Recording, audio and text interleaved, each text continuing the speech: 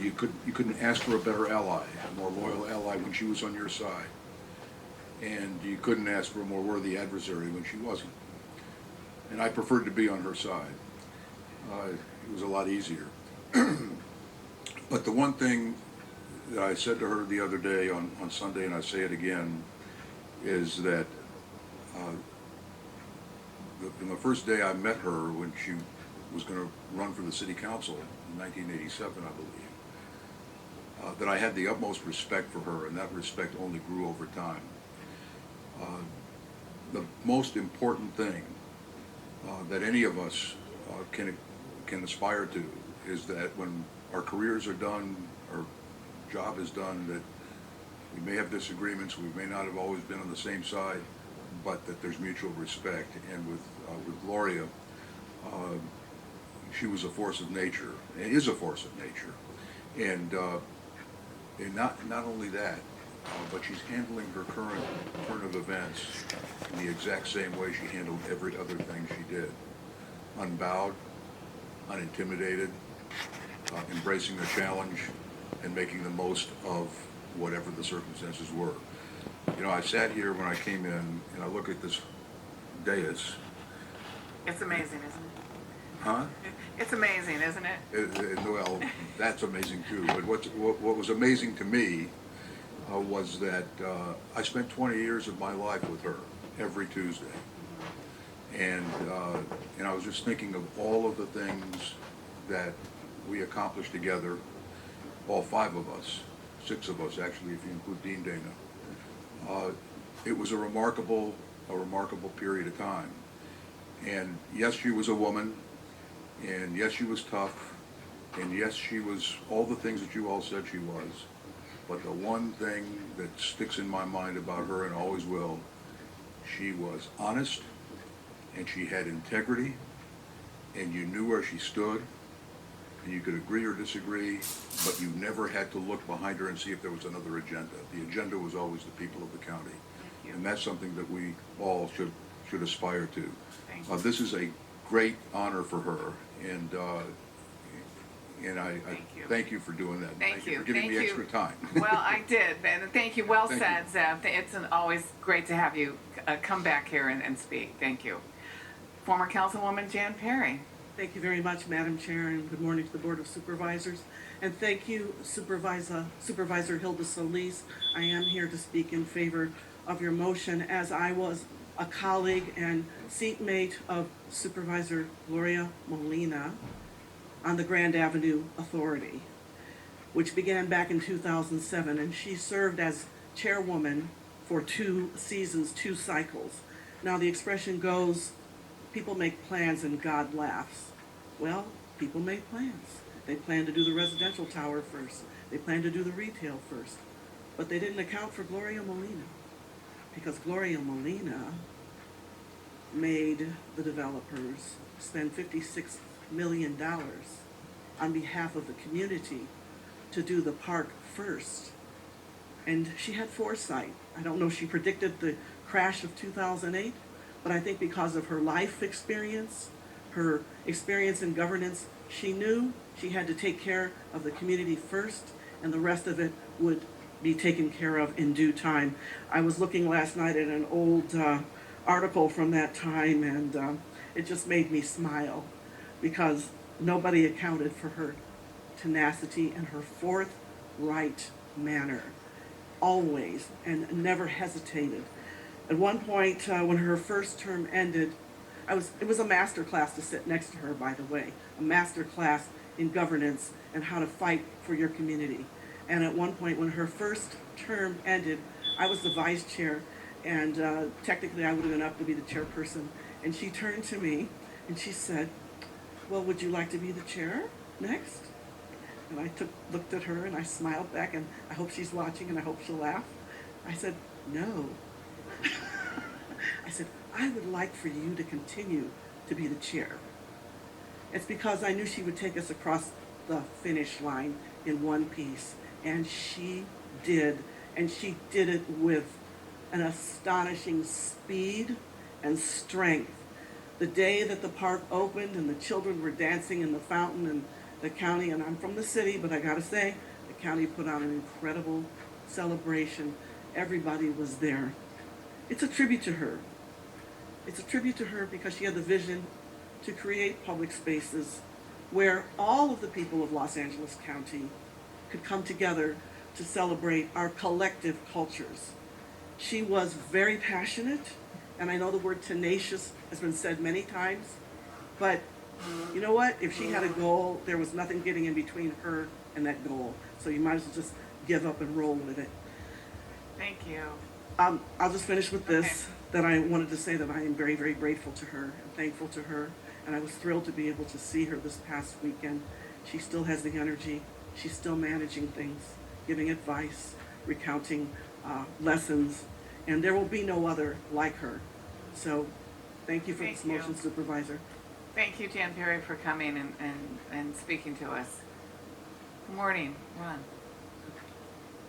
Go Ready? ahead. Yes, welcome. Hi, my name is Ron Martinez. As a couple of you may know, Gloria Molina is my wife for over 37 years. Some good years, some not so good. As you all of us know, Gloria is now bedridden for the most part, or she'd be here today. So it is my responsibility to make this plea to the board to support naming Grand Park Gloria Molina Park.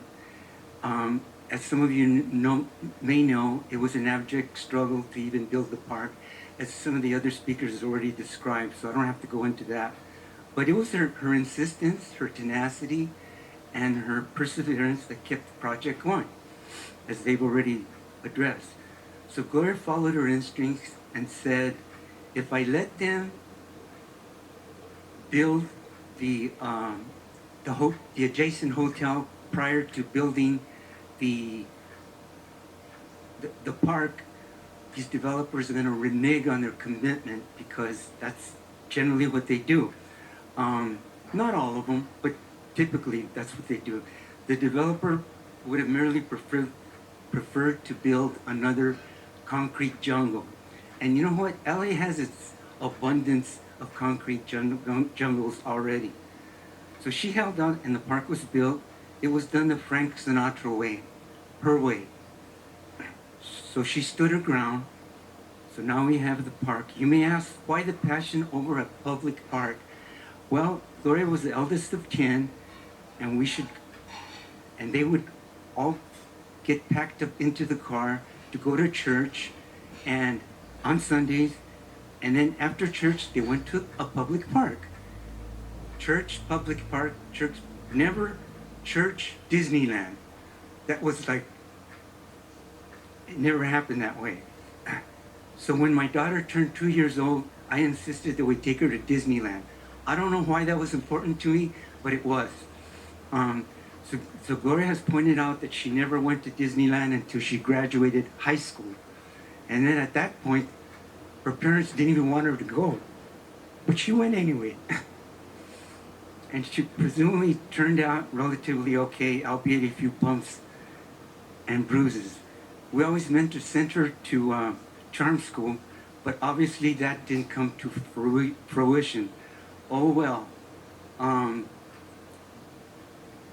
In heaven they have charm school too, so it may not be too late. Today, hundreds of people and their families visit the park on a daily basis, including migrants, which is very important. Against all odds, we endured the hard-fought campaigns at the state, city, and county levels. If Gloria could do that, one would think conceivably she could kill cancer instead of the converse. So in 2018, our only child, Valentina, was married at Grand Park, food trucks and all. Valentina went to Catholic school as she grew up, and we encouraged her to get married at the cathedral, since Gloria appropriated county land to the church to build the cathedral. Valentina rejected that notion, so much for the influence of Catholic schools. Okay, so we headed out here at the park. Valentina and her husband now have an 18-year-old, 18-month baby named Santiago, our first grandchild.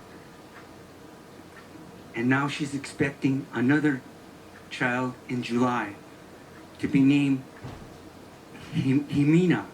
It starts with an X. I don't know. I don't know where they get these names from, but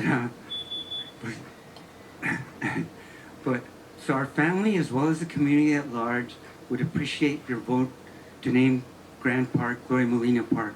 The community should know that Gloria is trying hard to hang in there so she can love and hold our second grandchild. That's really important to her. So may the force be with us. Thank you. Thank you. Ron, for being here. We appreciate it. Thank you. Hi, Nick. Welcome. Good morning, Madam Chairwoman, Han, honorable members. I'm Nick Pachauras.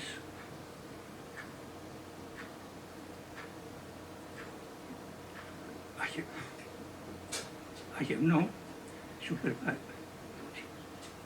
Supervisor Molina over 35 years, both personally and professionally.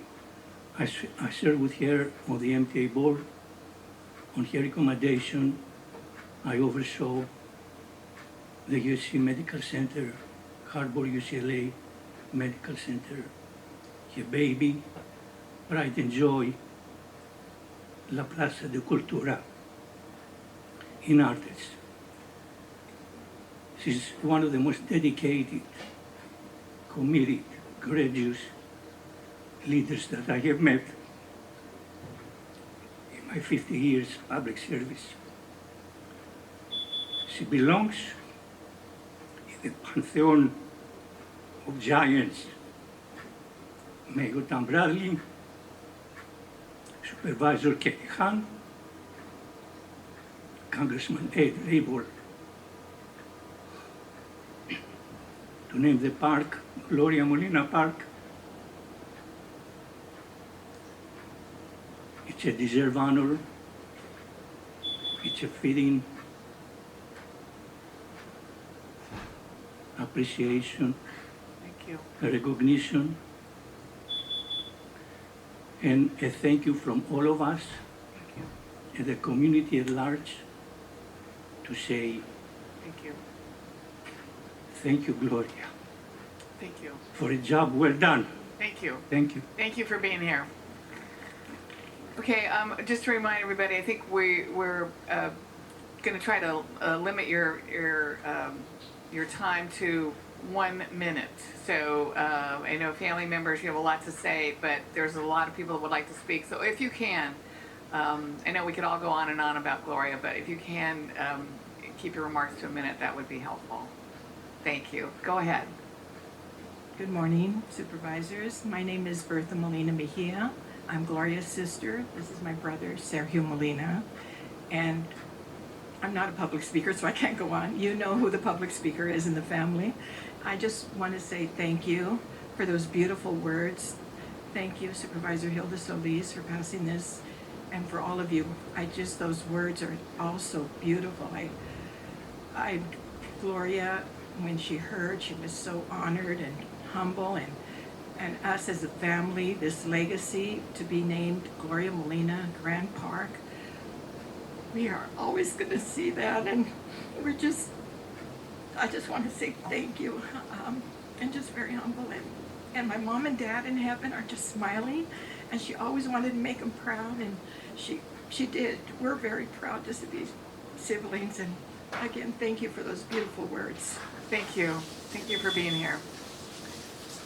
Good morning, honorable supervisors. My name is Vicky Santana, and I was a Molinista for 2004 to 2011.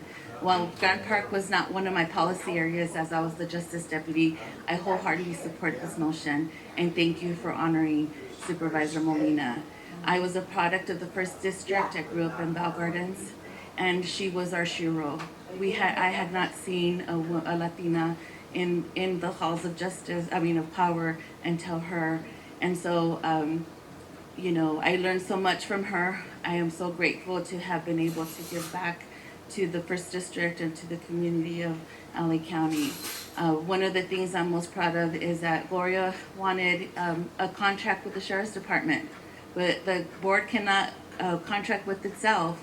So we did everything that we could to hold them accountable for with patrol minutes, and we gave them dedicated dollars in order to do that. And so I'm so proud that we were able to increase unincorporated patrol for the first time with the effort of all of the supervisors.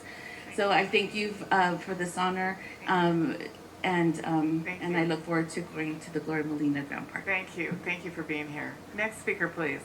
Good morning, Madam Chair and members of the Board of Supervisors. My name is Martha Jimenez. Many of you may know me as Marty. And I have the privilege of serving as Executive Vice President, General Counsel, and Board Secretary for the California Endowment. But I'm here today not in that capacity, but in the capacity of a Molinista. And I rise in strong support and deep, deep gratitude to Supervisor Solis and to each and every one of you for this incredible honor on behalf of Supervisor Gloria Molina and all of the Molinistas, past, present, and future, who are here today, in present and in spirit. Supervisor Molina is nothing less than a community treasure.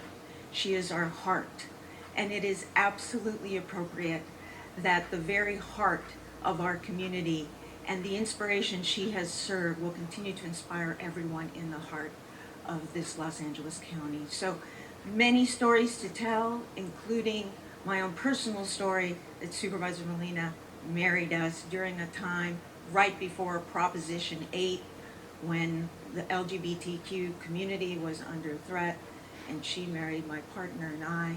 Those are personal, those are private, and yet those say volumes about her. Thank you. So I thank That's a you great- so much. Thank you so much for speaking. Thank you. Next speaker, please. Good morning. Good morning. It's been about 12 years since I was in this building, and I just want to say it looks beautiful on the dais, ladies. I'm so excited to be here. My husband, Jorge Morales, I'm Erika Morales. I was a ledge assistant for Supervisor Molina for about 5 years. Jorge was a field deputy. Our love story began here at the county when it wasn't supposed to happen. But today we're walking in proud. Before it was a secret. But I share this with you because if you worked for Gloria, it was a boot camp for life. Not just for here, but for life. We ask ourselves, what will God do? But we also ask ourselves, what will Gloria do? So she is in the midst of our marriage, our work ethic, our parenting, and just being good human beings. And we're raising our children with the values that she instilled in us by working with her and being public servants. And we find ourselves now, having learned from her today how to fight cancer, as my husband is on his own journey. And so we're just here to say thank you for honoring her this way. Thank you, Gloria, for just providing the opportunity for us to be together. And ladies, congratulations. It's beautiful. It's beautiful. Thank you. Thank you, Erica. Thank you, Jorge, for being here. And you told me that story when we had dinner recently of your office romance. And who saves their name tag Which, from the yeah, I know. Florian? I mean, I'm impressed. Yeah, that's great. Which wasn't allowed, but as you talked about, Gloria, you know, as long as it didn't impact your work product, right? Thank you for being here. Next speaker, please. Good morning, Chair. Thank you to the board for allowing us to come. I, too, worked for Gloria for 11 years when she first came to the county. But I really wanted to focus on, after Ground Park was dedicated, that I became a park user. I started working for the chief executive office for 17 years. And instead of shuffling to work every day, I strolled in. And, you know, they say that Southern California does not have seasons, but that park really changed my morning. Having lunch every day at the park, not just myself, but a lot of other county, state, federal employees. I'd see jurors sitting there. It was unheard of for people to hang out at the park. Nobody wanted to do that before the park was dedicated. So although I really did enjoy my time, it made my day a lot easier, and I would leave sometimes late at night, and during Christmas it was just beautiful. And I tell you, the air got fresher in that area in LA because of the park. But quickly, I also wanted to tell Supervisor Solis that you were able to accomplish something that staff was not able to accomplish for 23 years, trying to convince her to allow the naming of something, a trail, a park, a building, it was always with a resounding no. And so you were accomplishing something, and that I know that she's smiling about now. Thank you so much. Thank for you. that. Thank you. Next speaker, please. My name, my name is Ophelia Esparza. I believe I represent the community. I'm a community members. I'm 91 years old and I've seen so many changes, but one of the things that I'm proud and grateful to have witnessed is Supervisor Gloria Molina rise to in so many. And to all those who have graced us this morning, and the many thousands and probably millions of people that got to know her name, and let her go down in history, and let's pay homage to her. And I'm sure she's going to see more things that are going to be named after her that she probably never even imagined. But we know in our hearts why it's being done. So just with that, Madam Chair, I ask for your aye vote. Can I second it? Yes, I was already going to have you second it. I'm reading your mind. Okay, so colleagues, hearing no other comments, item 15 is now before us, dedicating Grand Park in honor of former Los Angeles County Supervisor Gloria Molina, moved by Supervisor Solis, seconded by Supervisor Barger. To approve this item, Executive Officer, please call the roll. Item 15 is before you. Supervisor Solis. Aye. Supervisor Solis. Aye. Supervisor Mitchell. Aye. Supervisor Mitchell. Aye. Supervisor Horvath. Aye. Supervisor Horvath. Aye. Supervisor Barger. Aye. Supervisor Barger. Aye. Supervisor Hahn. Aye. Supervisor Hahn. Aye. Motion carries 5-0. Congratulations.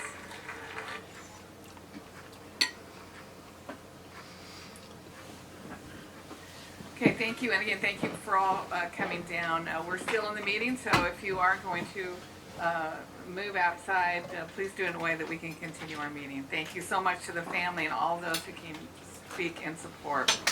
We're on to item 2 now. Is that right? Yeah, item 2, ensuring the use of least restrictive placements for young people in the probation department's care and custody, which was held by Supervisor Mitchell. We're taking up item 5, adopting a global plan for the probation department's halls and camp, which was held by Supervisor Horvath. And item 6, care first, jails last, holding the probation department accountable and advancing youth justice reimagined, which was also held by Supervisor Horvath. For members of the public on the telephone, please press 1 then 0 now to comment on these items. And colleagues, since we are taking all these items up together, you may address all items at the same time. We will begin with Supervisor Mitchell. Madam Chair, thank you very much, and how apropos that we move directly into this timely, critical discussion about a county department after the statements and conversation we just had about our former colleague. So again, thank you to Supervisors Horvath and Hahn for your leadership and on these motions. On November 24th, 2020, the board officially committed via motion to transition the county's youth justice system to the Care First model outlined in the Youth Justice Reimagined report. It was a significant and overdue recognition of the need to move away from a punitive system and towards a truly rehabilitative, developmentally appropriate model of care. The urgency of this work is underscored by the deteriorating conditions in the county's juvenile halls and severe delays in preparing to serve young people who have been dispositioned to a secure track. This crisis demands clear direction to meet the needs of our young people and realize the vision of true youth justice. Item 2 is intended to help facilitate the implementation of a range of strategies to help best serve our young people in the short term. The last time I visited Barry J. Nightoff Juvenile Hall, it was appalling. The conditions in the compound were far less than ideal, but any of us would want our own children to have to live within. And when speaking to the young man, it was clear, from my perspective, they should not be there. I'm happy to hear that at least one of them is back in the community and thriving, and I hope and fully expect to see more of that. A structured release system can help facilitate these kinds of outcomes by ensuring that each young person is placed in the least restrictive setting possible that best meets their needs. This will require that probation and its partners collaboratively develop release plans and identify young people appropriate for release or placement in a least restrictive setting. It is more important than ever that we ensure that our young people aren't incarcerated or housed in a carceral system for any longer than is absolutely necessary. This motion instructs the Chief Probation Officer to collaboratively identify young people for less restrictive placements and facilitate access to programs and services to support their reentry. And let me be clear, this is actions that have been taken for many years by other chief probation officers in other counties across this state. Several of the stakeholders named in this motion collaboratively worked to safely release young people during the pandemic, so it was done. Most recently, they have successfully secured the release of or a less restrictive placement for some of the young people returning from the Division of Juvenile Justice, DJJ. I commend the Defense Counsel, the DA, court, and other stakeholders for securing a better legal outcome to best meet the needs of the young people. This result speaks to the power of collaboration and the need to look more closely at what we're doing for those currently in probation's care and custody. Lastly, I strongly encourage probation and the Department of Children and Family Services to work with Defense Counsel and the Children's Law Center so that appropriate placements can be quickly identified for our dual status youth. With that, I'd like to read in a small change to item 2. This revision would add parents and legal guardians to Directive 4, who I hope that probation will consult. Facilities is long overdue and critical for meeting the needs of those it holds. The crisis in our juvenile halls has necessitated a wider range of short-term housing options than we may otherwise be comfortable with. Depopulating the 2 operating halls, especially in the short term, must be a part of the solution. The long-term plan should reflect the board's desire to reduce probation's footprint and the reliance on incarcerating young people who are better served in their home communities. Consideration of closing one of the dilapidated and unsafe East camps is a step in the right direction, and I look forward to the CEO's report that will further inform this decision. Previous constellations of the board have never shied away from doing the hard work. We acknowledge that these young people are our responsibility. They belong to us. And it is our responsibility to stand up systems, provide oversight, appropriate funding, appropriate staffing, appropriate programming. Simultaneously, ensuring the use of least restrictive placements for young people in the probation department's custody and care, item 2.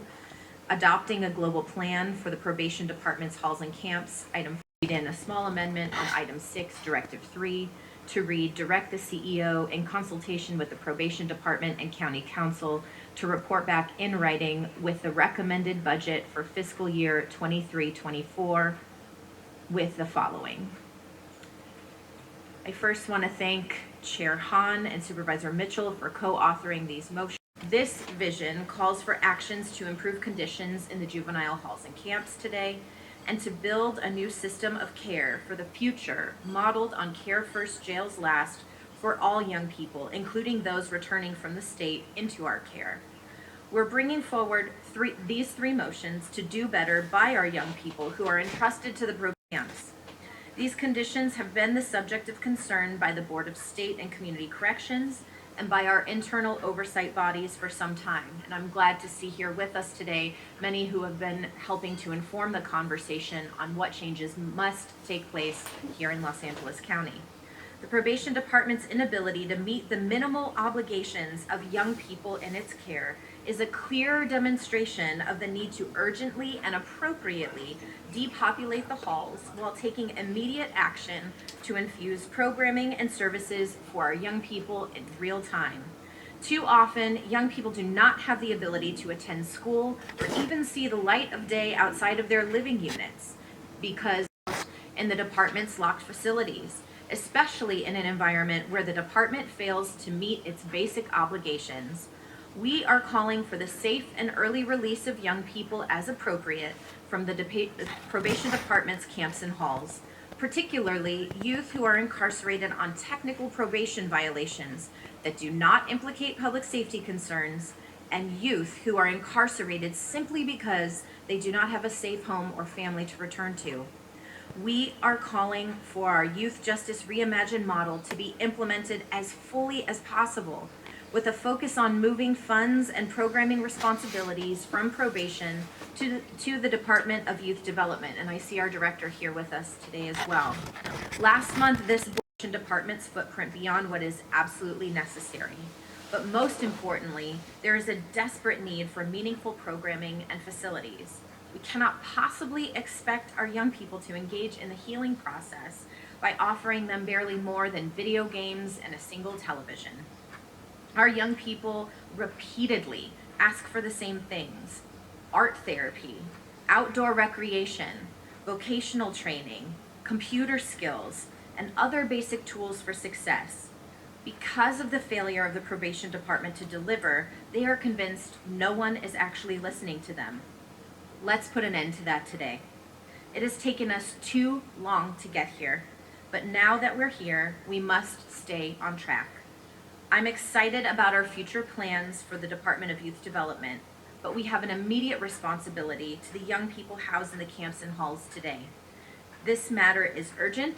It deserves a strong commitment from each and every one of us, and that includes our colleagues in the state, whom we also call upon to provide this board and our Department of Youth Development with the authority necessary to transform youth justice in Los Angeles County. I thank my colleagues for your consideration of all three motions, which I ask you to support today. Thank you. I'm going to speak as a co-author of one of these motions. And I think what we've heard, these are three big motions today on our agenda that all have to do with holding our probation department accountable. And I think it's clear, not just today, but in everything we've done and everything we've said, that my colleagues and I do see this as a crisis that needs immediate action. The youth in our care and the probation staff who are showing up to serve really deserve a better situation. Our probation department has to act, and when they don't act, this board has to manage and oversee their work, which is what these motions do. I wanted to call out some specific parts of item 5 that I think are important. Item 5 is a motion I co-authored with you, Supervisor Horvath, that moves us forward with a plan for probation facilities, including where to house those youth that we are receiving from the state. And I think it's important that the authors of this motion in particular are the two supervisors whose districts we're talking about locating them in. Supervisor Horvath, you have Camp Kilpatrick and Barry J. Juvenile Hall in your district. I have Dorothy Kirby Center and Los Padrinos Juvenile Hall in my district. And I know we're both committed to being a part of the solution. Then I think we've heard it before, but I also wanted to draw attention to the need for programming. And you know, we throw that word around like programming. What is that? I mean, besides the schooling that we're required to give to the youth in our care, we believe, and I'm pretty sure all the experts would agree, that extracurricular type activities is good for the soul, for the body, for the mental health. And we're not talking about things that are impossible to achieve. we're talking about more art, more music, more culture. I know a program that I learned about that I thought would be valuable. It's called Pause for Life. And it does, we help to get some of our unruly animals in our shelter adopted, and we put them, with our young people who are in our care to work on how to train them. And it helps both the humans and the animals at the same time. You know how long it's taken us to try to get that in our probation department? We fast-tracked it, colleagues, with a motion that I authored back in December. It was a fast track. It was like, okay, we mean it. Let's get this. It's I think it is just starting today.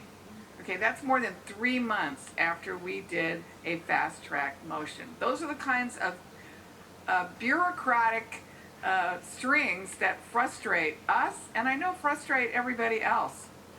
So we're urging our probation department today with these motions to take this more seriously, follow through on directive in item 6 that directs them to increase programming in our facilities and make it easier for the smaller community-based organizations who want to contract with the county and get into our halls and camps, make it easier for that to happen.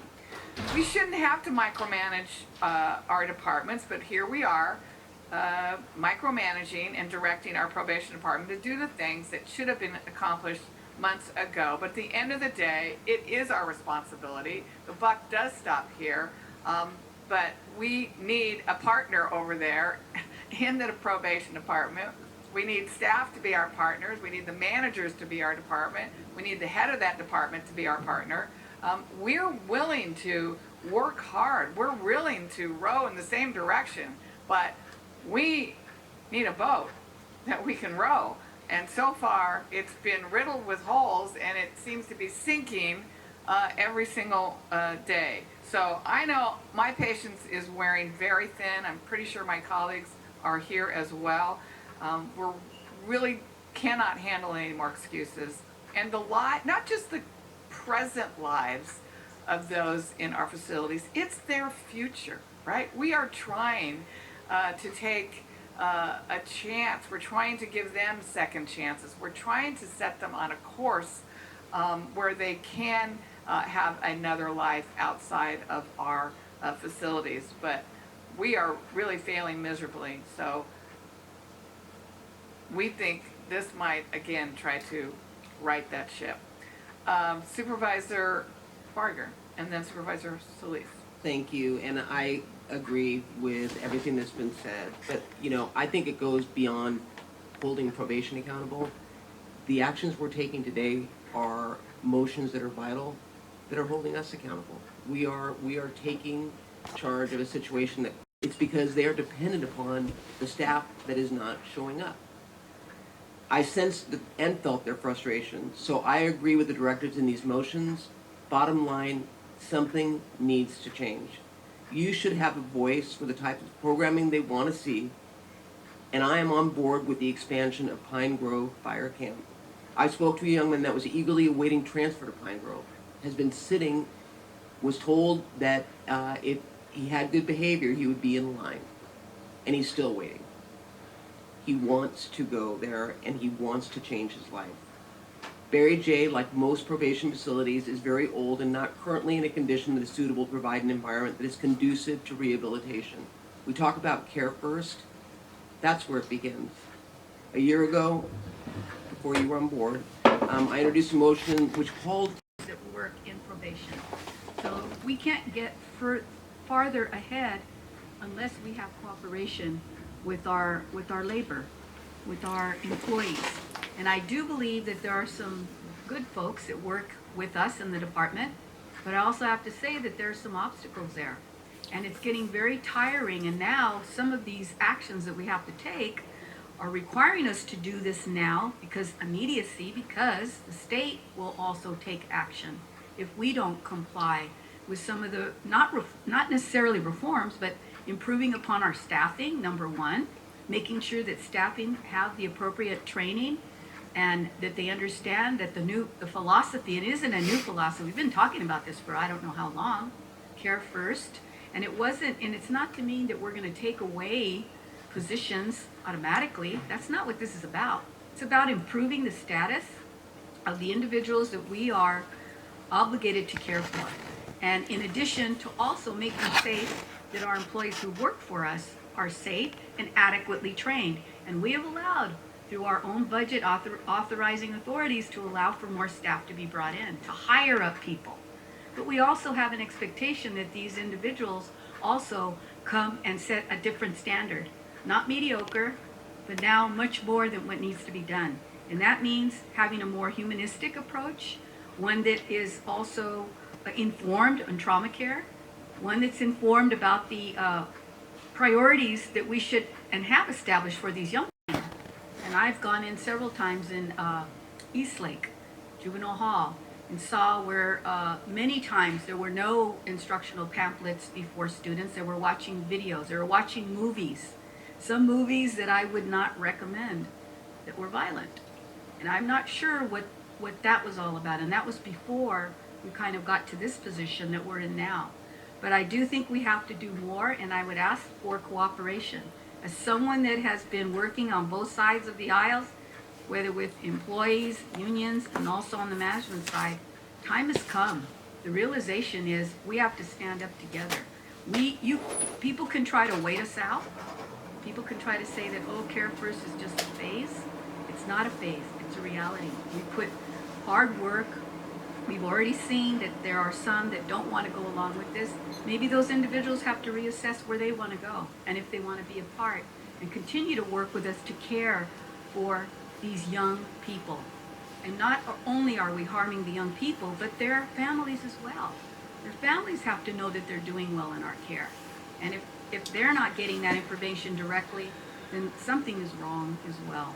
And we have to be a partnership. And I want to commend all the authors for your motions today. And I especially want to thank Supervisor Hahn for also looking at Los Padrinos. I know this is a hard decision. All of it is. A couple of years back, we were going back and forth saying, oh, not here, not there. But now the reality is we have to address what's happening. The population has shrunk. Let's face it, it has shrunk. We have far fewer girls incarcerated. However, the severity and the needs have not lessened. Some need developmental assistance. They need particular help. And we need to be able to provide it in settings that are appropriate. Kirby Center that used to be in my district. Amazing work that can be done there, but we have to change also some of the culture there and make sure that it's inviting. So we have more young women that can go there and more young people that we're receiving from the state and that are in our system now to be able to go to Los Padrinos.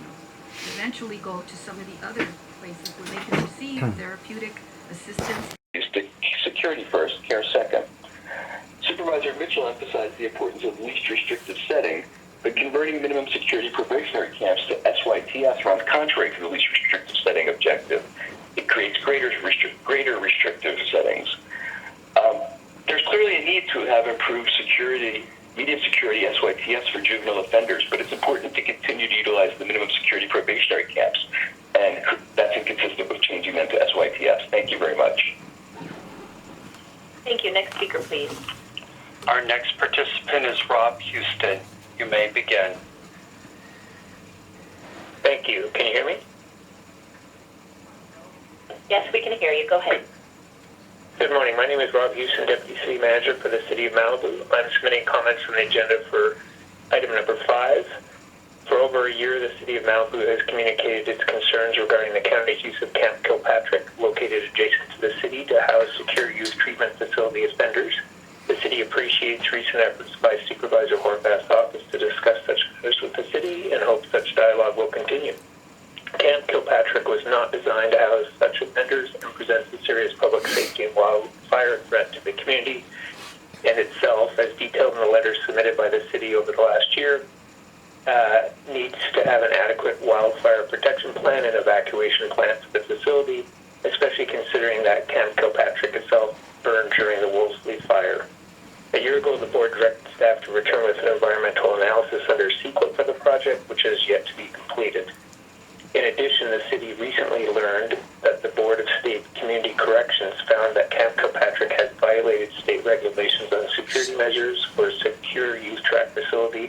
Despite the fact that the county is currently housing 11 such youths at the facility on what it considers to be a temporary basis, the city requests that these 11 offenders be transferred to a compliant secure youth track facility, pending a full analysis of the necessary security measures and environmental effects of housing this type of offender at Cap Kilpatrick.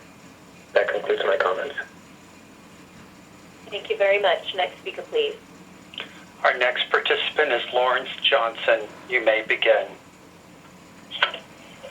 Hello, my name is Lawrence Johnson. I'm not sure if you can hear me. Good morning, I'm sorry. Okay, sorry. Good morning, Chairperson, Chairwoman, Supervisor. My name is Lawrence Johnson. I'm a Senior Detention Services Officer assigned to Central Juvenile Hall and a proud paying dues member of Local 685. I've worked for the county for about 16 years, and I started in the probation department wanting to give back to the youth and hopefully try to get people that are on a different track back to a track where they can be productive. But it's been difficult to say the least. And while working there, I was assaulted myself and then currently are out on leave. In November of 2022, the Los Angeles Times reported a long-lasting truth about the dangers that we face as probation staff daily. They quote, as on October 19th, assaults in the halls have already grown more than they have in all of 2021. There have been over 1,268 fights as of October 9th of 2022 as compared to 794 in 21, a spike of over 60%. The fights between youth in custody have nearly tripled from 31 in February to an average of almost 98 in March through May.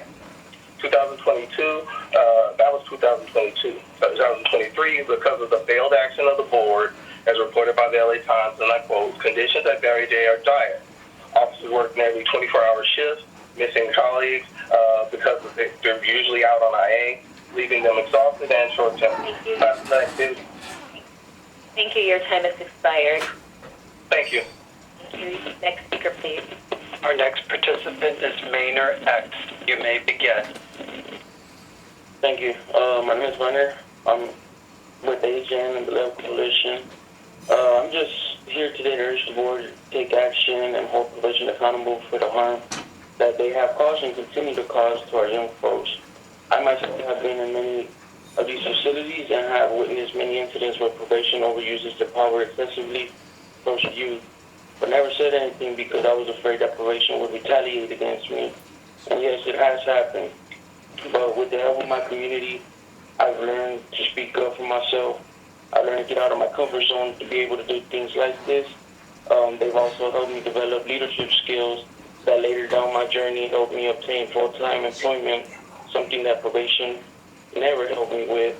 So now I'm working towards helping youth get the same support and the same resources that I did to become successful. It's time to reinvest probation's $1 billion budget into the CYD. We need to invest in our community, in our education, and in our environment. Imagine how much we can do, how much resources, how much opportunities we would have with probation's budget. It's time to invest in community-based organizations as well, like AGN and LAO, because without them, I wouldn't be in the spot that I am today. And I feel like many of us wouldn't either. So, yeah, I'm not saying that we can save all the youth, but I'm pretty sure we can save more than probation has. And, yeah, we need to invest into the people that care, and not just for a paycheck. Thank you. Thank you. Next speaker, please. Our next participant is Mariam Munir. Please go ahead. Good morning, Madam Chair, Supervisors. My name is Mary Munir, and I am a Deputy Probation Officer assigned to Dorothy Kirby Center. I am a proud dues-paying member of ACME 685, and my colleagues elected me to be the secretary of this great union. I have worked for Los Angeles County for 15 years, and I decided to become a probation officer for Los Angeles County because my great-grandmother, my grandmother, and my mother all worked for Los Angeles County. So when I thought of a career path, I wanted to work for the county as well, and I wanted to help the youth in not just my community, District 2 Supervisor Holly Mitchell's area, but all youth in LA County. I want to say thank you for finally putting the truth out there, the truth that we have been saying for a very long time. LA County juvenile probation facilities are unsafe for the minors, for us staff, and for the service providers who come in every day. I think the LA Times said it best. The real LA model of juvenile justice is delay, disaster, and disgrace. And they made it clear when they said, and I quote, the real LA model is a foot drag, board of supervisors, unmet standards, looming deadlines, and unconstructive treatment of youth entrusted to the court in the county's care. Supervisor Mitchell and Hovick, you are absolutely right. The county has a scarce obligation to provide safe, healthy, and rehabilitative environments for the young people in its care. But you also are our bosses. As such, you have an obligation to provide a safe working environment for us. Thank you. Your time has expired. Next speaker, please. Thank you. Our next participant is Charlene Childress. You may begin. Can you hear me? Yes. Madam Chair, Supervisor, I'm a proud member of the AFSCME Local 685. I've worked nearly 20 years with LA County, and as a chosen career with the probation department, I'm a detention service officer, which is a warning position, with a daily opportunity to impart into these young people's lives as a role model, encouraging youth to attend school, implement the importance of education, and the opportunity to make better choices to become productive citizens in society. The education programs, vocational skill training, and the Care First like environment that we all need for the young people does not exist in the facilities currently in operation in the probation department. We would suggest your board actively support Assembly Bill AB 695 Pacheco, which would allow grant funding for infrastructures, therefore allowing the county funding to concentrate on programming, staffing, and community-based collaboration contracts. Furthermore, we urge you to make a direct budget ask to the governor's office specifically on the behalf of the DJJ program. With the state funding, this would significantly reduce the cost to LA County and allow county funding to be directed to other badly needed entities and programs such as social services, community-based organizations, contracts, mental health, impoverished communities, roads, earthquake safety, and homelessness. Thank you. I yield back. Thank you very much. Next speaker, please. Our next participant is Jay Lewis. You may begin.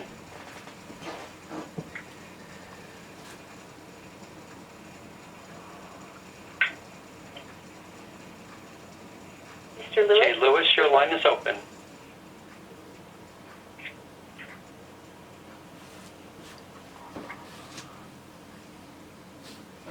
We're not hearing anyone. May to go to the next speaker, please.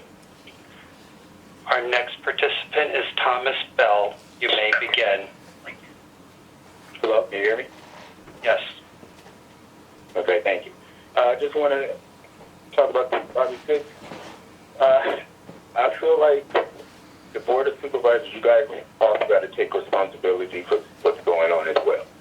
We've been yelling it for years, but no one's been hearing it. We've been saying the same things that you guys are saying now since I came in the department, and no one would even meet or talk or try to discuss these things. If we work together instead of trying to destroy each other, we can get this working. We can get this helpful, and we can get this where the kids are being served excellent. We do this job because we like it. We do this job because we care for the kids. We don't do this job for any other reason. And what we have to say is for the benefit of those kids, for the benefit of the safety of those kids and the safety of the officers that work there. We've been asking for the halls to be fixed for a long time, and you guys ignored us. So I would just ask that you guys also take responsibility. You can't just say it's the probation's fault, because we've been saying, the line staff has been telling you that the halls are messed up, it's dangerous, help us. No one came. And it's frustrating. Now people are getting hurt, they're getting out. We don't have enough staff because people are hurt. Not because they're sitting at home sleeping, because they're injured. Now their families got to deal with this situation. So please, I would ask, Thank you. Your listen time to what the is people are expired. saying. Thank you. Your time is expired. Next speaker, please. Okay, thank you. Our next participant is Eric Previn. You may begin. Yeah, it's Eric Previn, and it's very embarrassing for the county because there doesn't seem to be any progress being made. And I do sort of feel that this is a little bit of progress, so I appreciate it.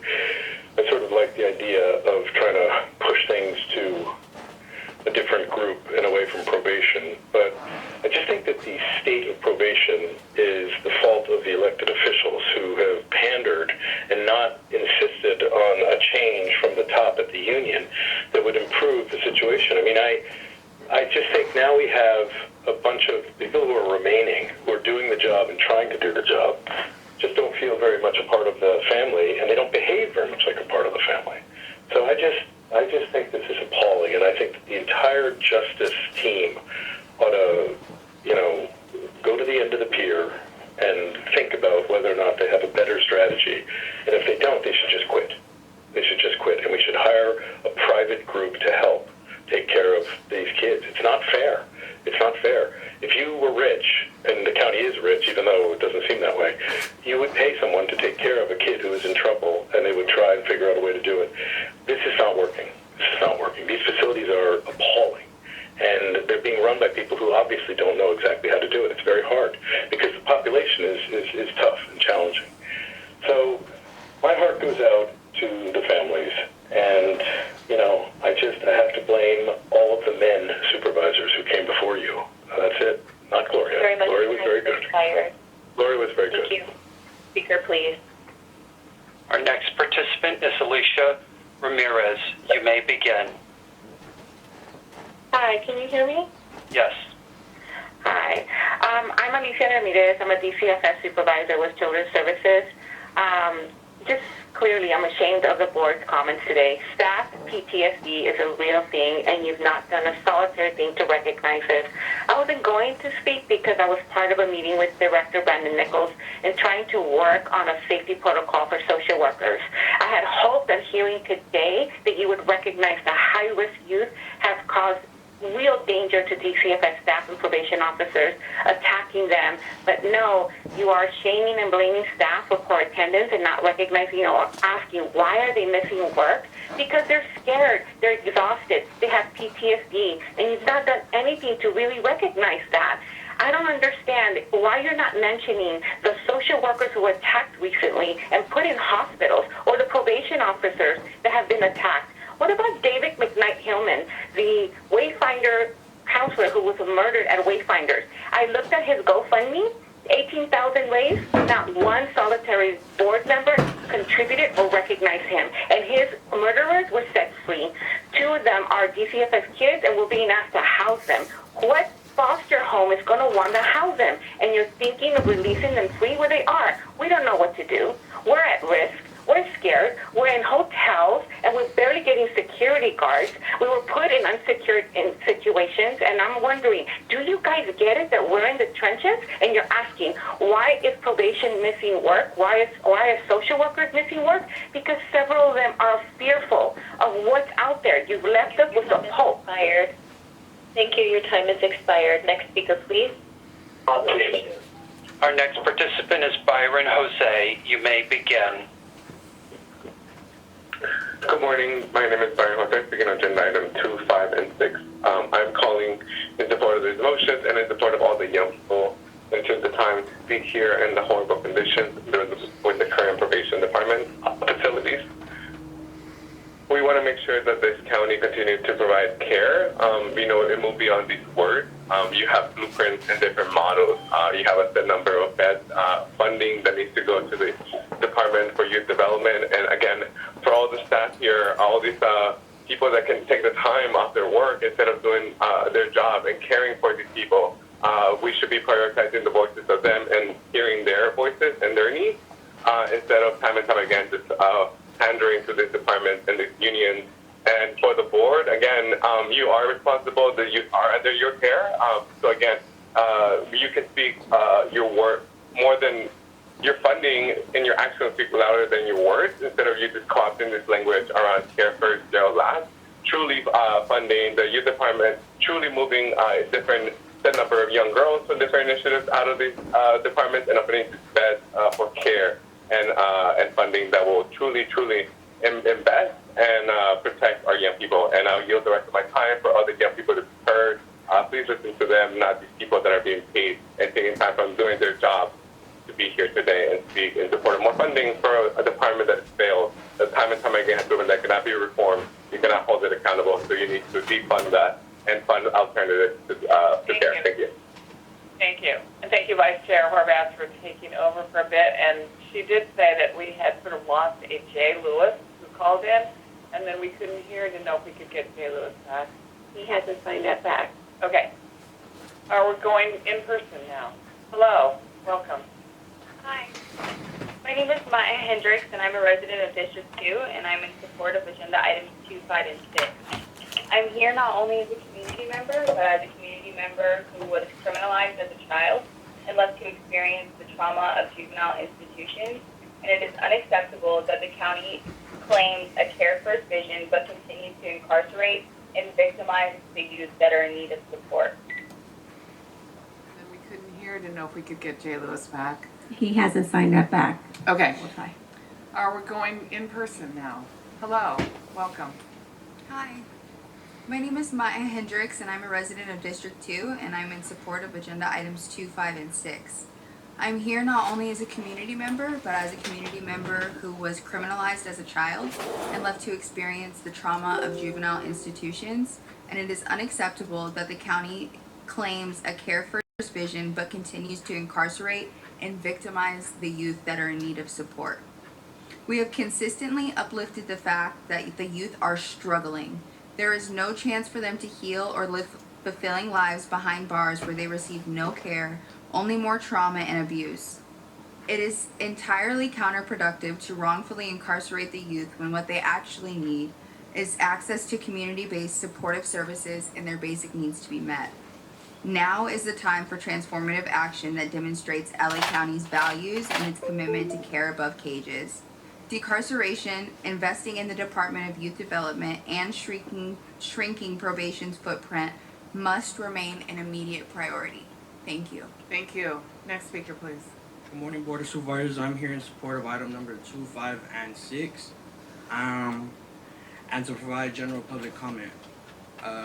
My name is Adrian Osa. I'm a student at West LA College and a member of the Anti-Recidivism Coalition. I actually talked to Janice Hahn and Supervisor Barger a couple of months back, I think before December, before I was released from the compound, and I expressed some of my concerns at Barry J as far as programming, staffing, and other issues. And personally, I don't think they've been met yet. I'm not incarcerated there, but I wouldn't doubt that still many false promises have been made.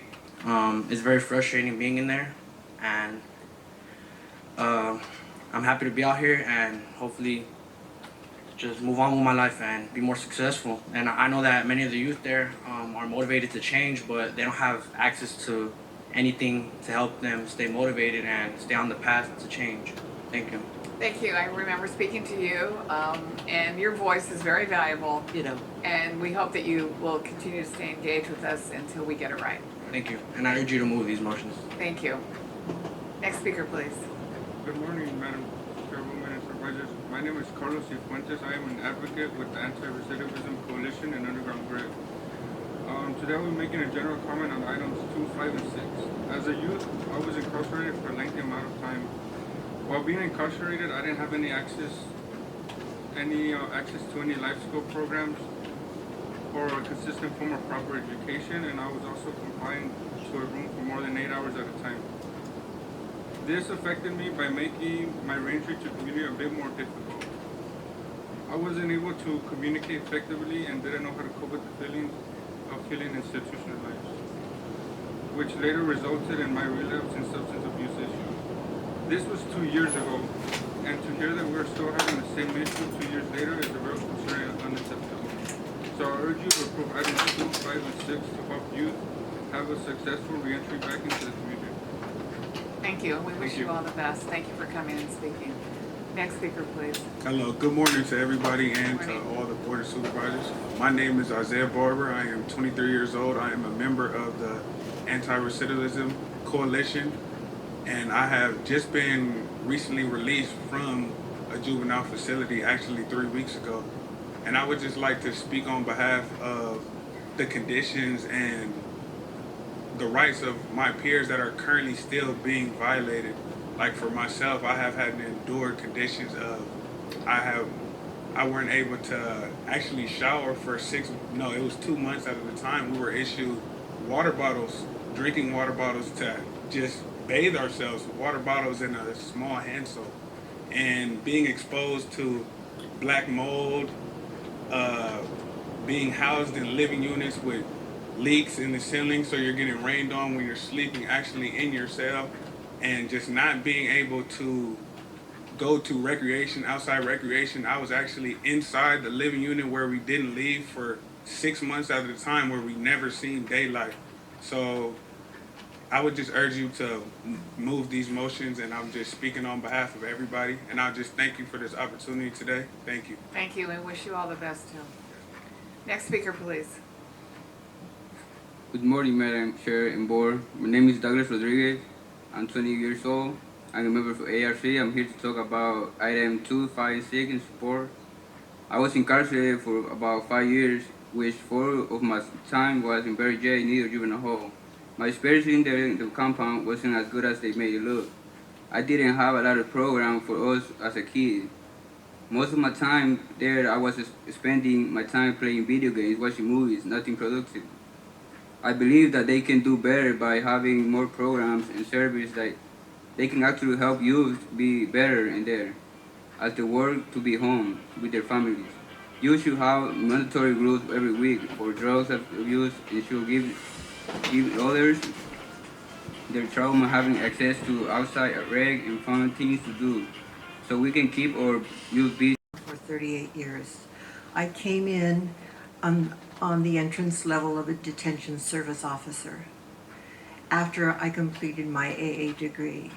When I realized I needed a bachelor's degree to get out to work closer as a probation officer with minors, I followed through on that. I wanted to speak more on the programming.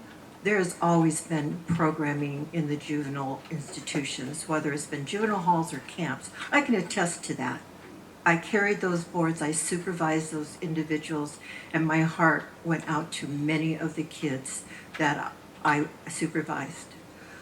I disagree with what has been said about the way our operations run and whose fault it is. There's no fault. I do agree with this. We need to come together. As the president of the Probation Managers Association Union, I have not sat at the table with you and had any of these discussions. I not only urge you, but I beg you that when we do call and reach out, that we have this conversation, because there is definite disconnection between what's said by you all, what has been experienced and related here, and what we actually do. I'm not pointing fingers, I'm not expressing fault to anyone, but we need to work together, because this is a situation that can be cured, and we do want a better life for those that have been crossed over to the juvenile justice system. Thank you. Thank you. Next speaker, please. Good morning. Frank Paredes, probation leader, future probation leader. I've become very keen to the clear distinction that effectuating change must be done with unity. So in your motion, presiding judge, juvenile, labor presidents would be very important.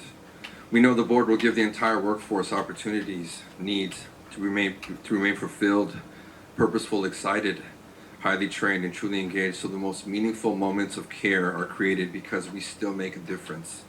We are probation, and we are about to rise. We in probation are tirelessly devoting our lives in the face of danger to accomplish the greater good for our youth, and dealing with a variety of leadership styles from external stakeholders that should profess specific strategies, specific strategic planning solutions to surface, which drive highly integrated, empowering, and acts as a center for excellence and growth to be instilled. This is our opportunity to build the probation department dynamically, granting its highest forms of ability so that uncompromised levels of performance and successful results and milestones are achieved. Lastly, the Los Angeles County deserves a chief probation officer that has fallen in love with the work, who shares its success stories to the board, embraces our communities, and becomes the catalyst to the visions we all know can be achieved. Thank you. Thank you. Hi, Hans. Go ahead. Good morning, Madam Chair, Supervisors. My name is Hans Leong. I am a Deputy Probation Officer assigned to the Intensive Gang Supervision Program. I'm a proud dues-paying member of AFSCME Local 685, and I was elected by my colleagues to serve as president of our union. I have worked for LA County for 25 years and chose to become a probation officer because I loved working with youth, especially those who have made some mistakes, and to help getting them back on track. Growing up in an environment where there were a lot of Asian gangs, where I was growing up, I pride myself in being able to navigate around that and stay out of trouble. And it really inspires me to be able to do that for other youth that are finding themselves in situations that I was when I was younger. I'm here this morning to dispel a myth that agenda items 2, 5, and 6 perpetuate, that your employees working for the LA County Probation Department do not support juvenile justice reform. Nothing could be further from the truth. We've always supported and will continue to support implementing a care-first, trauma-informed service delivery model in collaboration with community-based organizations and faith-based groups, as well as with parent and school-based groups that focuses on improving lives. If there's one area that we have disagreed on, I believe it would be officer safety. As a union, it's our job to protect our members from harm, and we'll never stop fighting for them. We owe that to our members, we owe it to their families, and we owe it to the mission of the department, because it's our members. If our members don't feel safe, and they don't feel that their bosses have their backs, then the mission of the department is compromised. I ask you to partner with us as well to protect crime victims whose rights simply can't be ignored. Thank you. Thank you for saying that. Next speaker, please. Hello, my name is Heather Moore. I'm speaking on behalf of the Anti-Recidivism Coalition. I would like to thank you for allowing me to speak here with everyone. It is an honor to be in front of all of you women. It's very motivating. I've been running the streets since I was 12 years old. I was 15 when I first went to Los Padrinos. I'm also a former foster youth. I was one of the ones that were high risk. I'm sorry.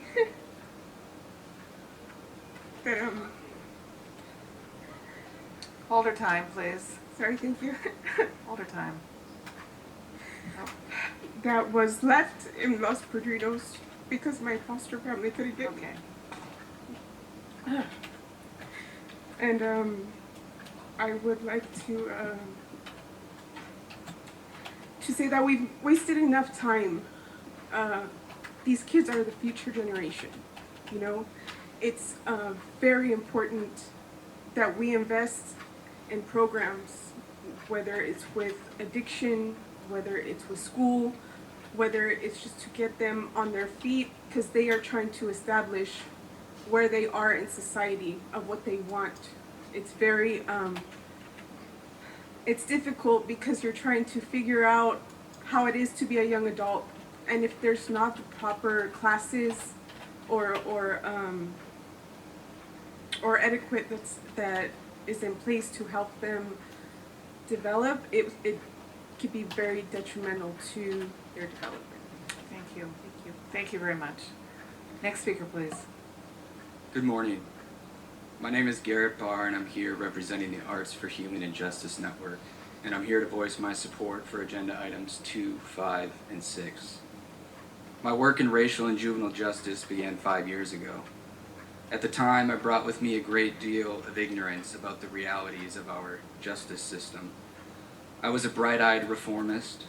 I believed the system could change, that it could be rehabilitated, that with the right people in power and with the right kinds of programs, it would treat our youth with dignity and respect, that it could support them in their quest for healing, growth, and accountability.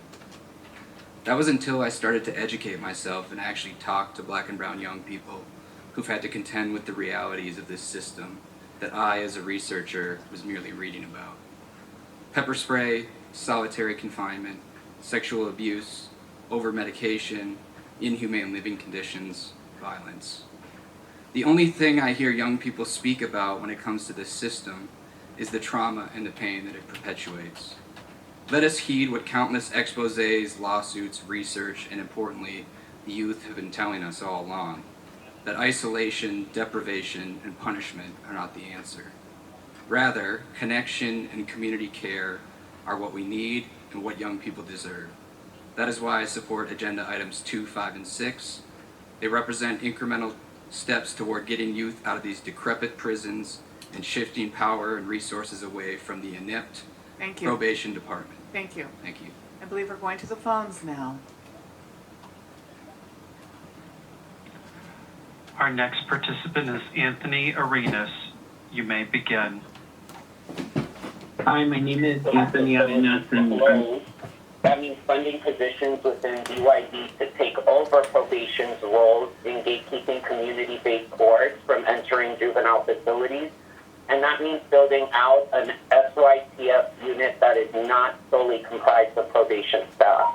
And for item 6, on June 9th of 2020, this board passed a motion calling for the CEO and auditor controller to report back with an analysis of its staffing members, including vacancies and ratios in juvenile institutions. 2.5 years later, and that report has yet to be provided to the board and to the public. How is this acceptable at all?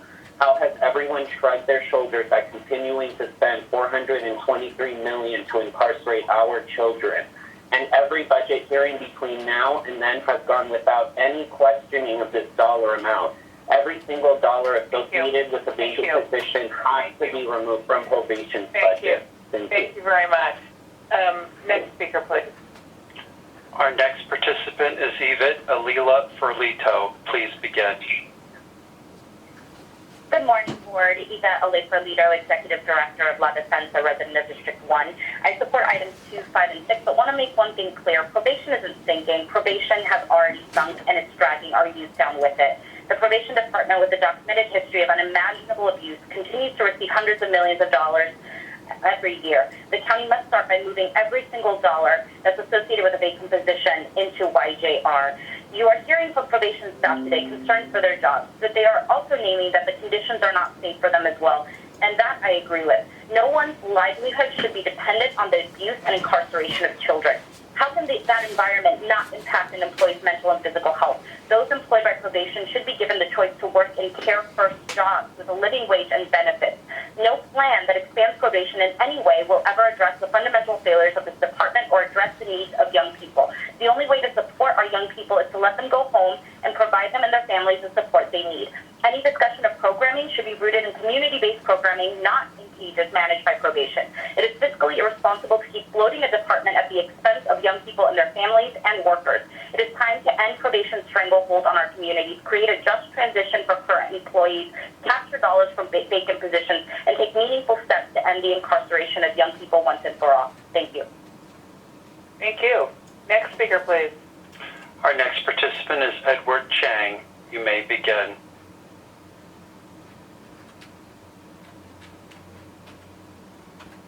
Edward Chang, your line is now open.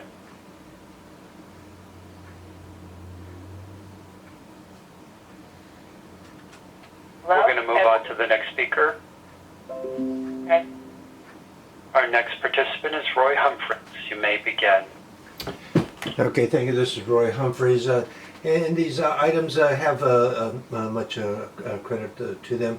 This is a change of decades-old culture of which we all are victims. The elements for change, for cultural change, is money, accountability, and more money. These persons in large are not modeled youth. Until those responsible for the abominable history are held criminally responsible for their criminal negligence, a la Sheriff Leroy Baca, change is smoke in the wind. I have no recall of Gloria Molina calling out for criminal justice a la probation's criminal conduct, but the perpetuation thereof. Again, it's money, money and accountability. Otherwise, again, it's smoke in the wind. Thank you. Thank you. Next speaker, please. Our next participant is Eddie Chisholm. Your line is open. Good morning, Madam Chair and Supervisors. My name is Eddie Chisholm. I'm the first Vice President of Local 685. I worked in the department for 20 years. I want to address a statement in item 5 that the SYTF population housed in Kilpatrick are thriving, and therefore Kilpatrick is ready for all or most of the SYTF population to be moved there. Let me first remind you that the SYTF population is extremely high risk, not just to the community and staff, but to each other. These are individuals who have committed most serious crimes: murder, rape, carjacking, and even terrorism. The vast majority are suffering from mental issues such as depression, low self-esteem, anxiety, impulse control. The majority also have needs relating to building and maintaining pro-social relationships, meaning that their peer groups are negative, delinquent, or abusive, and have chronic parental or family problems. This makes an open setting like Kilpatrick very problematic.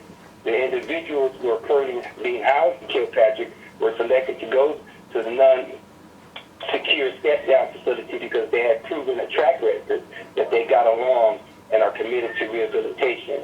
We need to be very careful that anyone transferred to the step-down facility is ready. And thank you. Thank you. Next speaker, please. Our next participant is Arnolso Soria. May begin.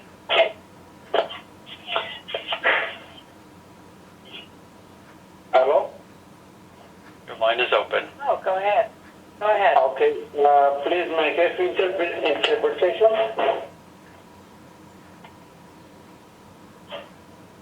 Go ahead, please. Mi nombre es Arnulfo Soria, soy inquilino, miembro de ACE y vivo en el Distrito 9. Le insisto a que voten en el artículo 54A y se aseguren que los inquilinos de todo el condado estén protegidos contra el desalojo sin motivo. Las protecciones para inquilinos son las I believe you're on the wrong item. ¿Usted pensamos que está en el artículo incorrecto? o que no es el artículo 54A. This is in Article 54A? No. Va a tener que esperar hasta que estemos en ese artículo. Gracias. Sí, muy amable. Gracias. Que tengan buen día. Gracias. Next speaker, please. Our next participant is Jonathan Bird. You may begin. Good morning, Madam Chair and Supervisors. My name is Jonathan Bird. I'm a resident of L.A. County. I have worked for L.A. County with youth in the probation department for 30 years, and I'm also the chief steward for the executive board for the union ASME Local 685. You have packed a lot of things in these three motions and combined them, so we can't speak separately. So I would approach one item, which is the governmental judiciary branch, which is solely responsible for interpreting and upholding the law. And they are the ones who make the determination on who should be released and when they should be released back into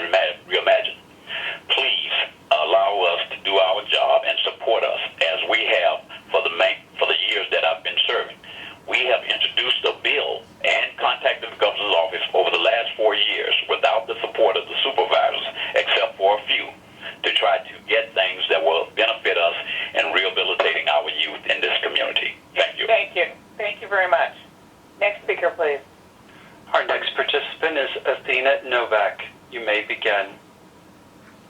Yes, hi, thank you. I was going to speak on another matter, but I was listening in, and I thought I would like to make a comment on this. First and foremost, I've listened to the speakers, and I found that most that worked within the system or worked with the county with this youth were very articulate, extremely passionate, and extremely emotional about their concerns. I also listened to the young youth that have come through the process that had concerns about the process. And once again, I heard a lot of passion, I heard a lot of emotion, and I heard a lot of good information in this call. And I would hope that the county supervisors are able to weed out NGOs, paid speakers, paid organizations that are here on behalf of gaining contracts or monetary compensation through an NGO or through a contract to impact the decisions being made. And that was the reason why I decided to speak, because you have so many wonderful people that are within the system actually playing with you right now, telling you what is wrong. And the solutions are always hard to find when you don't know what is wrong, or when something is broken down and you can't find out what's broken. You have fertile ground here. We have very qualified and very articulate, educated, and emotional people telling you what is wrong, where it's broken, and how to fix it. So I live here in the LA County. I'm just a regular citizen, but I will tell you, 3 blocks away from me, somebody broke into our neighbor's home, and they didn't walk. Thank you very much. Thank you. Next speaker, please. Our next participant is Sam Lewis. You may begin. Good afternoon. Good afternoon. Can everyone hear me? Yes. Yes, go ahead. I would ask, my name is Sam Lewis, and I'm the Executive Director of ARC, the Anti-Recidivism Coalition.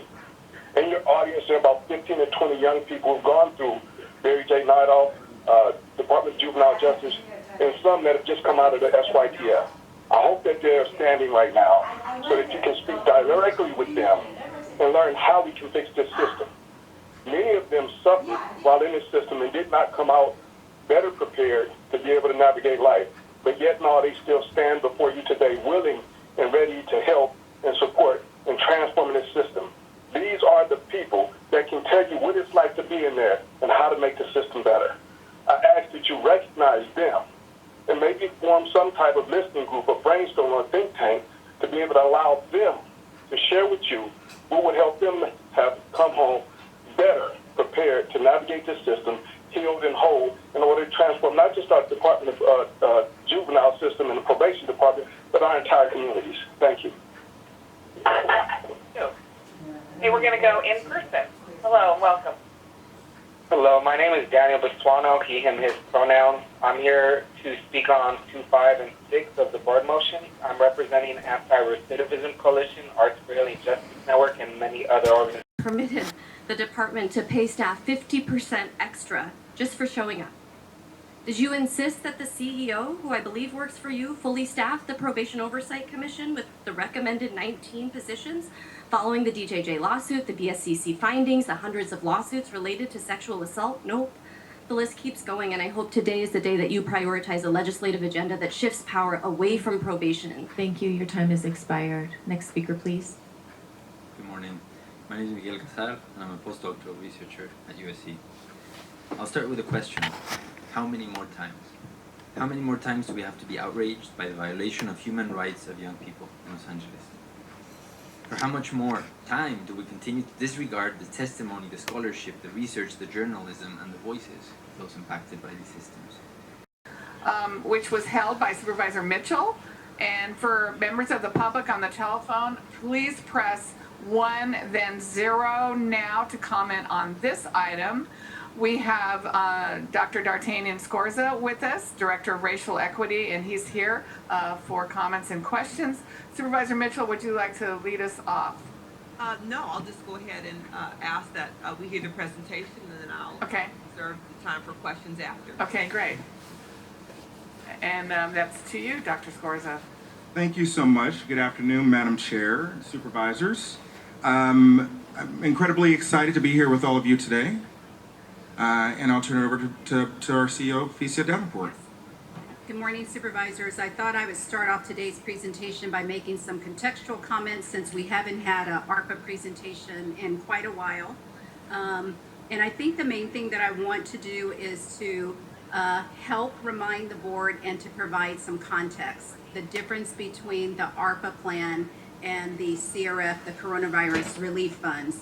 So going way back to 2020, when we received the coronavirus relief funds, you might recall that there was a very short time period within which counties and states were required to spend that funding.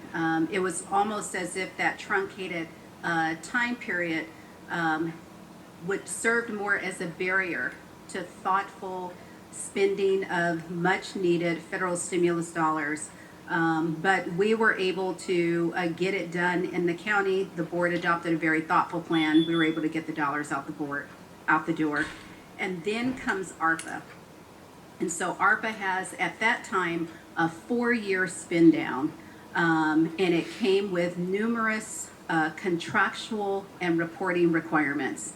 And our first thoughts about ARPA initially was that the federal government had actually gotten it wrong. But then in our conversations with folks at the feds, we realized that what they were looking at was a recovery model, not an emergent, this is an emergency, spend everything as soon as you can model. And that is why there was a 4-year time period in addition to the numerous reporting requirements and the contracting requirements. One of the things that we did do, Supervisors, in response to your request was to eliminate or to streamline the contracting process. So I have some dollar figures here that I won't go over with you now, but if during Dr. Scores' presentation it's appropriate, I'll chime in to help answer questions about spend down, encumbering dollars, etc. And with that, I'll turn it over to Dr. Scores. Thank you. Thank you so much, CEO Davenport. Really appreciate that contextualization. And again, good afternoon, board. Happy to be here today. Today's presentation will provide an overview of the county's implementation of the American Rescue Plan's spending plan since our last board presentation delivered on November 15th of last year. This slide provides the topics we intend to cover today. I'll start by providing an overview of our implementation activities, highlighting the successes to date that have positioned us well to carry out your board's vision of using ARP funds to support an equitable pandemic recovery. Next, I'll provide a global program overview of newly funded projects through Tranche 2, followed by an update on the reallocation of ARP funds since the release of Phase 2 of the ARP spending plan. I'll also discuss projects, launch, and spending progress. And finally, I will showcase a number of efforts to improve outreach and language access to ensure more people are aware of and can access ARP-funded resources, including grants, contracting opportunities, and services. Now, with your board's vision and direction, CEO continues to coordinate the implementation of the ARP spending plan. Over the last year and a half, CEO and our departments have made significant progress building out the infrastructure needed to position the county and ARP-funded departments for success. All of this work has built a supportive bridge to help our communities recover from the pandemic better than before, both in the immediate term following the pandemic and over the next few years and beyond. Now, we recognize that there's urgency to get funds out the door and to support communities in need, and through recent discussions with the White House and Department of Treasury, with key personnel, they shared with us again, as CEO Davenport has explained, that ARP is designed to be spent over time and to sustain our economy through the funding period. In fact, they went on to share that not only is it designed to go over several years, but it's designed to help us take economic hits, to help withstand the shocks, and is intended to keep us with the capacity to recover. What's important to note is that the majority of our projects are up and running and nearly all have been approved for launch. And I'll highlight just briefly some of the great work that's underway. It's also important to note that key ARP investments tackle some of the county's biggest challenges and promise to advance equity with huge financial commitments that your board has made to address important and emergent issues like homelessness, employment opportunities, and small business support.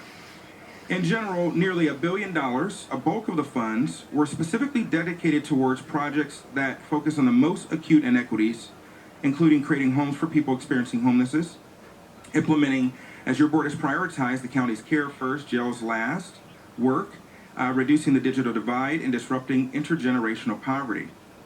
For example, approximately $324 million provide supportive services to groups that were most impacted by the pandemic and have the fewest resources, including small businesses, renters, nonprofits, low-wage workers, and food insecure families. Additionally, $94 million supported the stabilization of small businesses and entrepreneurs and, by extension, their workers, as well as nonprofits to help weather and overcome the economic impact of the pandemic. I'm also happy to report that LACDA has shared that 90% of child care provider grants will go to centers located within the highest need tier communities. For many of our parents who are essential workers and rely upon child care, these grants will help ensure their children receive the care they need during the day and during their work period. I'll also note that because of your leadership, we've created countywide equity guiding principles and our budget principles to inform program design and implementation, centering equity, including mapping tools that continue to expand and allow users to further identify highly impacted communities. We developed and refined our project design process and provided technical assistance and capacity to program planners within departments, and we built better systems to track and report on the status of our 90-plus projects, providing a public web portal and dashboard to ensure that the county maintains transparency throughout our implementation process. As your board directed, in collaboration with County Council, we also streamlined the county contracting process, which includes the creation of a master services agreement that simplified the contracting process for prospective vendors and internal county staff. And we also continue to respond to stakeholder feedback and recommendations to improve access to our funded resources for highly impacted communities. All of these process elements, from project design to alignment with the equity index and our mapping tools and data collection, allows us to leverage these systems to support the homeless emergency response with a ready-made infrastructure that the county is able to use to hit the ground running and immediately activate in order to respond to your emergency declaration and to move quickly towards equitable implementation. Finally, we were invited by the White House and Department of Treasury to share our progress in the innovations launched in our county to advance the equitable allocation of our funds, including the Equity Explorer, noting that this invitation was a great opportunity to showcase the county's process, share lessons learned from other jurisdictions, and recognize what's happening across the country. Now, on this slide, we give you a brief update of where programs are at that are currently being designed in Tranche 2.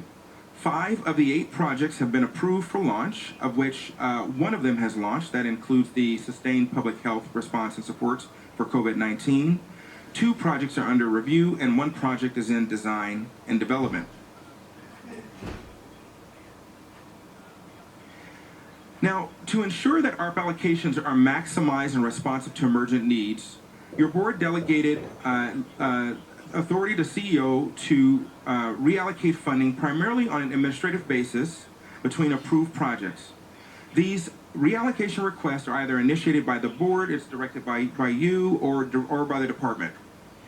As of March 13th, 8 board-approved projects were reallocated with a total of $71,037,670 to initiatives following the adoption of the ARP Phase 2 spending plan. Reallocations that took place prior to the Board of Tranche 2 funds were already reported and reflected in the last spending plan. I'm happy to give you any additional details you would like to learn or know about the reallocation of these programs and the initiation. What is important to note is that ultimately what you see here on this slide is that most of these programs were reallocated either at the direction of your board or largely through a motion or either at the request of the department. CEO essentially helps to ensure that departments are managing their budgets and are addressing any budgetary needs that are required when these reallocations are done or requested by the department. Any major reallocations must be approved and are initiated by the board. We also work closely with board deputies to ensure that before any reallocation is done, that we have received the appropriate feedback to initiate that reallocation. One of the things that we recognize is that questions continue to come up regarding the county spend rate and whether or not we're getting money out the door and are on track to spend all our funding by 2026, which is the ARPA deadline. You know, we acknowledge that there are challenges to spending and recognize that while there are challenges, we do believe that we are on track. And so what does being on track mean? First, it meant that we had to account for necessary program development and planning, which meant that it took us longer to develop programs before we began deploying the funding, because those dollars had to be consistent with Treasury guidelines and your board's directives. With limited exceptions, departments must competitively solicit ARPA-funded service contracts, and this takes time. Your board also mandated the departments, and Treasury requires strict equity-based criteria to their program development, and that calls for intentional upfront planning that results in greater equity-driven outcomes, similar to what I shared earlier about our child care grants. This upfront planning is not necessarily a negative, and in fact, it's part and parcel to how ARPA is designed to work and will result in more equitable outcomes. One of the major key points is that much of what your board has decided to invest in through the American Rescue Plan has gone through an extensive design phase, and we're actually on the verge of spend down. So for example, your board allocated $320 million to support the state's Project Home Key program. These investments represent about 16.5% of our total ARPA allocation. The county has successfully completed RFPs with service providers for Home Key rounds 1 and 2, and we're working with the state to execute all related agreements. We expect the state will release round 3 of the NOFA this month.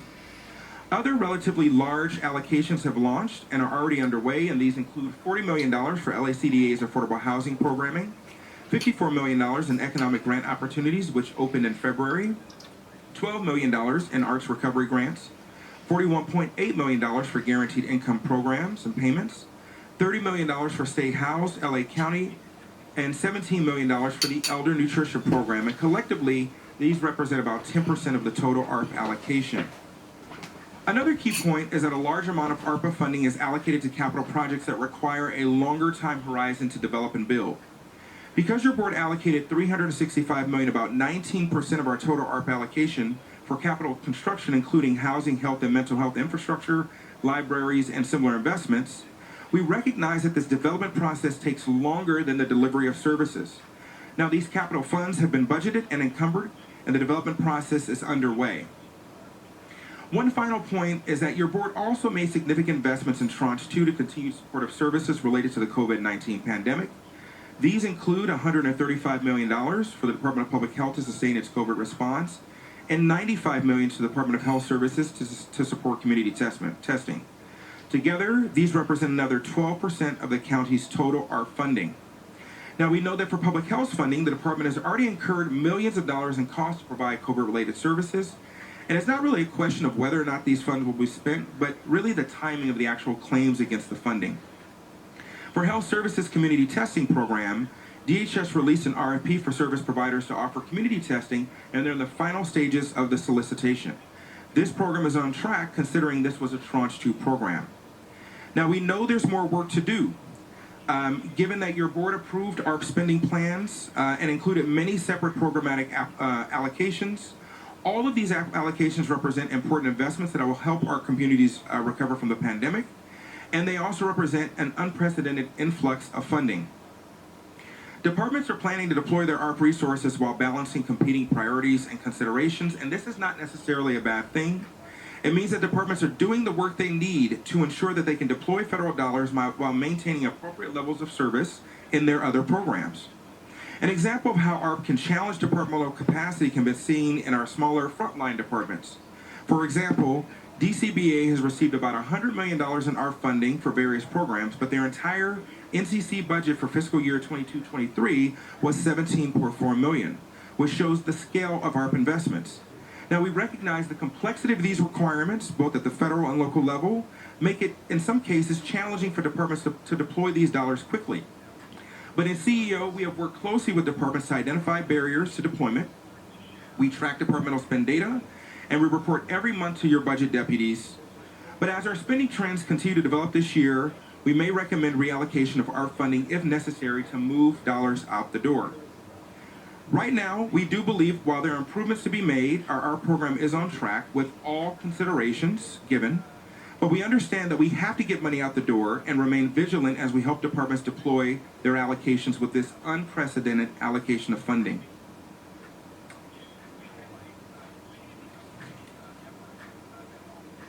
Now, one of the things that we think is important to share is that throughout the pandemic, there was a lack of consistent, timely, and reliable translation of information to make sure that immigrant and other communities access services, including personal protective equipment, testing, and vaccinations. Because of your board's leadership, we've been able to partner with the Office of Immigrant Affairs, Countywide Communications, the Department of Economic Opportunities, and other departments to launch an ethnic media briefing to highlight many of the upcoming efforts that also increase language access for ARP-funded resources to ensure that people are aware of and can access our grants and contracting opportunities. I'm proud to share that at our ethnic media briefing, interpretation was offered through 6 language lines, including Spanish, Korean, Mandarin, Armenian, Vietnamese, and Tagalog, and all language lines were fully accessed. We're piloting innovations and centralizing language access for our projects. Recently, OIA was given $150,000 of our funds to pilot innovative strategies to confront language barriers to accessing our funded services, grants, and opportunities. These efforts are also designed with the goal to develop sustained infrastructure to improve language access in and throughout the county during the COVID recovery and beyond, in support of your board's leadership in 2 motions on both January 25th and 2022 and March 7th and 2023. With these funds, OIA will secure subcontracted language service providers to support an in-person grant or contract opportunity application submission event, and to launch a centralized language.lacounty.gov online language services hub inspired by the lap.gov federal website for limited English proficiency resources. And I'm happy to share additional details about either of those if you'd like as well. OIA and the Office of Immigrant Affairs and ARTI are also leading an initiative in partnership with multiple departmental partners to ensure an equitable post-pandemic recovery for LA County immigrants, as directed by your board, which naturally has a language access component. As part of this effort, ARTI and OIA has been meeting with community stakeholders to receive feedback on ways to better serve immigrant populations, and we've implemented their recommendations, ensuring that departments report on program access requirements that are posted on our dashboard.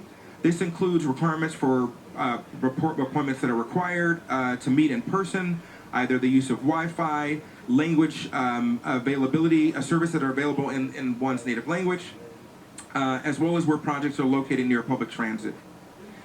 ARTI and ISD have been building an automated process to update the Equity Explorer and Program Viewer sites with requested information. In collaboration with the Center for Strategic Partnerships, ARTI has continued its partnership with the Equitable Recovery Initiative, which is funded by the California Community Foundation in partnership with the Center for Nonprofit Management, BDO FMA, and the Center for Strategic Partnerships to assist organizations in accessing, applying for, managing, and participating in upcoming ARP funding opportunities and contracts. We've held ARP-funded briefings for departments on ERI, ensuring that departments can take advantage of these resources, where more than 100 county staff attended and left with a better understanding of potential barriers experienced by funding applicants. And then finally, there was an RFSQ for ARP support services through a master service agreement that was released and remains open and continues to ensure vendors can qualify as contractors under the master services agreement. We're incredibly excited because this master services agreement opportunity allows our multiple county departments to tap into one contract. For example, being able to take advantage of as-needed language assistance services, marketing and/or branding services, evaluation services, or the like, where our CEO contracts team is providing not only information sessions, but helping departments understand how to utilize this master services agreement to acquire our funded supports through work order solicitations. We are incredibly excited again about the opportunity to learn more about the needs of our departments as well as those in our communities and continue to be responsive to those needs. And with that being said, I'd like to turn it back over to you, Madam Chair, and to CEO Fezia Davenport, who can respond to any additional questions you may have. Thank you, Supervisors. I have no additional comments. Thank you. We'll first turn to Supervisor Mitchell. Thank you very much, and thank you very much to the CEO's office and to Artie for the presentation. I think recognizing that we really are taking full advantage of the federal treasury's rules with regard to ARP deployment and using these dollars in a way to deeply impact communities that have had historical disparities. I think it's really important that we continue to track it and measure it. So we are tracking our success in meeting those goals. So I thank you for your work. And I'm deeply appreciative to the departments who have really leaned in to design programs that are rooted in equity. And I also want to remind us that we can also take advantage of this opportunity because equity also means employment opportunities for those with lived experience and hoping that the county continues to commit to hiring individuals with lived experience. I held the presentation today, Dr. Scorza, because I really had 3 questions which you've already answered. The issue with regard to language access, wanting to make sure that all programs are delivered in all the county threshold languages. Clearly there's a need because in your slide you said that when the threshold languages were used for the outreach meetings that they were fully utilized. So I hope that continues to be a model that we hold ourselves to because LA County residents will use it if we make it available. So thank you for that. My second question was going to have to do with outreach plan. With regard to the economic opportunity grants, my team and I have done our own door-to-door outreach to small businesses and child care providers. So thank you for summarizing the outreach. And last but certainly not least, I think it's important. I appreciate that the reallocation of unspent ARPA funds is typically driven by department ask or the board, but for us to see it all in one place, we have board motions week to week to week, and for us to be able to track it is probably not realistic. So to see in one place how the reallocation process is happening, I think is important for us, and it's important for transparency to the public, so the public can also track how these federal dollars are being invested in an equitable manner across LA County. So I appreciate the presentation. Thank you, Madam Chair, for allowing that. As we saw in the reallocation chart, significant dollars have been reallocated, and I thought it was important for us to stay on top of that, and again, for the public to be able to track it as well. Thank you both. Thank you, Supervisor Mitchell. Supervisor Solis. Yes, thank you. Thank you, Dr. Scorza, and thank you for providing the information and our CEO. And I think our real challenge is going to be in the second tranche and really getting the departments to understand that they need to encumber this money and to figure out what that plan is. So I would hope, and I hope they're all listening, that this is real. And we're not going to come across this opportunity where we have so much money, as you pointed out. And I think this is a time for them to be creative and to see how their values align with ours and the board's. And I think that's something that we always want to do. But I'm concerned about that because I certainly don't want to give the impression that we're not moving fast enough, because we are, and I get it. We have some of our own contractual limitations because the feds have their guidelines as well, and I understand ours are maybe much more liberal, but we need to let the public know that and exactly where we can be helpful, I think. For me, the most challenging part is something that Supervisor Mitchell raised, and that is language access. So it isn't just the predominant languages, but it's also the indigenous. And I would ask what our departments are doing, and I wanted to follow up on, you made a statement about $150,000 given to OIA for outreach or a language, was it language assistance or something to reach out to our groups? 150,000. Sorry, it was. Yes, Supervisor. So the funding that was made available to OIA was intended to help meet your board's directives to work with the Immigrants RLA Coalition and other community partners to make sure that we did outreach. I think in many cases, your board has directed us to reach out to folk in communities to ensure that they are available or that they are aware of contracts, grants, and service opportunities. And so through your board's directives, we were able to partner with OIA and meet with a number of organizations to identify what their language needs were. And in doing so, are piloting a centralized, essentially language access page that will help all of our departments tap into these language resources for their ARP outreach.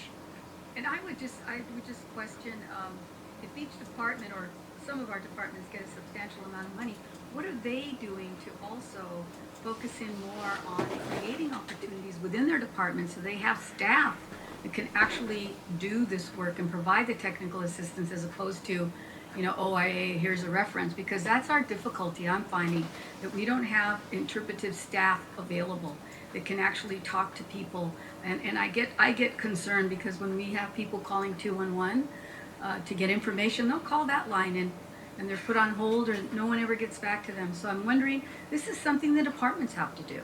The departments have a role here to play, and I would hope that with this opportunity and funding that they really take this seriously. And I have heard that, there's challenges with ARTI, but that's because we have asked that to happen. We need that to happen, and maybe we need to do like a technical assistance to some of the departments to show them exactly how this can be done or what variations exist, because it's frustrating for some of us to hear from our constituents that they don't know what we're talking about or they never heard about all these opportunities. And I don't blame anyone in particular, but I would just say that I'm surprised that the information, like it's not all uniform, like not all our cylinders, the other departments are all in the same mainframe, so to speak, and that's frustrating. So, I mean, maybe that's something we have to tackle. The CEO, I know you want to. Supervisors, to that point, so I think there are two things. One is what Dr. Scorza mentioned, which was the $150,000. Part of that was used to launch an online website that's based on the federal government's multiple language access technology. And I think the point that you're raising in terms of departmental efforts, what we probably need to do is go back and survey the departments, because departments can make bonuses available for speaking other languages and using that to serve the public. So I know that Spanish is probably the predominant one, but I don't know about, for example, indigenous languages or anything like that. So or AAPI. Because I now represent Roland Heights. I get a lot of questions about nobody responding to the AAPI community or departmental services that should be out there, and it's related to ARP money, because this is a crisis situation for some of these communities. So let us go back and do a survey by department. We'll see how many folks are serving in that function, how much in bonuses are being paid out, and then broken down by what language. And then we can provide that as a report back to the board. And not just indigenous, but AAPI, because we have a lot of Vietnamese, Tagalog, we have many different AAPI languages. So thank you. Thank you for the presentation. I appreciate having this report put before us, because the public, they ask us, and it's good for us to share whatever information we have. Thank you. Thank you, Supervisor Mitchell. I'm just in following up Supervisor Solis's question. I wonder if it's an appropriate time for us to add indigenous languages to our county threshold languages. I don't know that they currently are. Are they? I do not know. If I had to guess, I would say probably not. Right.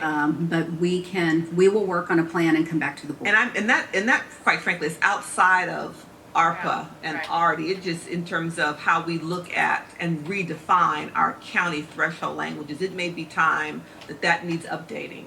Yes. Generally. So we'll find out what the current state is, report back to the board with a plan on how to make that happen. Versus California, 403 U.S. 15, 1971. Now, why do I bring up this case in regards to the American Rescue Plan? Because we're finding out that billions of dollars are being snuffed out and not providing equity, equal access to the same idea that I want America to be great again. And the reason is because we got too much embezzlement, too much corruption, and too many scandals. Now, if you have any compassion, doctor, like Dr. Mark Ridley Thomas would say, check yourself before you wreck yourself, my brother, because today's society is all fucked. And that's with the capital F-U-C-K. And don't quote me wrong on that. It's a statement made from Cohen versus California. Next speaker, please. Honorable Supervisors, Fred Sutton with the California Apartment Association. We appreciate all you do. If there are funds that are not fully allocated or are softly allocated, we respectfully request more dollars be considered for direct rental subsidy to build off of the $45 million program created earlier this year for rent relief. Direct rental assistance is the best and most effective tool to address residual concerns of COVID pandemic era policies. Really appreciate your time. Thank you. Thank you. Next speaker, please. Thank you, Board. My name is Max Sherman. I'm speaking on behalf of the Apartment Association of Greater Los Angeles.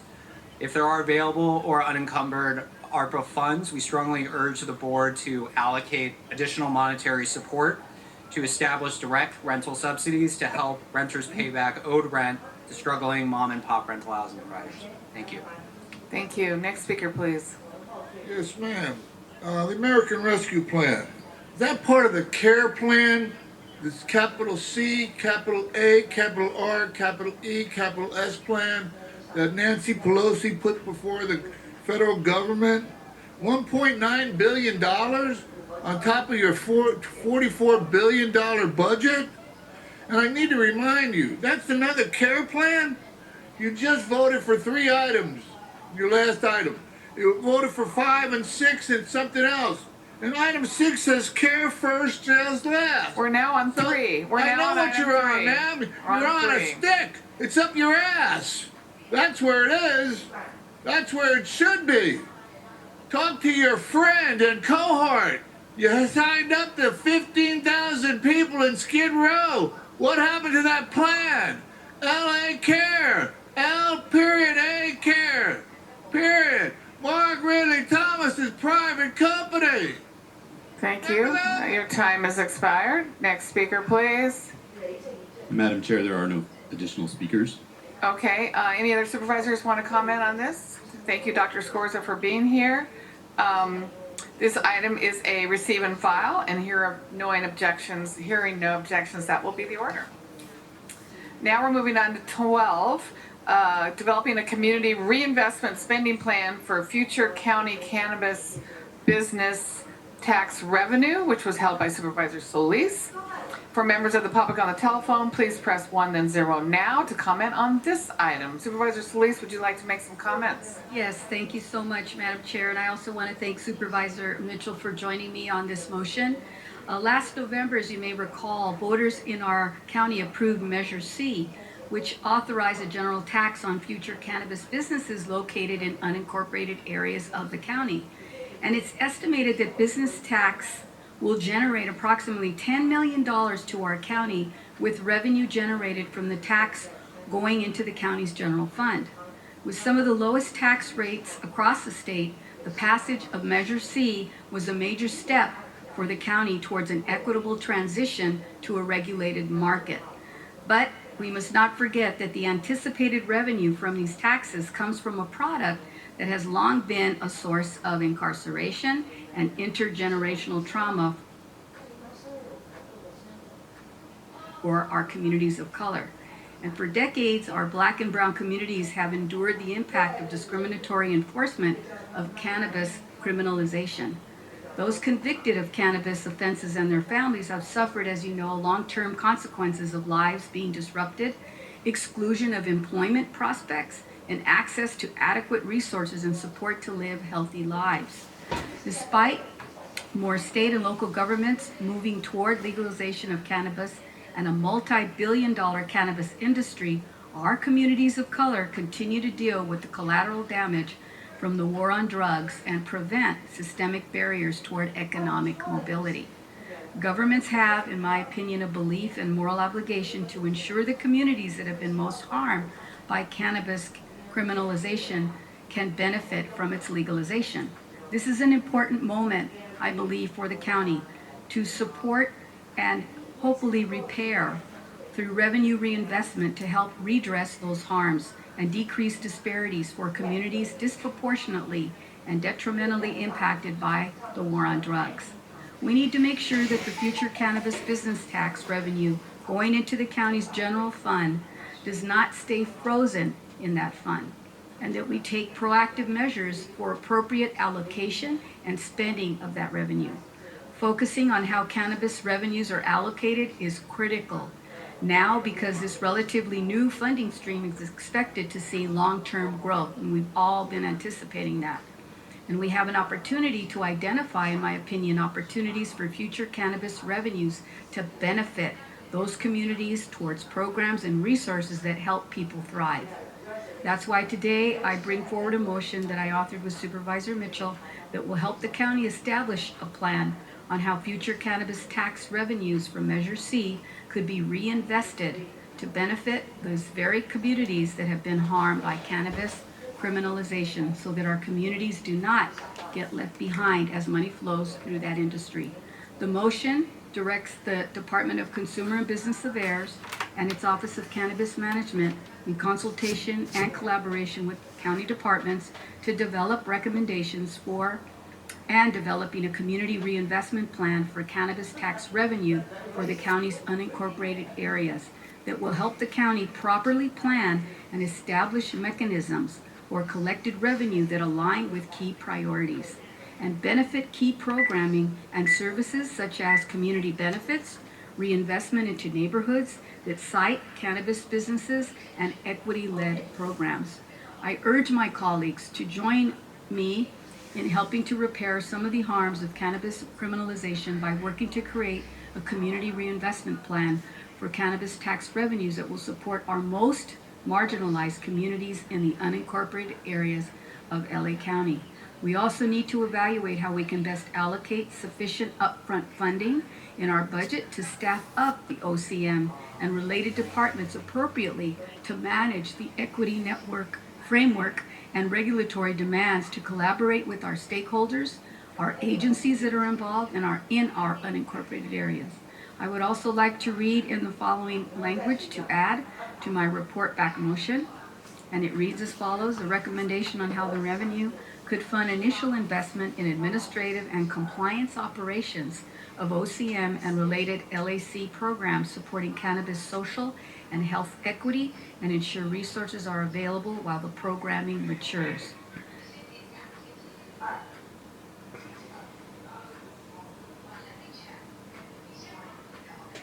Go ahead, Supervisor. Thank you, and I would now turn the remainder of my time over to Supervisor Mitchell for her comments. Supervisor Mitchell as the co-author. Thank you very much, Madam Chair and Supervisor Solis, for taking leadership on this motion forward. I also want to recognize the Department of Consumer and Business Affairs, the Office of Cannabis Management, County Council, and all the departments and staff that are working on developing the county's legal cannabis framework. When California voters approved Prop 64 in 2016, it was a departure from the sentiments prevalent in the 1970s, which was the year cannabis was classified as a Schedule I drug. We have seen a shift over the last couple of decades regarding public support for the legalization of cannabis. And last November, more than 60% of the voters approved Measure C in support of the county's cannabis business tax. Legal cannabis equity has been at the forefront in conversations and deliberations by this board. It is important that we build equity into the investment opportunities of cannabis tax revenue for community benefit while also leveraging this opportunity to rectify the harms caused by the criminalization of cannabis.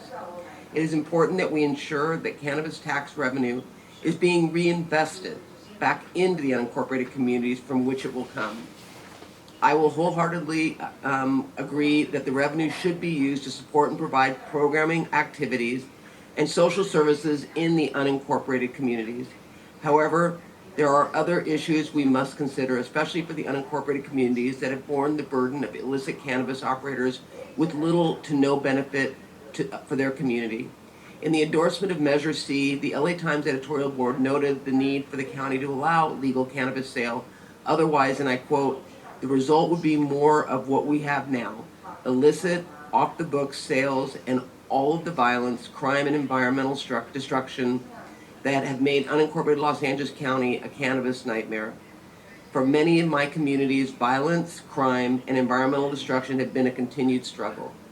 I've had to use discretionary funds to support abatement efforts of illegal cannabis operation in my district. We have to face this reality head on if we want to provide legal cannabis operators the opportunity to succeed, so they are not undermined by illicit operators. This is not to say that our sole focus should be on enforcement, nor should our focus be on criminalizing. It is, however, an acknowledgement that tax revenues are linked to sales, and a robust cannabis industry should not have to compete with operators not following the rules and using pesticides that we don't even know what they're, quite frankly, using that could be detrimental to people's health. Additionally, let's not forget that the reports we received on legalizing cannabis sales noted there will be costs for the county to create and support this industry. Numerous departments will play a role and will need to allocate staff to work on this endeavor. Those departments should be included in the reinvestment of the cannabis tax revenue if we want to ensure the longevity of this program. I hope that the report back considers the various issues associated with creating a legal cannabis industry and that it recommends potential investments that balance the funding the county will need and the opportunities to invest in our unincorporated communities. And Rafael, I just have just a couple questions. How will cannabis business tax revenues be allocated to each supervisorial district? Have you looked at that at all? Thank you for the question, Supervisor. Well, that'll be part of the process. We'll engage the community and the stakeholders and your respective offices to come up with a formula and bring it back to our board. Generally, what we're hearing from the community is that they want to see revenue that's generated within their community, reinvested in their community. So some of that will be captured in our report back. Excellent. And then on Measure C included provisions for taxes being imposed on all cannabis businesses operating either legally or illegally within the county. Will there be recommendations included funding enforcement efforts as well? You can look at that. Yeah, the recommendations will include compliance and enforcement. The benefit of standing up a regulatory framework too also allows us to apply for state grants for enforcement that we otherwise couldn't tap into to support some of those activities as well. Perfect. Thank you. Thank you, Madam Chair. I support it. Thank you. Supervisor Horvath.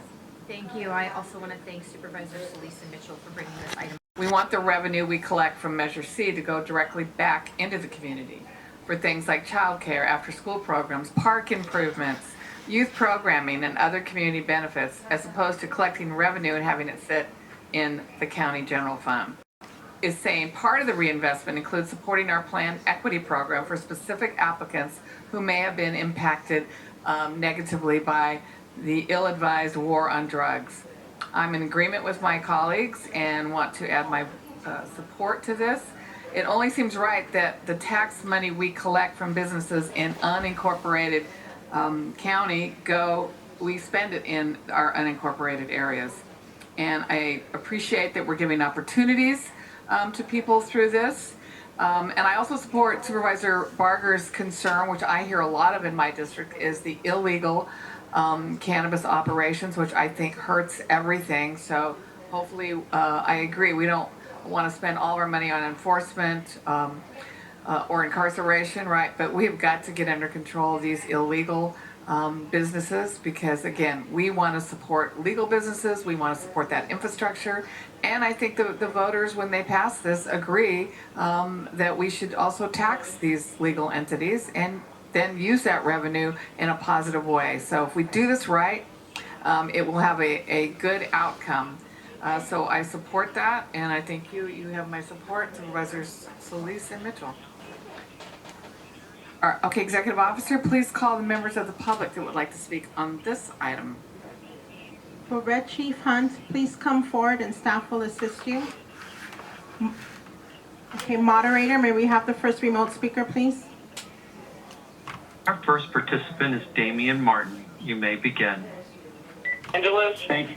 And I personally attended the Office of Cannabis Management's community feedback session in East Los Angeles a couple weeks ago, and one of the biggest messages or sentiments coming from the community at that feedback session was that they did not trust that the tax revenue from Measure C would come.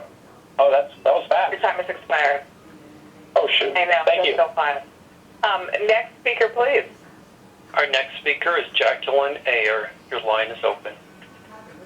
Yes, my name is Jacqueline Ayer, and I'm speaking on behalf of the Acton Town Council. The motion before you was based on a pathway study which supports an enforcement moratorium policy that is uninformed because it does not account for devastation created in the 5th District, where huge cartel-running illegal grows perpetrate human trafficking, the enslavement of people of color, murder, and environmental destruction.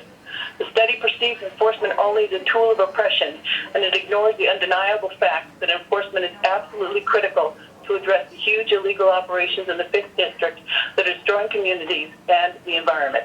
I am an environmental engineer, and I am offering this testimony as a subject matter expert. If you want to impose an enforcement moratorium on small-scale operations, that is one thing, but you must maintain a commitment to enforcement on deadly and environmentally destructive cartel-run operations, and you must use a portion of the revenue accrued from cannabis taxation to support such enforcement efforts. Another concern is that the motion directs the OCM to develop recommendations for a plan to use cannabis revenues, but it does not direct OCM to solicit public input before preparing such. Thank you. Thank you. Next speaker, please. Our next participant is Cesar Chavez. You may begin. Yes, I am in East Los Angeles, and I was disappointed in the presentation, and I saw it as not equitable, and I think if you're going to do this, you got to do it right. And it won't be equitable the way it was presented. I want to work with the board to improve it because there is no trust. You can have pennies on the taxes, but the owners of the dispensaries, who are they going to be? White, wealthy, and they will displace the smaller growers, even if they're the ones that are funded now are funded by the same ones that were in the city. And when I heard they were going to use the city model and they were going to use the same process, I was outraged. It's full of corruption. And it's an example of more racism. So we have to go back to the drawing board because what I saw, I was not happy with at all. When the community cooperatives in both black and brown communities that will not only run the dispensaries, but the cultivation, and they have to be community owned. No, we don't trust it going to the general fund. You have to put a caveat that it goes to those communities that have been harmed, segregated communities, and then incorporated. Thank you. Bye-bye. Thank you. Thank you. Next speaker, please. Our next participant is Diego Rodriguez. You may begin. Good afternoon, honorable supervisors. My name is Diego Rodriguez, and I serve as CEO of ALMA, a social services organization that offers mental health, case management, and substance use prevention and early intervention, to name a few. I want to first thank Supervisor Solis and Mitchell for this motion, item 12. Proposition 64 was created to help repair the harms caused by the war on drugs and allocate cannabis tax revenues to specific purposes, including community reinvestment grant programs. Several local governments have passed local ballot measures to allocate portions of cannabis business tax revenues for specific uses to close spending gaps and historically underfunded services that provide community benefits. The recently released Cannabis Equity Assessment highlights the importance of allocating a portion of cannabis tax funds back into communities targeted by the war on drugs. Redirecting tax revenues could help to address various disparities and to be used to promote restorative justice, support local economic development, create or expand health and social programming, and enhance public safety strategies. Thank you. Thank you. Next speaker, please. Our next participant is Edgar Torres. You may begin.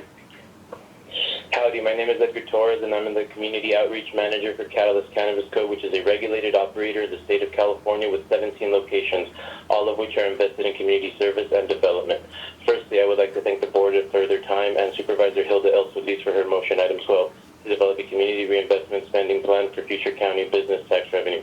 Being in the cannabis industry throughout the years and working for legal and traditional market companies, I have experienced firsthand the differences and benefits that regulated cannabis comes with. To name a few, tax revenues and community benefits. The county must proactively plan for collection and reinvestment of future measures, seek cannabis tax revenues for community benefit purposes in unincorporated communities. Several local governments have passed local ballot measures to allocate portions of cannabis business tax revenues for specific uses to close spending gaps on historically underfunded services that provide community benefits. This, in conjunction with community benefit agreements with cannabis operators, have empirically shown to uplift communities substantially and efficiently. Catalyst prides itself on being community-focused, giving back in forms spanning from blood drives, expungement clinics, on house events, and food recollection drives, which is all done in conjunction with local outlets. Thank you. Take a breath. Thank you. Our next participant is Diana Diaz. You may begin. Good afternoon, supervisors. I want to thank Supervisor Hilda Solis for her motion on item 12. I'm working with the Guarded Mercado, the Queer Mercado, but I'm also a school counselor that has worked most recently in the Divergent program where youth that I work with are criminalized for the use of marijuana. And what I have learned as a school counselor, that a lot of the youth that have overdosed on alcohol or other drugs, but never on marijuana, and use cannabis as the form of way of dealing with trauma and the mental health. I urge you to please use any of the funds collected for the reinvestment for programs that will educate, empower students, provide healthy and alternative ways to deal with the trauma that our students have been exposed to in our underserved communities, such as uses funds for education on medicinal purposes, to decriminalize, to educate parents as well, for prevention, for research, for more regulation, and also to provide. Thank you. Thank you very much. Next, thank you. Next speaker, please. Our next participant is Roy Humphreys. You may begin. Okay, first of all, contrary to Supervisor Hahn, you spend every penny that's necessary to crush illegal anything to do with this operation. The other thing is, what is our return on investment today? That's ROI. And if I don't believe you've even broke even, when did you project the break even situation on that? And as far as legalization of drugs, as Allende Fox of Mexico says, it's time to legalize all drugs. And do it accordingly, because as you know, the war on drugs was declared in 1965, and where are we today? The drug cartels are making more money and doing more drugs going across our borders every day, folks. Time to get smart. Thank you. Thank you. Next speaker, please. Our next participant is Alessandra Valdez. Your line is open. Hello. Thank you so much. I'm here. We already know that elected officials push for Measure 64 and deny us the right to have a good joke. However, now you want to tax the hard-working cannabis people for all their endeavors to put the business that you pushed upon the public. But the public voted for Measure 64. That's the sad part, and that's the good part. But the pathetic part is now you want to regulate them like the mafia. And that seems to be in perspective of an allegation, because why are there so many pot shops popping up? Hilda Solis, why? And Miss Holly Mitchell, why are the youth being introduced to fentanyl when you could stop them at the border before they come in? So the question is whether or not, yes, we passed Measure 64, love it, suck it, or leave it. Thank you. Please call the roll. Item 12 as amended is before you. Supervisor Solis. Aye. Supervisor Solis, aye. Supervisor Mitchell. Aye. Supervisor Mitchell, aye. Supervisor Horvath. Aye. Supervisor Horvath, aye. Supervisor Barger. Aye. Supervisor Barger, aye. Supervisor Hahn. Aye. Supervisor Hahn, aye. Motion carries 5-0. Okay. Now we're going to move on to item 13, support for United States President Joseph R. Biden's executive order on reducing gun violence and making our communities safer, which was held by Supervisor Solis. For members of the public on the telephone, please press 1 then 0 now to comment on this item, item 13. Supervisor Solis, would you like to make some remarks? Yes, thank you, Chairwoman Hahn, for co-authoring the motion. As you know, this is a very important topic. You met with the President last week on his visit here to Monterey Park, and I know this was front and center for all of us. He came to speak to our community in Monterey Park, especially the victims and survivors regarding the massive shooting that took place. And it was a good thing for him to do, to be there. He was needed. It was an important message. And I just want to share that the President's message was that of hope and resilience, despite what happened in that tragic event. It was an ideal location for the President to make his announcement. He was issuing his executive order on reducing gun violence. And colleagues, you all know we have a very strong record of standing up for victims and survivors of gun-related violence. And we have collectively over the years created stronger local ordinances to protect our residents. But we also have supported safe state and federal legislation to keep our communities safe from gun violence. President Biden's executive order calls on Congress to do the following: banning assault weapons and high-capacity magazines, requiring background checks for all gun sales, requiring safe storage of firearms, and expanding community violence intervention and prevention strategies. Does that sound familiar? Because we've done it. This board has already supported many of those actions through our various motions. So therefore, I think it is incumbent on us to also lend support to President Biden's executive order. So I would respectfully ask my colleagues for an aye vote. Madam Chair. Thank you, Supervisor Solis, and thanks for asking me to co-author this. Yes, I thought it was so important that President Biden came here and chose to go to Monterey Park, where you met with him as well as families of the victims of the shooting out there, and I understand he has such a great way of connecting with families of those who have lost someone, as he's experienced that loss in his own life, and I hear he's really powerful when he speaks to the grief in others' hearts. But I do appreciate that he is doing what he can to fight gun violence while he waits along with the rest of us for Congress to act and really pass some legislation that could prevent gun violence. And his executive order, though, is a good step, and it does things like strengthen enforcement against gun dealers who break the law, encourage the use of red flag laws and safe storage of firearms, and ensure that ballistic data is reported in a timely fashion. Okay, I think to say that I met with the president is a huge exaggeration. I stood on the tarmac with an umbrella in the pouring rain when he stepped off Air Force One, and the mayor of Los Angeles and I greeted him and welcomed him, but in my 2 minutes that I had before he got into his motorcade to go to where you are, he's like, I can't talk to you, I'm heading to where Hilda Solis is. Madam Chair, I saw your picture all over the newspapers with him. Well, it's true, we did take a quick selfie. But I did take my few moments to say, especially on the red flag law, I said that's exactly what we're doing in LA County. We realize that the red flag is on the books, but a lot of people don't know about it. So our idea here in LA County was to educate more people to learn about it. And then, like I said, he's like, I got to get to Hilda.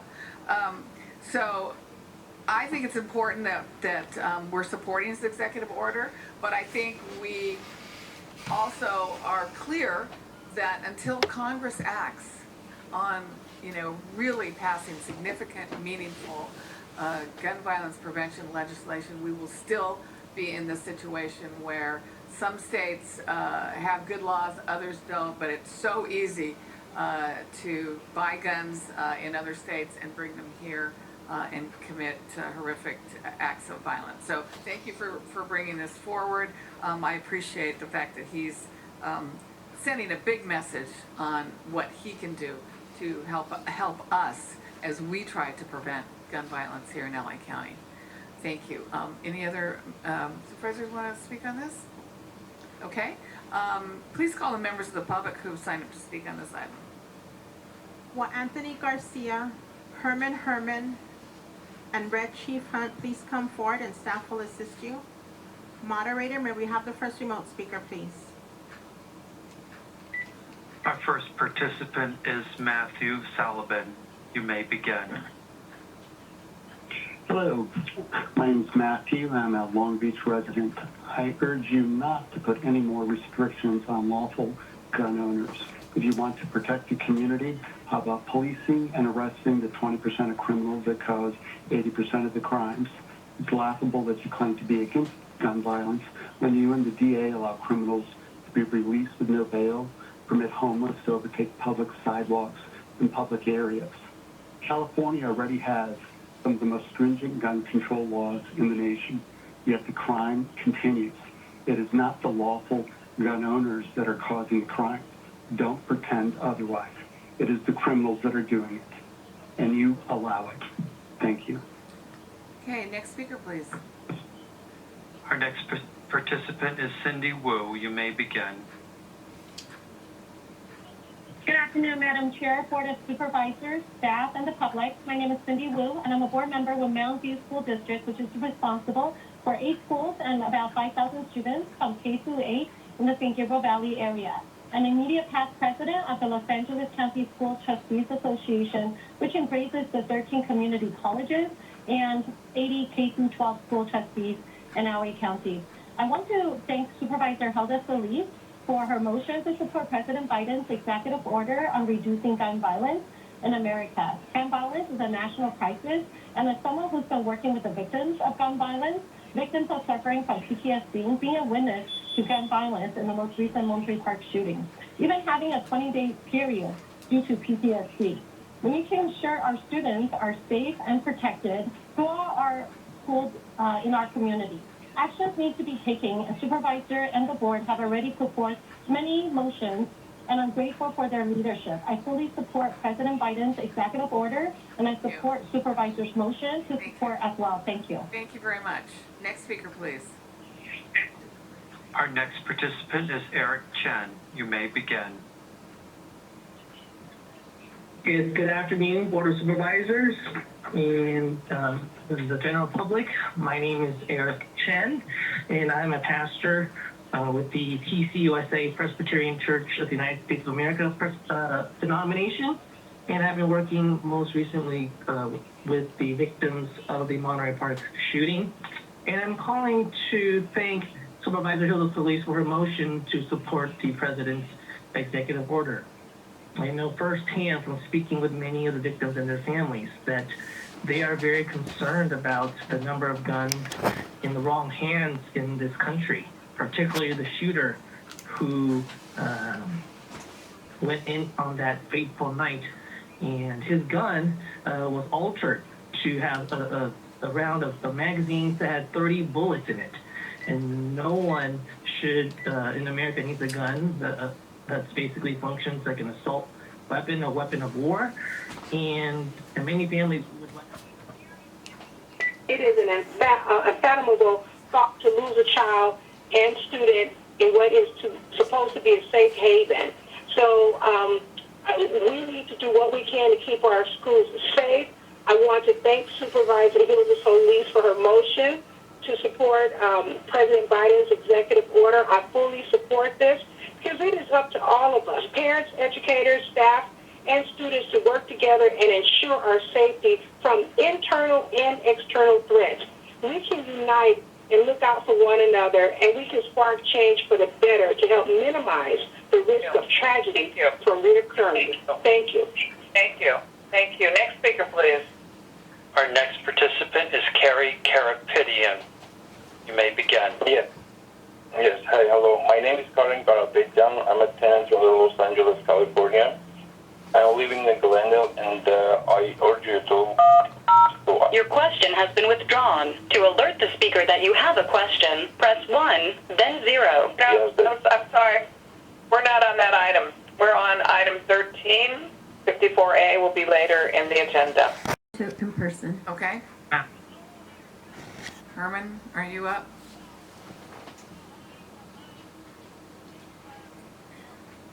So, a decision of the Supreme Court, 562 U.S. 443, Miss Attorney, dealing with not blessed, just cursed. Because our dumb 46th president has cursed America, and we are doomed. We are doomed. That's why we need Bagdasarian versus the United States of Pasadena to give me the Second Amendment to protect the United States of America with the .50 caliber if I could. Because no one here is going to save America. You're all a bunch of cowards. You're all hiding behind a glass door to not reality, but stupidity. Guns don't kill people. People who misuse guns kill other people. I use a gun to hunt.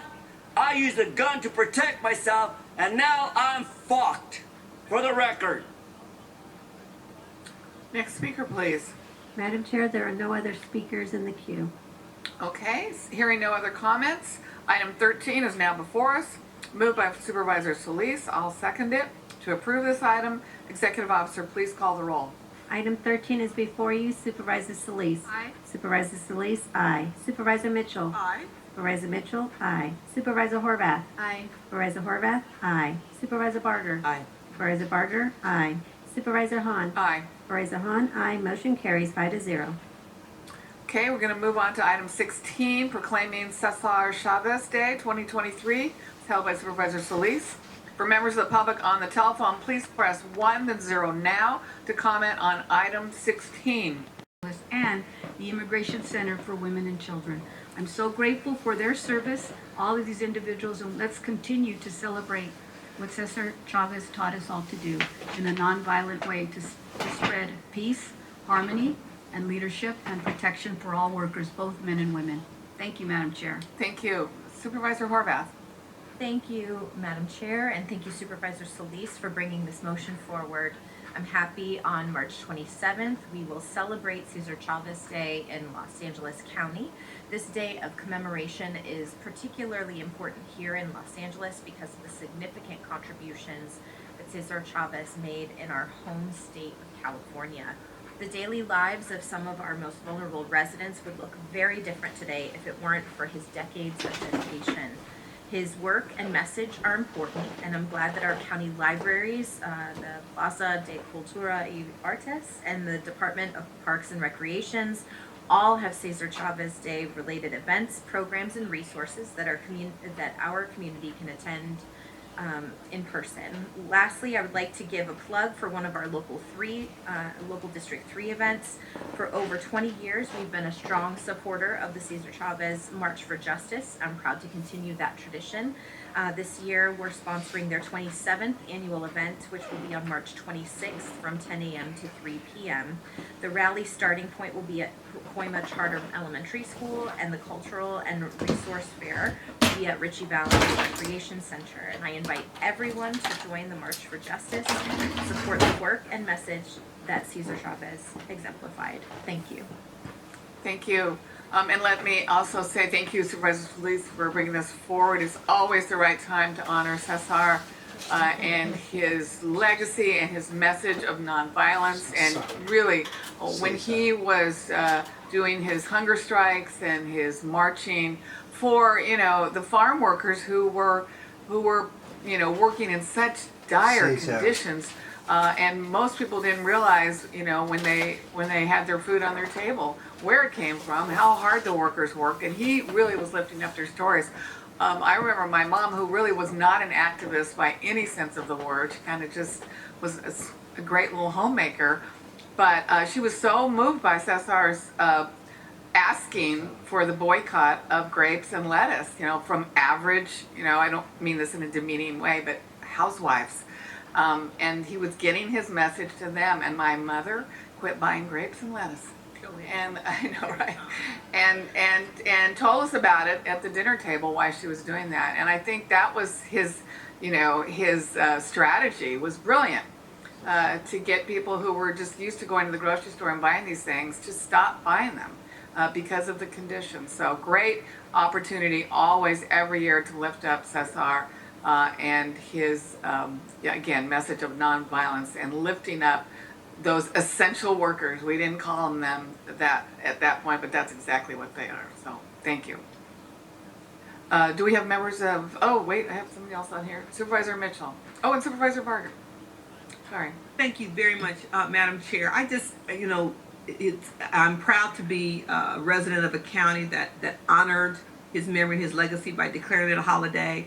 But I always feel a little awkward when we consider these holidays, because these really should be days of service, like Dr. King's birthday, as well as Cesar, to acknowledge what they contributed individually, personally, giving their lives, literally and figuratively, for what they believed in. And so I just hope that we all find opportunities, considering what we're facing right now as a country, that we aren't as far from those times as we would like to be in terms of fighting for the rights of workers and underrepresented communities. So I just hope that everyone will consider some act of service in his honor on his birthday. Thank you very much for the motion. Thank you. Supervisor Barger. And actually, I'll add on to that, Supervisor Mitchell, because while we've come a long way, in my district, I have a lot of agriculture, and the wage theft is still a problem. And it's something this board has addressed, but we need to continue to be vigilant because we know that that was one of the issues that Cesar Chavez focused on, was the fact that they were not being paid for the work that they were doing, a proper wage for the work they were doing, and some were not being paid at all. They were being taken advantage of. And that is happening, and it's happening in agriculture, but also with illegal cannabis as well. And so I think it's important for us to continue to be vigilant and celebrate his memory by making sure that this doesn't continue to happen in LA County. So I support this motion wholeheartedly. Thank you, Madam Chair. Thank you. Now, are there members of the public that would like to speak on this item? Executive Officer? Yes, there's telephonic speakers. Okay, let's go to them. To celebrate him and learn. Such a great teacher, so much to learn from him, and there are so many people right now today are still connected to him. If we don't get to Tehachapi and where La Paz is, you know, he has a beautiful national park in La Paz, and that's where he did his groundwork. So much history. He has a son that has turned 66 years old this year, which is unfortunately how old Cesar Chavez was when he passed away. Thank you. So Thank you. thank you so much. you. I'm loving this. Thank you so much. Yeah, I've had a chance to meet his son Paul and his daughter Eloise. Yes. We talked about what it was like to grow up as his kids. Yeah, fascinating. Thank you for that. Yes. Next speaker, please. Our next participant is Roy Humphreys. You may begin. Okay, folks, just for a little catch up on things. Number one, Cesar Chavez was not for illegal immigration. He wanted everybody to be legally coming into the United States as farm workers. And number two on the situation is that not only did he want them to be legal, but why don't we look and remember about the Spanish/Mexicans and the patron system, if you want to talk about human slavery down in Mexico where they came from, a patron. It's very interesting. Thank you. Thank you. Next speaker, please. Our next participant is Sisoa Quinones. You may begin. Yes, I stand for the motion. La única question es por qué no lo hicieron el 31 de marzo, que es el día de su cumpleaños. I just wanted to know why it's not on the 31st, the day of his birthday. Thank you. Thank you. Next speaker, please. Our next participant is Diana Beard Williams. You may begin. Thank you. Good afternoon. I simply wanted to share that I think it's wonderful that we have celebrations and acknowledgement of the sacrifices of all of these heroes, especially Cesar Chavez. But I recall something that Dr. King's daughter Bernice said. He is gone now, and who will carry the banner behind him?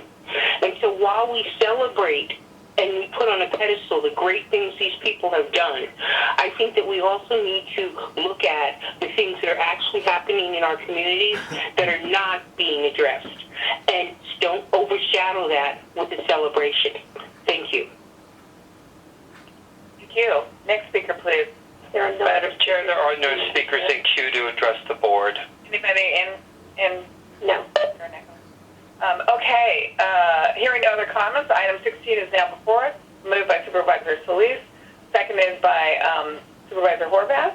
To approve this item, Executive Officer, please call the roll. Item 16 is before you. Supervisor Solis. Supervisor Solis, aye. Supervisor Mitchell. Supervisor Mitchell, aye. Supervisor Horvath. Supervisor Horvath, aye. Supervisor Barger. Supervisor Barger, aye. Supervisor Hahn. Aye. Supervisor Hahn, aye. Motion carries 5-0. Okay, now we're going to move on to item 28, Treasurer and Tax Collector Investment Policy, which I held. And for members of the public on the telephone, please press 1, then 0 now to comment on this item. We do have Keith Knox, our treasurer and tax collector, is here. I just thought this might be a timely to hear from our treasurer and tax collector about our investment policy in the County of Los Angeles. I think we've all watched the news again of banks collapsing and, mainly like average folks being anxious and nervous, worried about, runs on banks. It reminds us a little bit of what was happening, in 2008, but also reminds me of what happened with Orange County in the 90s when that whole county went bankrupt because of risky investment. And I just wanted to hear directly from our LA County's Treasurer and Tax Collector, Keith Knox. And maybe, Keith, you can just start this off, and then if my colleagues have some comments, give us your perspective on the situation, maybe about what happened to these banks. One of them was in California, Silicon Valley Bank. And, if we, how are our investments? Have we had any investments that might have been tied to these banks which collapsed? Have you kind of reviewed our investments as a result of what's happening? We just want to know as a county, that our investments are solid and prudent. But I do think, maybe even the public is a little bit concerned about what's happening. So, Keith, did you want to start off? Supervisor Barger, do you want to? Okay, let's let Keith start this off. Sure. Thank you, Chair Hahn and Supervisors. Good afternoon. Also with me, I have Demia Johnson, who is our Assistant Treasurer over Internal Controls, and she's the one that holds us accountable and makes sure we adhere to our investment policy at all times. First and foremost, I wanted to mention and acknowledge that the Treasury pool did not have any investments in Silicon Valley Bank, Signature Bank, First Republic, or Credit Suisse. We do not have a depository relationship either with any of those banks. From everything we've read and heard, and I'm sure you've seen the news, it's largely an issue of liquidity. And the fact that in the case of Silicon Valley, it was very much a like-minded set of depositors that they had, that they were all in the tech industry for the most part, and were funded by venture capitalist firms that were also depositing in the bank. So there was a lack of diversification in terms of their business lines, also lack of diversification in terms of their investments, which were extended out for a longer period to try and squeeze as much return as they could.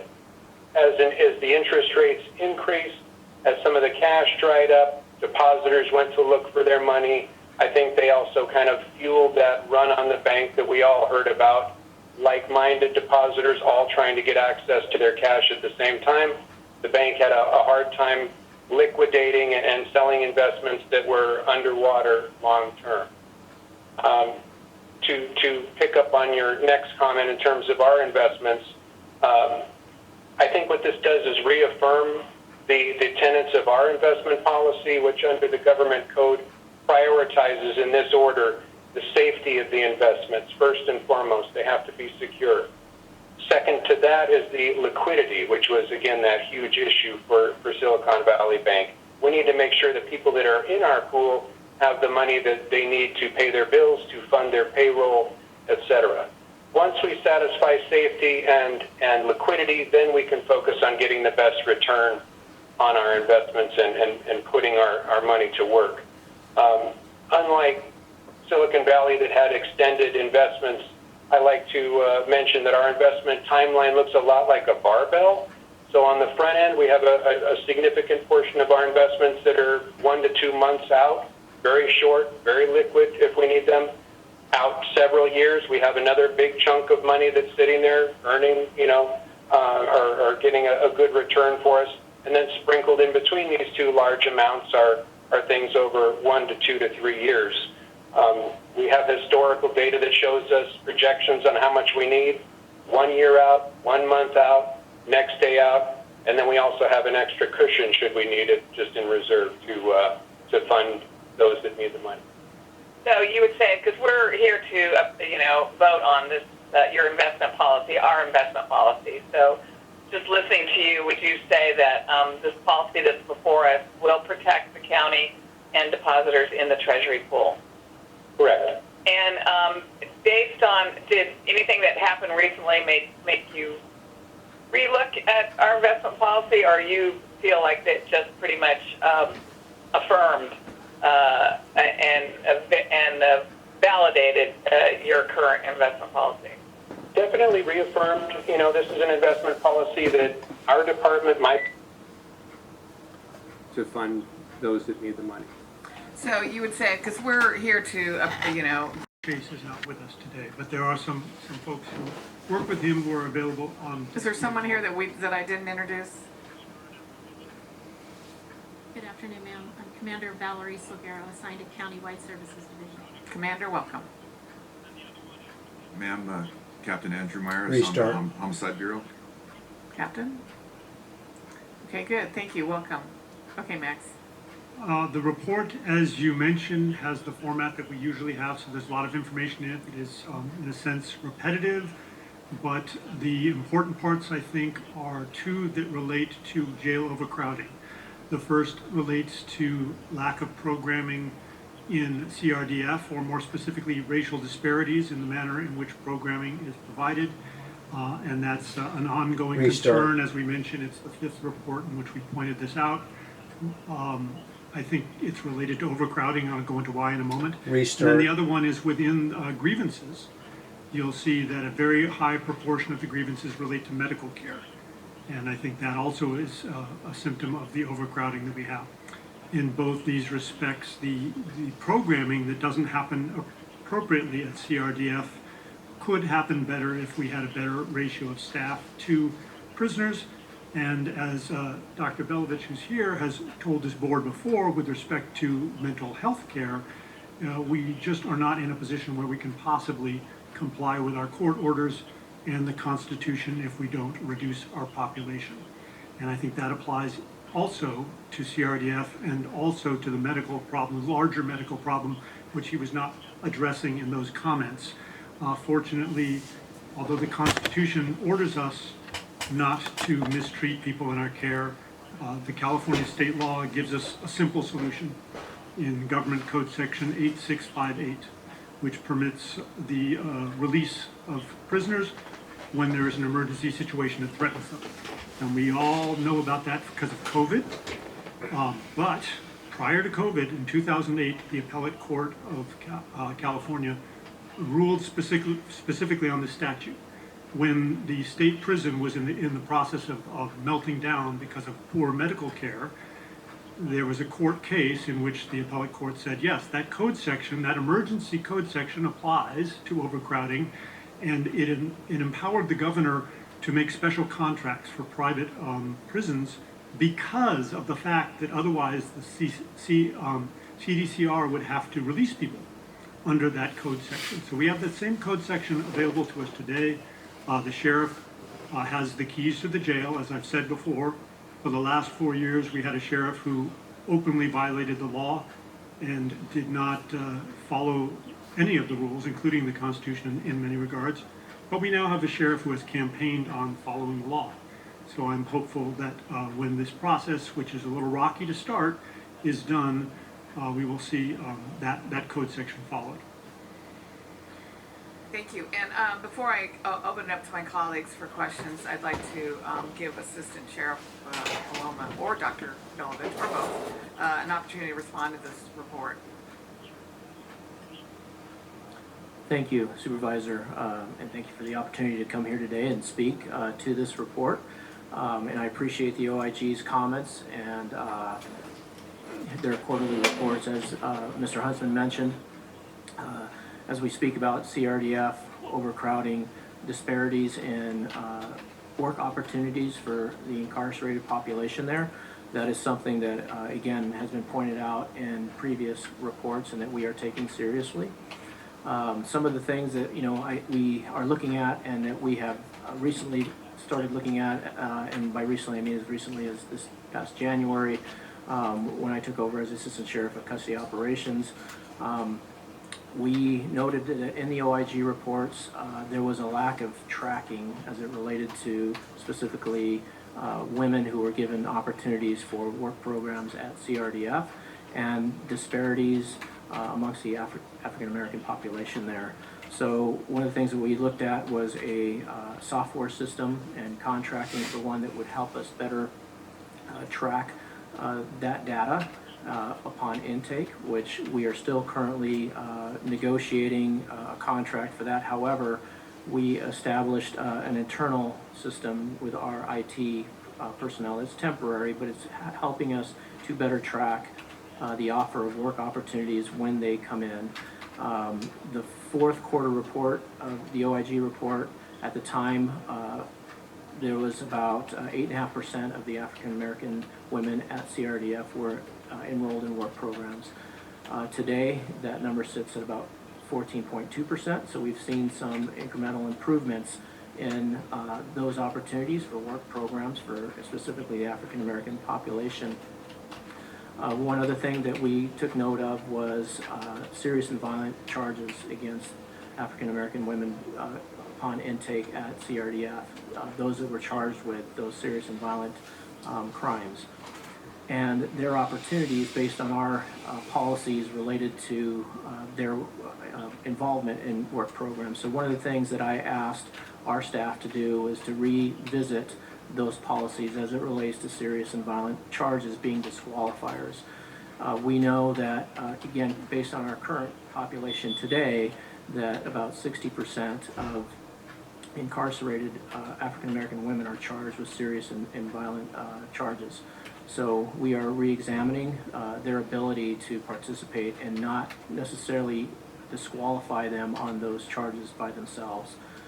Those are what's commonly referred to as M7 charges, or serious and violent charges. So we're, again, reevaluating those charges to see what charges we can remove so that they can participate in it, rather than use that as a criteria, rely more so on their behavior while they're with us. And as long as we don't see anything that suggests that they cannot participate, making those opportunities available to them. So it's an ongoing process that we are continually focused on and working on. Thank you. Tim?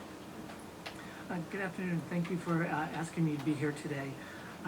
I know you may have some specific questions about the report that I'll try my best to answer, but in general, to comment on what the Inspector General had mentioned, we continue to struggle to provide health care. It's not a surprise. When I was with you several months ago talking about the previous report, not a lot has changed on the ground, except I can say I'm pleased to say that what has changed is there's been an all-hands-on-deck effort to get more staffing, to identify challenges, to improve staffing, to look at processes that could become more efficient in the county. We're working very closely with CEO and CEO staff and with County Council on this to come into compliance with some of our mandates with the Department of Justice, but also just generally improving the care that we're able to provide. So that effort has been all hands on deck and very positive. We haven't seen the fruit of it at the moment because that does take time. But again, as I sit here, just our population has dipped some, but obviously not enough for us to provide the care that we need to be able to provide at this point. We, as the report states, we had 42 deaths in 2022 in our system, and we examined each of those deaths very, very closely to see if there's something we need to change in terms of policy, in terms of the way we provide care. Supervisor Solis, we've also been working with your staff on identifying, you had mentioned last time I was here that we agreed that there were a lot of people who probably didn't need to be with us in the jail, and so looking at a closer look if there are ways that we can facilitate getting them out of custody into care in the community. So we've been working with your staff on that as well. And so I think that our eyes are in the right direction as to the things we need to be focused on. We just haven't realized it at the moment. Thank you. Okay, I'll go to my colleagues now for some more specific questions. I have Supervisor Solis, Supervisor Barger. Office has been given access as promised to body-worn camera footage. That doesn't help the public directly, but it certainly helps oversight and helps you conduct your oversight duties. So that's a plus. I believe because the board has opened up the new 1421 section in County Council, that we're going to have an expanded ability to respond to public requests, as well as part of that is an order by the board that information that can be made public be placed on the website immediately. Well, that includes body-worn camera footage in a timely manner, as well as additional footage under California law. And as I said, the sheriff has made a big plank of his being sheriff is following the law. So I anticipate that we will see body-worn cameras going up on that website quicker than it used to, but we haven't seen that suddenly change immediately because it requires work on the part of County Council, work on the part of the Sheriff's Department, and then also ultimately tech work in some cases to blur out some aspects of things. So it's not something that's really borne fruit completely yet, a little like what we were hearing about our medical efforts in jail, but all the indicators are positive. Does Sheriff want to respond to that? So I'll respond briefly, and then if Captain Meyer wants to take the rest of the question. I know that Sheriff Luna in our administration is very open to releasing body cam footage when we can and being transparent in that regard. I know that there were a number of deputy-involved shooting body cam videos from last year that were uploaded recently to our public website, as well as at least a couple this year. I don't know the exact number, but we are in the process of actively and currently releasing and posting those videos to our public website for viewing. And if Captain Meyer wants to expound upon that. Yes, ma'am. We've been working hard at Homicide Bureau is part of the body-worn camera bureau, falls under Homicide Bureau. And over the last couple months, we've been working hard to make sure that all those body-worn camera videos from last year were open to the public and placed on our transparency website. There's a lot of work that goes into those, and we have two different directions now on how to put those together. We have an internal system that we have where we use our own personnel to actually edit and put together the videos and combine all the voiceovers for these videos.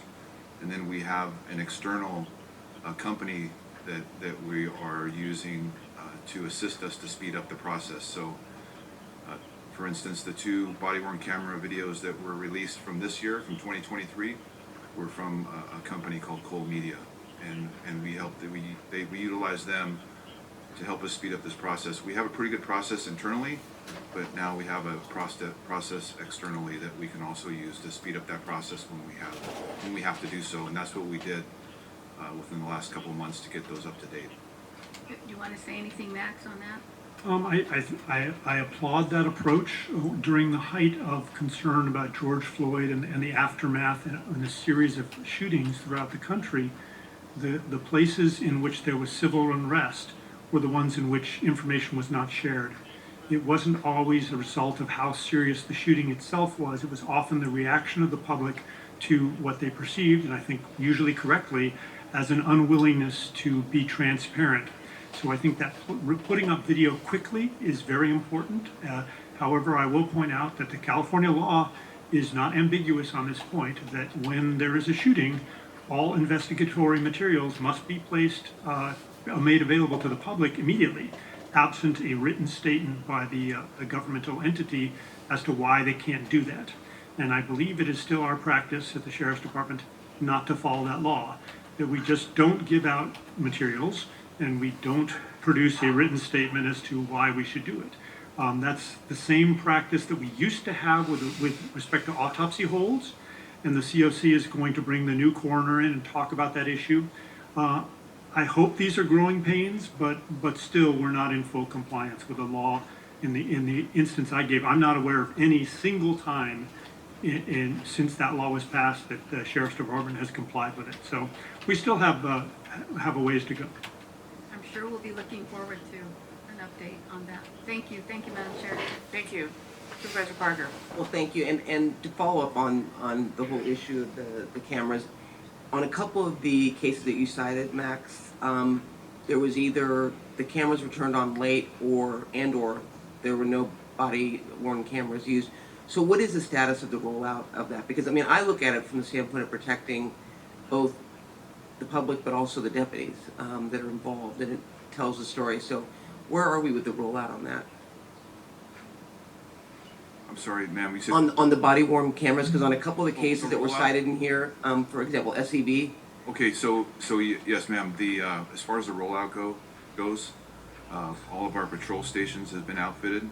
We are still in the current process of outfitting our Narcotics Bureau and our Special Enforcement Bureau, which includes the SWAT team. Excellent. Okay, and then, the board has long been concerned with conditions in the IRC, room confinement, and jail overcrowding. That's something this board collectively has been supporting in terms of addressing that issue across the board.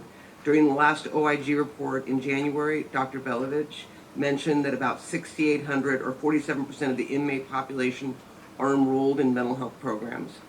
I can't imagine that number has changed significantly in the last 2 months, has it? It's pretty consistent? Or has it grown? That's correct. It's remained about the same. So you also mentioned the population of inmates classified as high observation is about 1,500, which is an increase of about 600 inmates from 4 years ago. So it's clear we have a growing population of mentally ill inmates while we are also trying to comply with provisions of our DOJ consent decree. And I fully understand that unless we reduce the population in our jails, compliance will be difficult to accomplish. But the one concern I have is, when you talk about on the health side, if someone has a health ailment, getting them a bed is probably a lot easier than it is for someone who's mentally ill. And my concern is we're releasing individuals that do have mental health issues, that we are setting them up for recidivism or endangering them and the public. I mean, I feel, because there is no place to send them. Last week, we had a discussion about the fact that we're trying to get services in Pasadena. Out of 14 contracts, only 2 have space for individuals, and the wait time is incredibly long. And so I just would caution us as a board to recognize that the individuals that we may have to release because of the fact that we can't provide mental health care may not get it out on the street as well. And so the question is, are we setting them up to be put in a position to either end up back in jail with a more hideous crime or they take their own life? And so I'd like to know your thoughts on that and how you triage. I think you're absolutely right. There's no good solution to this at this point, at this moment. I think we all agree that the solution to this is building the county's infrastructure of appropriate beds for any release we have is a difficult release because it's difficult to find appropriate beds at times and to ensure that handoff is often done correctly. So it's a challenge, and it will continue to be a challenge until we have a place for these individuals to go in the community. In terms of triaging, are you referring to triaging at intake and throughout the within those that you would determine would be better suited outside the jail because they're not getting adequate services because we don't have the ability or the people power to provide? Well, I think that there are a large number of individuals, and again, this is only my opinion, who potentially the judicial system would feel more comfortable in allowing to be released if they knew that they were going to a program and going to a place where they would receive those services. And again, I don't. I would ask of you, Commander and Captain, is when we're looking at these, if you could help us understand where, for example, a mental evaluation team would have been beneficial, because I know one of the first things I did when I was elected was increased the number of mental evaluation teams. I know we are tight on personnel, but I have to believe, for example, in some of the cases that I know in my district, that probably would have helped de-escalate the situation. I don't know if it would have stopped it, but I'm hearing that's something that a lot of my cities are also asking about that are contract cities. So I would just ask that you all keep that front and center in terms of, corrective action and things that you would ask of this board to help to address some of the shootings that have been taking place. Thank you. Thank you. Were you going to respond to that, Commander? Yes, 36 co-response teams in the Department of Mental Health. We would like to see the mental evaluation team expand, but it does come down to staffing, and unfortunately, we are at critical staffing levels right now. We would also need to partner with our partners at Department of Mental Health to see if they would be able to grow with us, because it is that co-response model. But unfortunately, at this time, we wouldn't be able to expand. Thank you. Supervisor Horvath. Thank you, Madam Chair. First, for Assistant Sheriff Loma, I couldn't help but notice that in West Hollywood there were 12 personnel complaints, which makes West Hollywood one of the highest on the list currently. So can you tell me what happens with those complaints when they come in? How do they get addressed? And does the person who files the complaint get a response from your department or from the station? How does that work? Yes, thank you. So I think you're referring to public complaints, what we refer to as Watch Commander Service Comment Reports. And the public has the opportunity anytime they wish in any of our patrol stations to file a complaint or a commendation of our personnel for their performance. So as it relates to specific complaints at a station, the process is laid out in policy that any member of the public can either come to a station, call a station, write to a station their complaint, and we will take a Watch Commander Service Comment Report. We have an obligation to respond to them to let them know that we received it. That is done by a formal letter, letting them know that we received it and that it's being reviewed. And then we have a period of about 30 days before we have to respond back to them with findings, unless there's reasons for delays that would cause more time than that for the complaint to be investigated. But there is a strict policy on timelines and then getting back to the community member who has filed that report with the outcome of that inquiry by station command staff. And that's reviewed all the way up to division, where those reviews take place, and then they are provided a letter of response or a final letter letting them know the outcome of that complaint. They're also provided with the opportunity to come to the station and engage in conflict resolution with the personnel involved if everyone is amenable to that. So that's our complaint process. So what is the time limit? Because I know that there are some times that people have felt like they haven't gotten a response. I hear you saying that there may be extenuating circumstances, but when will they expect to get a response? They should get a response, like I said, within 30 days. Immediately upon intake of that complaint at the station, if it's on the telephone, if they call in, then or in person, they'll get someone that will take do the intake of the complaint, usually the watch commander on duty. Then that complaint is sent to the operations staff and ultimately the unit commander or captain of that station, who writes a letter letting them know that the complaint has been received and is being investigated. And then we have approximately 30 days to complete it. However, it's the timing of that completion could depend on a number of factors involved that may require further investigation depending on the number of personnel involved, the number of community members that were involved, witnesses that need to be interviewed during that the investigation of that complaint. So do you keep track of complaints that remain outstanding? Like, could you provide me with that number for the West Hollywood station? How many complaints are still outstanding? Yes, we can provide you with that, absolutely, and we do keep track of that. Great. I know that there were 17 commendations, conversely, at the Malibu Lost Hills station. So, work is being recognized, and thank you for letting me know that so we can appropriately follow up. 2 questions for the OIG. First, I see that there were 7 incidents where deputies shot members of the public. And it's my understanding that there's historically been a delay in cases getting to the final point of resolution, where the DA conducts its review and makes a filing decision. Your report notes that the oldest pending case is from 2017. Does that mean the delay issue is being resolved? And do you know how many total cases are currently pending? I do not know the total number, but we could certainly find out. I wouldn't say resolved because I believe this is an endemic problem at the district attorney's office, just like overcrowding in the jails is. But I will say they have recently taken steps to try to cut down on their backlog, to go back and do aging cases and try to get them resolved.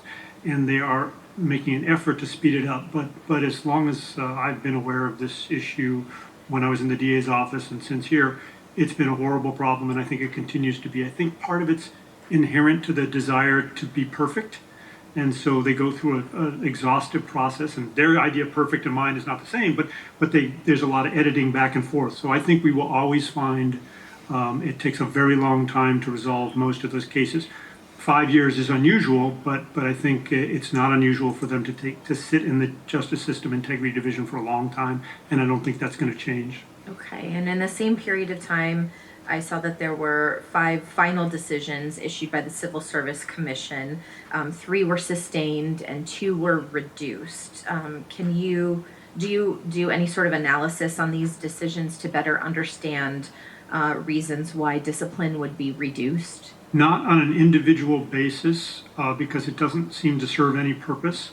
Historically, I can tell you that there have been times when the Sheriff's Department has collectively accused the Civil Service Commission of doing a poor job of reducing cases when they shouldn't. At the same time, there have been times when the Sheriff's Department, by myself amongst others, has been criticized for doing a poor job of investigating those cases.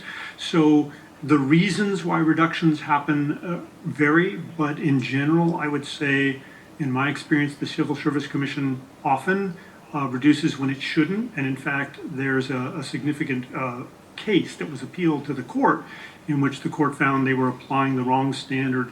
They were treating the process as a cat and mouse game between the employee and the employer. And if the employer made a mistake, then they were saying, oh, they should reduce it. And really, they should be looking at public safety. Because when a deputy engages in something such as dishonesty, I think in most cases that should be a firing offense. And too often it gets reduced for a variety of reasons at a variety of stages. We have an extensive report on that on our website. It's an ongoing problem. So I can tell you that yes, it should be a matter of concern, but it's a very difficult problem to address. As you know from LAPD and what happens there, that's a huge challenge to do it as to police, and also in the county at large. It's a difficult challenge to be fair to workers, while at the same time making sure that we hold our most important employees, the ones with badges and guns, to a higher standard. So it's a difficult thing to do. So we watch it, and when we think we can make a change or make a point, we do, but we don't on a regular basis conduct a reanalysis of what the Civil Service Commission does, or even what LASD's Internal Affairs does. Thank you.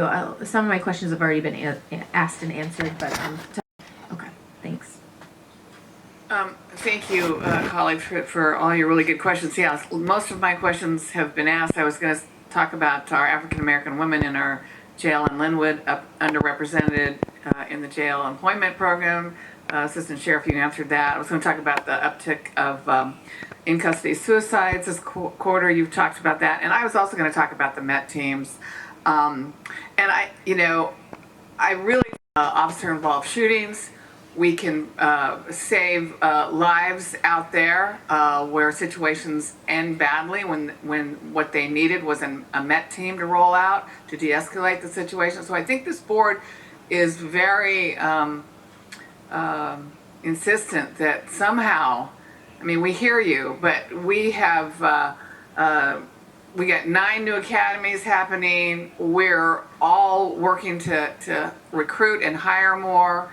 So I think it's probably not as good of an answer just to say, we can't do it because of staffing levels. You got to figure this one out. This is definitely a priority, and we believe it speaks to just the philosophy of this board. in how we are addressing and implementing our Care First policy. So you don't have to answer that, but I think your answer probably didn't satisfy anybody up here. What the one question I didn't hear get asked is that the Sheriff's Department has established an Office of Constitutional Policing. Assistant Sheriff Loma, did you want to speak to maybe the role and goals of that office? I sure can. So we are fortunate and happy to have Eileen Decker as our new division director over the Office of Constitutional Policing. She's a outstanding addition to our team, and moving forward, I think nothing but good things will come out of her office. But as I sit and say her office, Division Director Decker is currently establishing staff that she needs, and she's carefully selecting those people for those critical positions in the Office of Constitutional Policing. She's going to be focused on our consent decrees and settlement agreements, both in our jails and in the North County, the Antelope Valley consent decrees. So she is hitting the ground running, in addition to focusing on the recommendations of the Civilian Oversight Commission, or the COC, those 27 recommendations. We're taking those very seriously, and she's also working very hard to assess those and see where and what we can implement. So hopefully that answers your question. So the goal of this office would be? To provide guidance to the sheriff and to our command staff and to our department as it relates to constitutional policing and the principles of constitutional policing and where she can help us expand services and do so. Results, it did almost nothing as to reform when it was first created. Then we had the dark ages, the last 4 years, and now our new sheriff is reimagining, moving a lot of those positions into this office, which I believe will function in the way we wished it would have a long time ago. Yeah, great. Okay, thank you all for being. Can I just say one thing? Because when you talk about that, and I think what I heard the commander say is we need to talk to mental health, because they want to expand meth. But I heard that. I would rather have an answer like, yes, we're going to prioritize this, and we're going to see how we can make it work. Then Lisa Wong, if you're listening, we're prioritizing this. We want you to identify individuals to pair with deputies and give us a report back. Yeah, fine.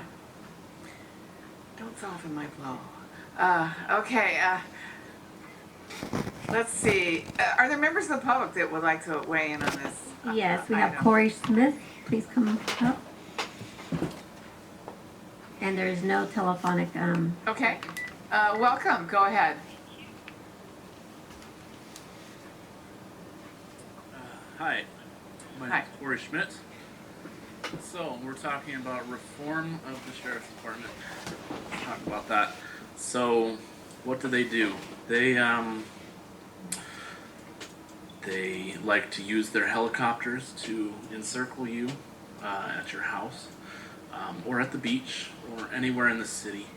They like to follow you around in their car with their sirens going, try to make you feel like a criminal.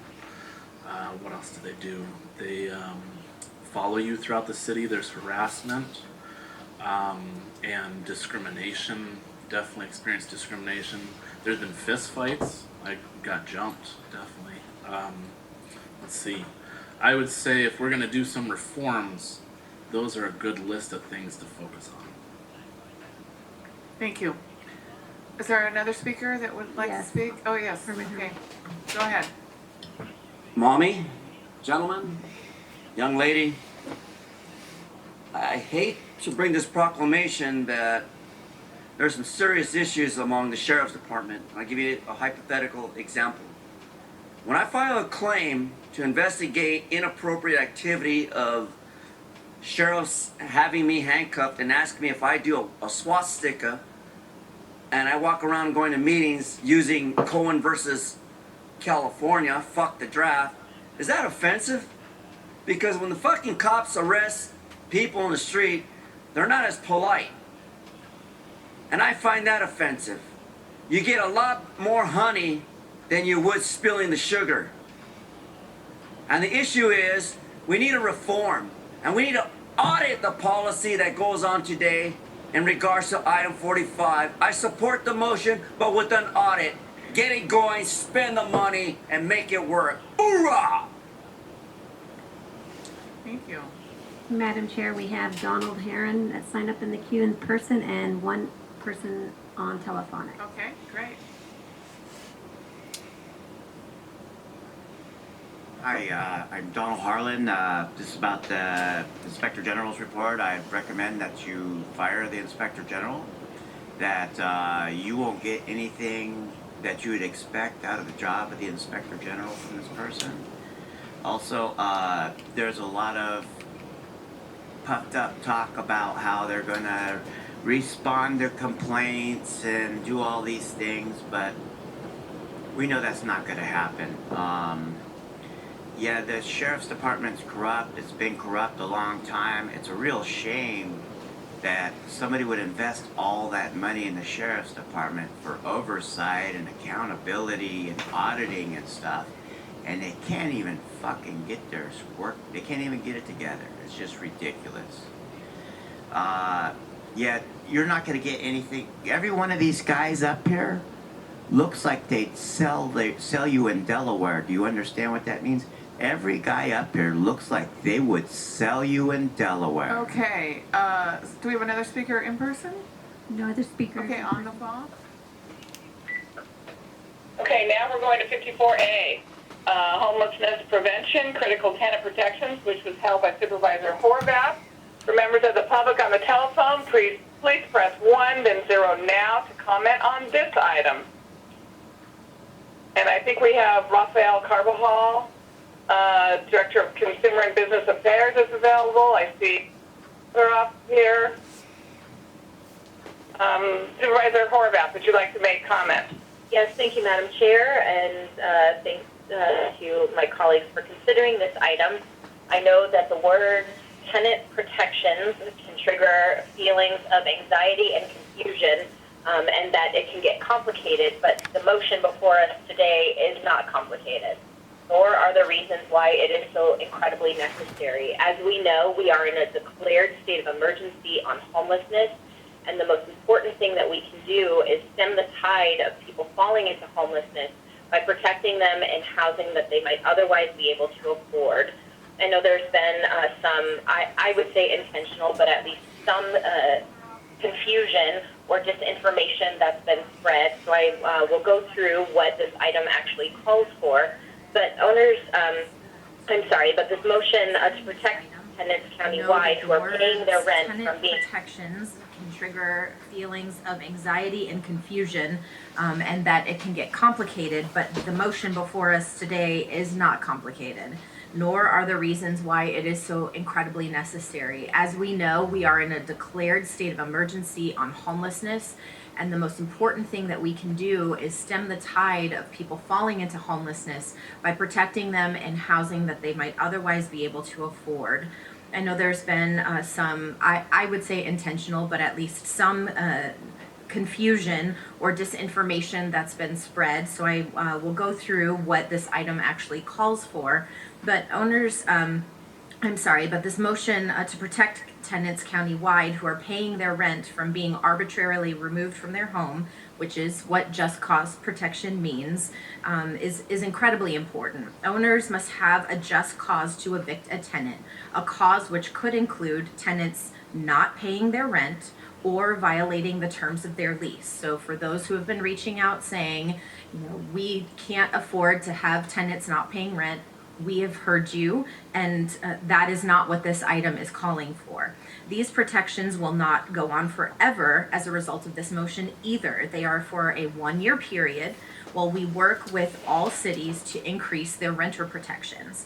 There were over 34,000 evictions filed in the county in 2022 during a time where some believed eviction protections would not allow this risk. 34,000 evictions filed in 1 year. These protections are not an eviction moratorium.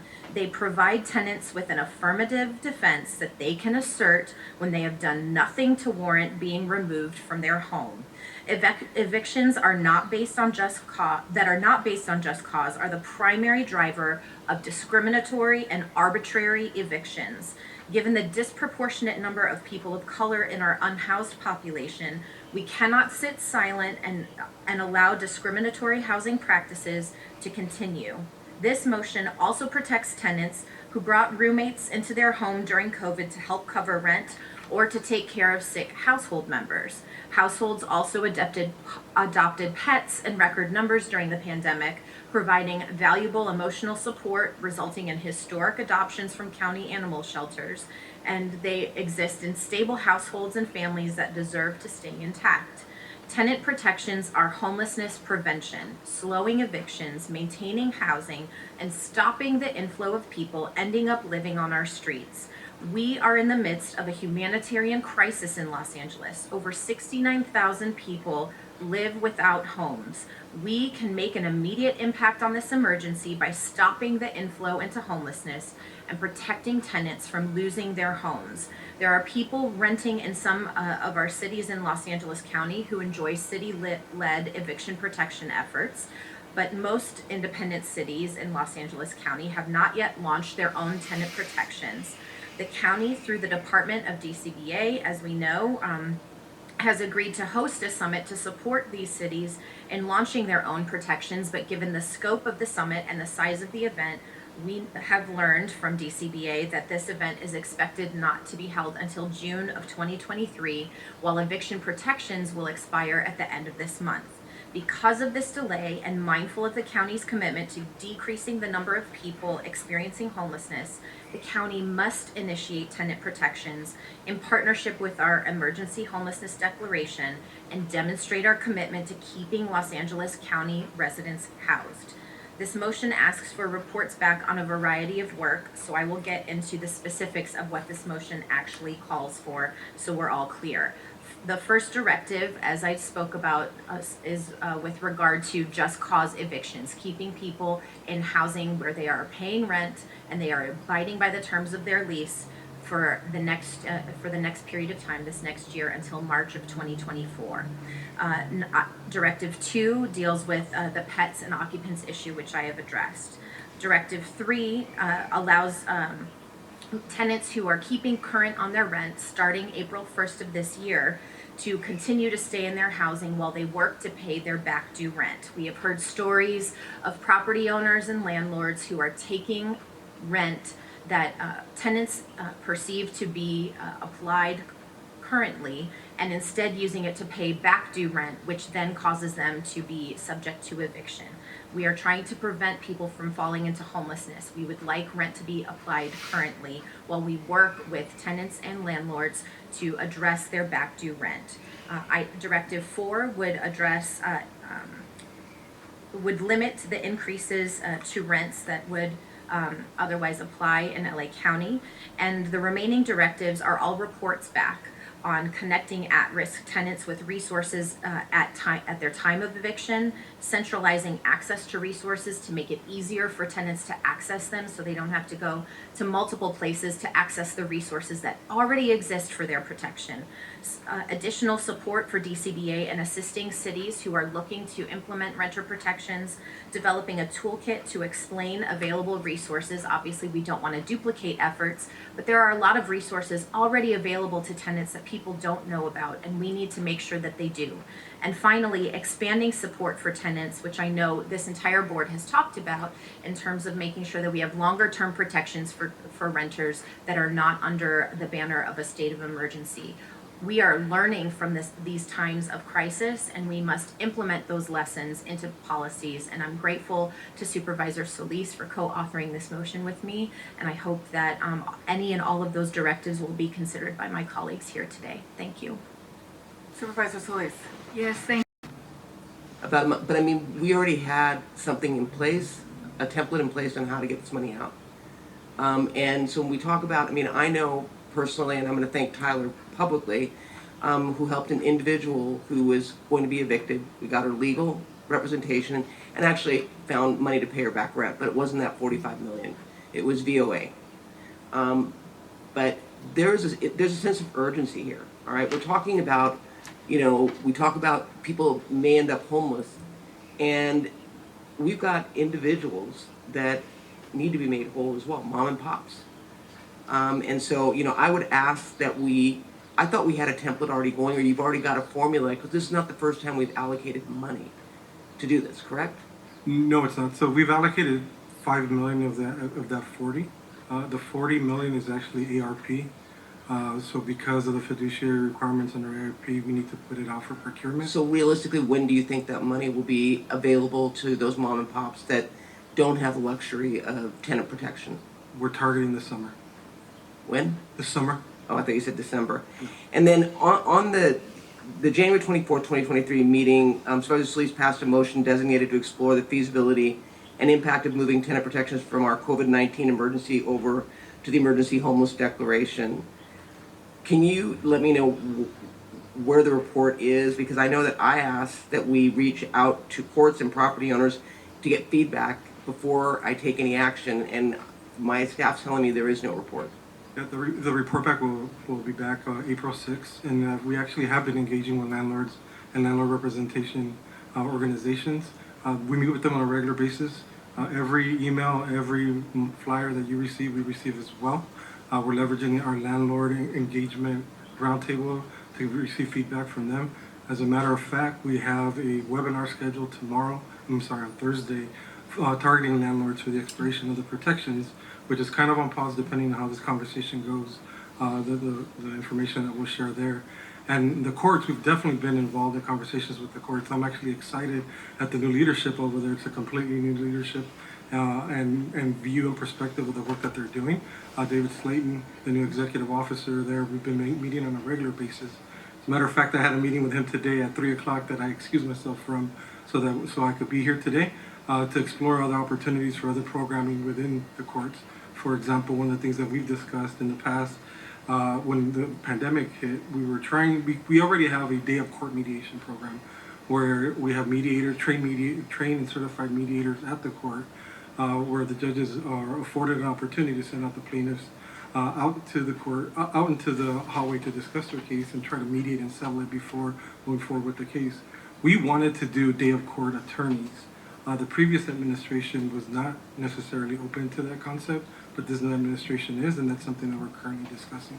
So, and thank you for that, because I did, when I talked to individuals, I felt the courts would be helpful, so I'm glad that you reached out to them. You say that the money this summer, I'm going to get back to that, I just thought of something. If someone has been, let's say that is no longer living in that unit, will the landlord be able to draw down reimbursement for the back rent, or does the individual have to be living in the unit?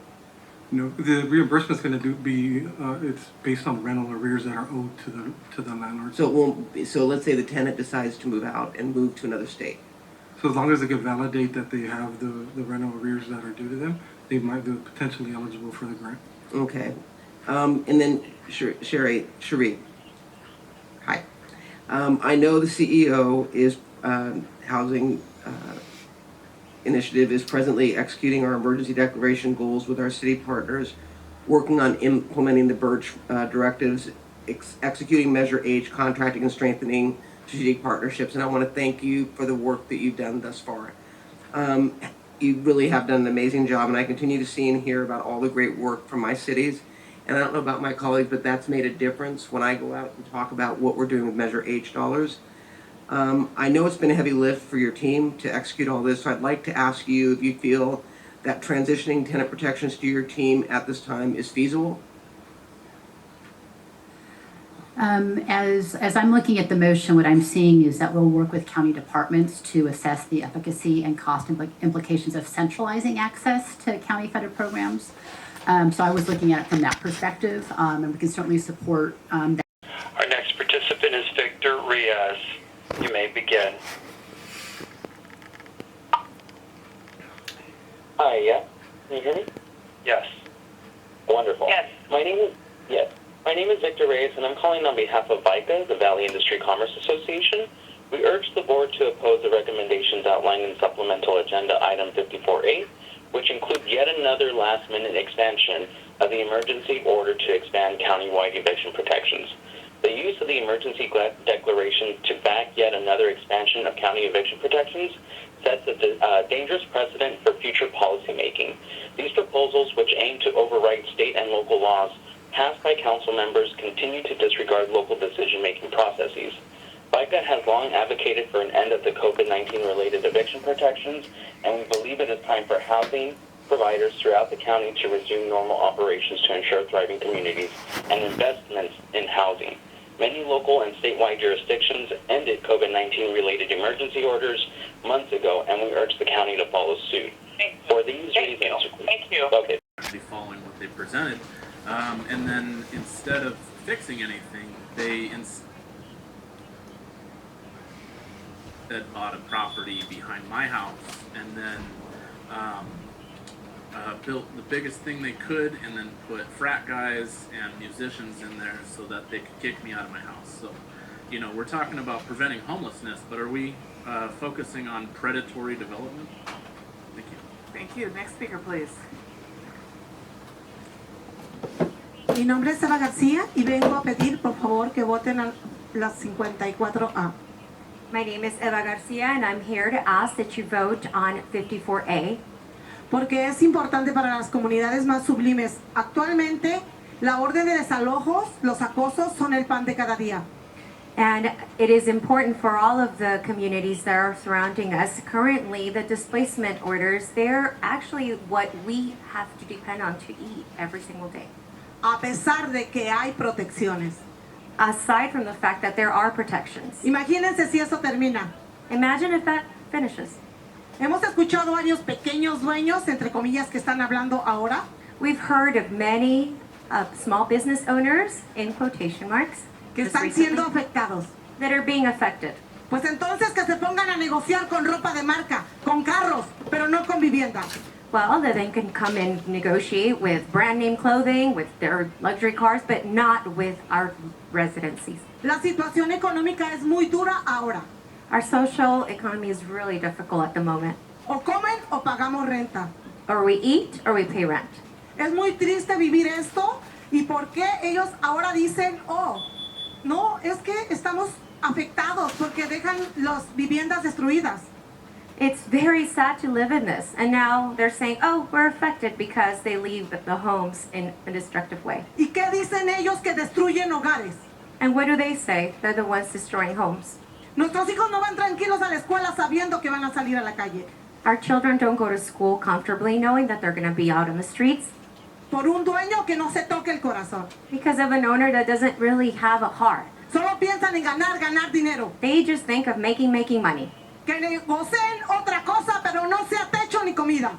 May they bargain anything else, but not food and homes. La vivienda es un derecho humano. Being in a home is a human right, and we all have that right. Thank you, gracias. Next speaker, please. Mi nombre es Rosa Magaña. Yo vengo de la ciudad de Linwood. Vivo ahí desde el 2009 hasta ahora. El propietario vendió. El nuevo dueño me está sacando. Tengo 2 nietos, mi hija. Somos solteras. Y yo necesito que así como hay protección para otras ciudades, lo debemos de tener en Linwood. Allí no hay nada de protección. My name is Rosa Magaña. I am from Linwood. I've been there since 2009 to the present. And, well, the new owner sold the property. And I have 2 children. I have a daughter. We're both single mothers. So I need that the same protections that are in other cities be applied in Linwood. Nunca le hemos debido al dueño que vendió, que yo conocí, José Salazar, nunca ni en la pandemia, gracias a Dios. Pero el problema es que el nuevo dueño quiere su propiedad. Está carísimo ahorita. Yo he andado buscando, necesita uno de $7,000, $8,000 para moverse.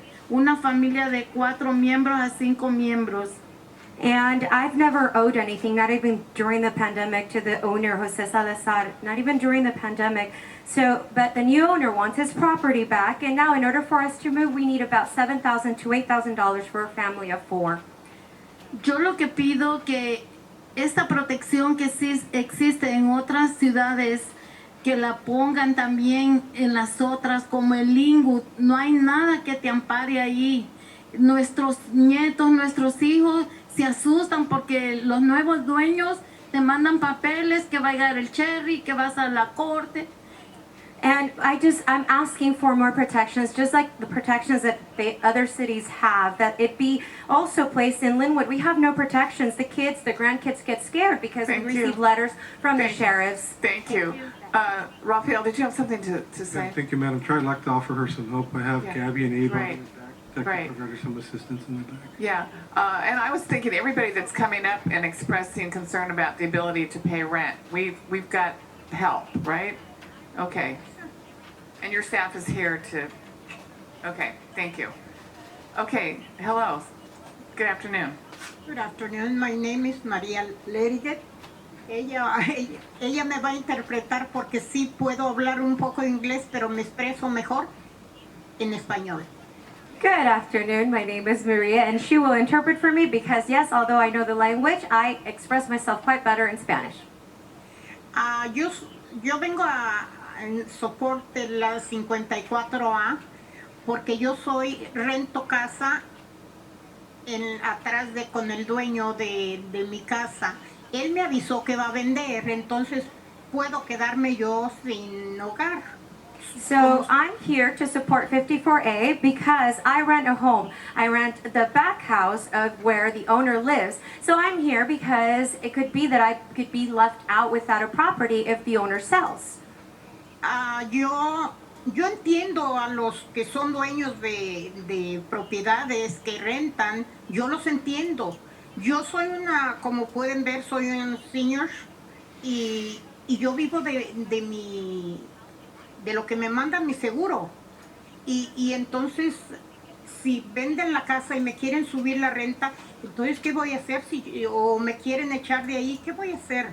So I understand the owners. I understand them. I mean, I'm a senior, but I also feel like, what if they sell the home or they raise the rent? What's going to happen with me?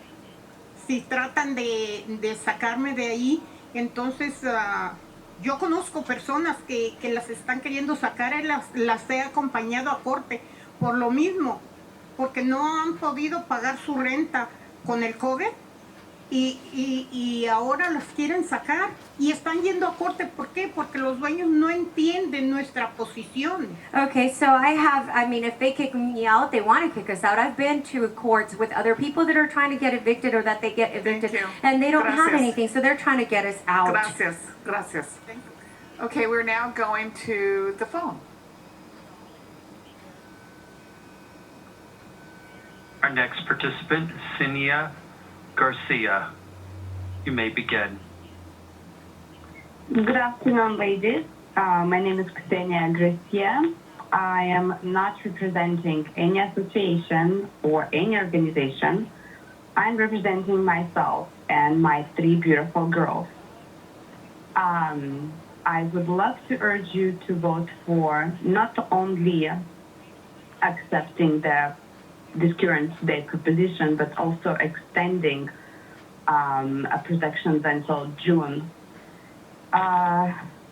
Since it is no one's fault what's happening in our world, and me being forced from a 6-figure, a very successful woman become a homestay mom with taking care of the 3 kids, being on a lockdown and putting my career away, and right now trying to get back on my feet. I'm afraid to be on the street with my 3 little girls. And I cannot even move out and rent something else because of the 3 times the rent. Thank you very much. And if you'll reach out to someone, we can try and help you. I'm not sure where you live, but you can certainly call us and we've got help for you. Okay, next speaker on the phone. Our next participant is Alicia J. Gomez. You may begin. Okay, my name is Alicia Gomez. Can you hear me? Yes. Hello? Yes. Okay. My name is Alicia Gomez. I'm a pop and mom owner. I independent property. owner and oppose eviction control code 1336503. Okay, eviction control affects me. I need my rent every month to support myself, my husband, the building, and I'm 84 years old, and I live in Social Security. The pandemic already affects me. I need one apartment to for my daughter. She's in divorce. She's going into divorce, and I'm afraid for her safety. I talked to different attorneys, and they told me there's the law, and I feel your laws are against me. Thank you. If something happens Thank to you me, very much. Your time has expired. Next speaker, please. Our next participant is Diana Prado. You may begin. Los Angeles, HACLA. So is it housing or housing authority? This has gone on and on. This is just a game of words. I've got my vaccine code. Influenza. Is it the COVID? Is it an update on the COVID? What about the other? What about the monkeypox? What about the SARS? What about the novel corona? You're just playing head games with everybody. It's a minimum wage thing. People are getting paid minimum wage. Their benefits are based on federal minimum wage. Thank you, Arnold. And their salary is based on what? Next speaker, please. Ooh, who would that be? Let me check my phone. Oh. Do we have any more speakers? Yes, we're going to telephonic. I love the Lord. What? We're going to telephonic. Let's go to the telephone. Our next participant is Vlad Polishuk. You may begin. Good afternoon, comrades. I urge you to vote no on 54A. In the background, I'll play the Soviet Union anthem so the communist Manchurian candidates amongst you will be triggered to pay attention. I stop the continuation of the eviction moratoria collectivization in whatever form, under whatever pretext. If the intent is for more affordable housing, the eviction moratoria represents a Chinese finger trap. The harder you pull, the more stuck you become. Keeping track of a constantly changing regulatory environment is a cost all in itself. Add to that the ever-increasing risks to rent collection, increased legal risks, price controls, lease covenants getting overridden with sunset dates that are moving targets, gives a whole new meaning to housing instability, or dare I say political instability. Political risk to property rights is past COVID-19 reality of investing in LA Realty in 2023. Eventually, risk gets priced. When costs go up on the producer, they get passed along to the consumer. Lost supply and demand holds, housing shortage, constant regulatory disincentive to build more, drive market rents higher. Higher barriers to entry reduce the amount of landlords, competitors, and less competition leads to lower quality and increased prices. Thank you. Prices work as no Thank you. Your time has expired. And your music too. Do we have another speaker on the phone? Yes, we do. Okay, go ahead. Our next participant is Karen Karapetian. You may begin. Yes. Pardon me, just go ahead. Yes, hello. My name is Karen Karapetian, and I'm a Los Angeles tenant. So I'm asking you to vote yes. As a father of the family, and I go through this also the eviction process. People, it's very hard to fight the landlords. They need the protection. I have been impacted by COVID, and now I have to relocate it. I just signed a deal because a lot of people, they just be impacted by COVID. I just asking to say the vote yes, please. It's a lot of people that are gonna go become the homeless. Very hard. Thank you so much. Thank you so much. Next speaker, please. Our next participant is David Cheney. You may begin. Thank you. Can you hear me? Yes. Yes. Some other stuff Okay. too. I just wanted to say, I wanted to say that I had a property where a tenant did not pay for 2.5 years and made $165,000 with Airbnb, and then she bought a house in Texas. So we have to remember that tenants have not, and I had to, eventually pay out of my own pocket while she had a state provider. Given any money from the state, it's put in a very bad position financially. I'm a retiree. I'm not the only person who's going to have to go out of business here and sell my properties to hedge funds because we can't just keep supporting people like this. And I feel like when you talk about equity, you're not talking about everybody. You're talking about only tenants. I don't hear you talking about owners at all. And I've lived here for 30 years and really helped this community, and it's very disturbing to me. Thank you. Thank you very much. You're not driving and talking. Next speaker on the phone. Our next participant is Connie Rodriguez. You may begin. Hello. Thank you for taking my call. I just want to say I am voting or would like you to vote no on the bill. The reason being is I am a landlord. The tenants that are not paying their rent are buying $45,000 SUVs. They're making bad decisions because they are not paying their rent, but I still have to pay my bills. When they buy a $45,000 Cadillac SUV, let their 15-year-old son drive it and crash it, and they still can't pay their rent. The other one took a month off of their work and went to Mexico because they have all this other money. The other one, it just goes on and on. It's just absolutely ridiculous. There's no bank giving me money. Okay, thank you very much for calling. Thank you very much for calling. Next speaker, please. Next speaker, please. Our next participant is Matthew Sullivan. You may begin. Please do not pass item 54A. I own a small residential complex in Long Beach. Half of my tenants' rents are below market rent value.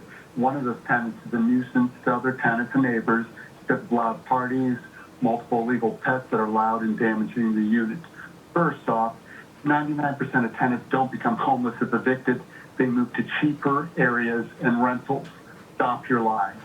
Don't interfere with my right to enforce a private contract between private individuals. I should be able to evict a tenant for back owed rent in violation of a rental contract. If I don't, my good and rent-paying tenants may move out. I didn't buy a complex within the city of LA because the rent control there makes it very difficult to raise rents, market value, manage, or evict tenants. If you make all of LA County rent control, it reduces property value and makes it less desirable to buyers and lenders. No one has the right to live in someone else's property if they can't afford it. The social assistance takes away a landlord's incentive and ability. Thank you for your call. Next speaker, please. Our next participant is Ever Huckabee. You may begin. Yes, thank you for taking my call. This is Everett Huckabee. I'm a small property owner, a member of the Apartment Loan Association, and I urge you to vote no on this measure. And I also want to say Incorporated Cities now to extend emergency just cause protections countywide until March 34, 2024. Thank you for this, and thank you for the motion of Supervisors for that and Solis. Thank you. Next speaker, please. Our next participant is David Potter. You may begin. We need tenant protections. Let's be fair, we also need housing provider protections. Supervisor Solis drastically underestimates the impact the moratorium has had on housing providers. She refers to us as landlords. We are housing providers. We are on the same team as the county by providing safe housing. Supervisor Horvath and Solis have taken an emergency COVID eviction moratorium and politicized it into a homeless issue. COVID has absolutely nothing to do with homelessness. With the COVID eviction moratorium, the county is attempting to hold housing providers responsible for the homeless situation in Los Angeles, which is totally irrational. 65% of all rental units in Los Angeles County are owned by single owners that only own one unit. Measure H, the $3.55 billion fund that has been in effect for 6 years, use those funds appropriately, please. The homeless situation has only increased dramatically since eviction moratorium, which is clearly an indication the eviction moratorium is ineffective. Los Angeles County has a huge housing shortage and desperately needs additional units created. The developers just won't come to Los Angeles County with these crazy laws and more. Thank you. Your time has expired. Next speaker, please. Our next participant is Nell Bailey. You may begin. Yes, good evening. Good evening to you all. I come to you as a community activist and a proud member of District 2. We all know that we're all aware that unhoused families often have children. I mention this because how will this agenda item coupled with Measure H be addressed by the Department of Youth Development? We know that some youth engage in activities criminal in nature, whether malum se or malum prohibita. A lot of these actions are done out of survival and necessity. As a homeowner, as a landlord, and as a former renter, I understand both sides of the argument. Item 54 has the potential to actually increase the amount of youth offenders, and I'm not sure if the Department of Youth Development is prepared for that and the parameters set for it. So whatever is decided, I just ask that you keep both sides in mind and listen and just receive what's being said today. Thank you. Thank you for your call. Thank you for your call. Next speaker, please. Our next participant is Jesse Flores. You may begin. Hi, my name is Jesse. I'm a tenant in Norwalk and member of the resident-led group Norwalk Meet Us. I urge this board to vote yes for Just Cause countywide. I grew up in Norwalk and hope to stay here long-term in my life.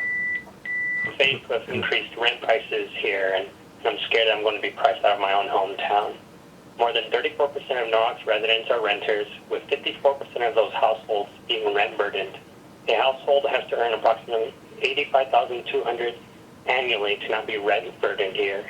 Families are financially strained. Friends, senior with fixed incomes, and other working-class families want the reassurance that we won't be evicted and end up homeless due to no cost. Thank you. Thank you. Next speaker, please. Our next participant is Kenny Lim. You may begin.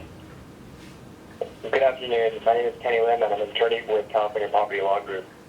We're not necessarily for or against item 54A, but we're really concerned more about the language of the resolution. Eventually, no fault or just cause protections within the LA County's chapters are very limiting. They don't really will or CCP 1161A cases. If the board is to pass this, essentially I would really urge the board to really revisit what that list entails of what just cause is, because sometimes it's way too inclusive and it will hurt landlords or people who are renting out to their sister or their brother or their son or something. So essentially, if the board is looking to pass this, we really would urge that the board would revisit what just cause is. And in the event that they don't pass this, again, we feel very strongly that acceptability to the law is more important than the substantive law. Currently, there are many protections in place for tenants, and accessibility is the problem more than anything else. Thank you. Thank you very much. Next speaker, please. Our next participant is Alessandra Valdez. Please go ahead. Hello, my name is Alessandra Valdez, and I'm a tenant in the city of Burbank. I urge our Board of Supervisors to vote in support of 54A.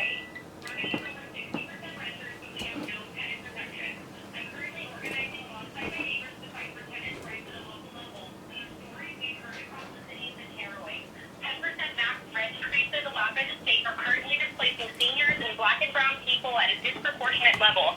I'd like to urge our Board of Supervisors to really consider the power imbalance between tenants and landlords. We do not own the land we live on, and if we're priced out of our homes, tenants are the ones who need to find an entirely new place to live. We're the ones who have to live with the fear of losing our housing, not property managers and not property owners. Tenant protections will simply level the playing field and make the housing market fair for everyone, including mom-and-pop landlords. Please vote in support of urge to vote no on 54A. As a property owner, going back to the issue with adding pets, we're talking about people versus pets. You know, we should be more concerned about putting people out on the street and not the pets. It makes no sense. That's a big concern. In terms of costs going up, that continues to happen, but there's no protection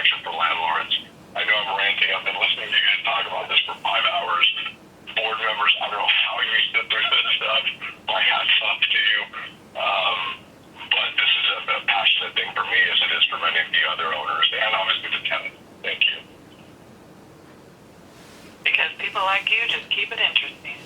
Okay, next speaker, please. Our next participant is Mr. Lewis. You may begin. Thank you. I want you to vote no on 54A. I am a landlord in LA County and a member of the Apartment Association of California Southern Cities. I cannot thrive with such rules imposed upon landlords. And a tenant can easily move to another location. A landlord can't pick the business up, the business structure and move that. Like hotels, hotel guests, tenants are guests. And if they are unconducive to the building, then they should leave. And they do have 30 to 60 days to do so. That's it. Thank you. No. Next speaker, please. Our next participant is Diana Beard Williams. You may begin. Thank you. Thank you. Next speaker, please. Our next participant is Jesse Torres. You may begin.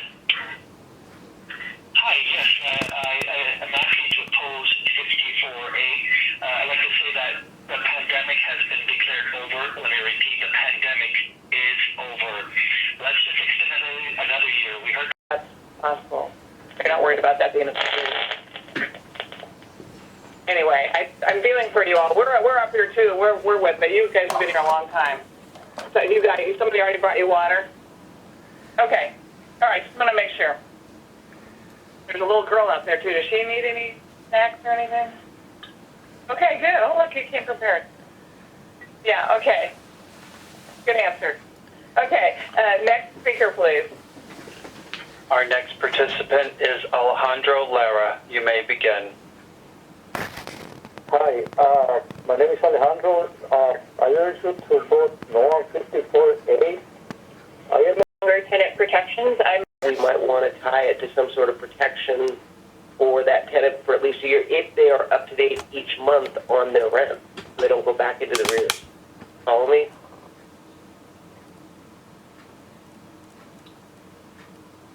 Let's see,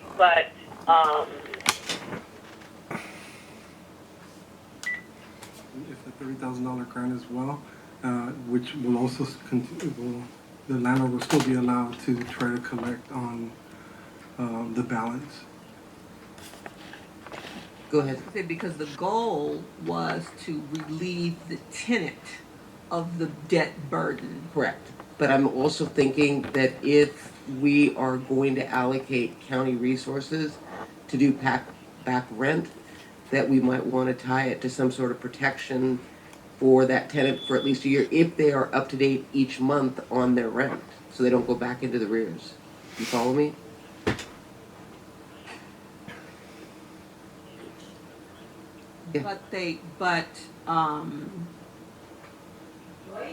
Yeah. They can't. There is no protection for non-payment of rent now.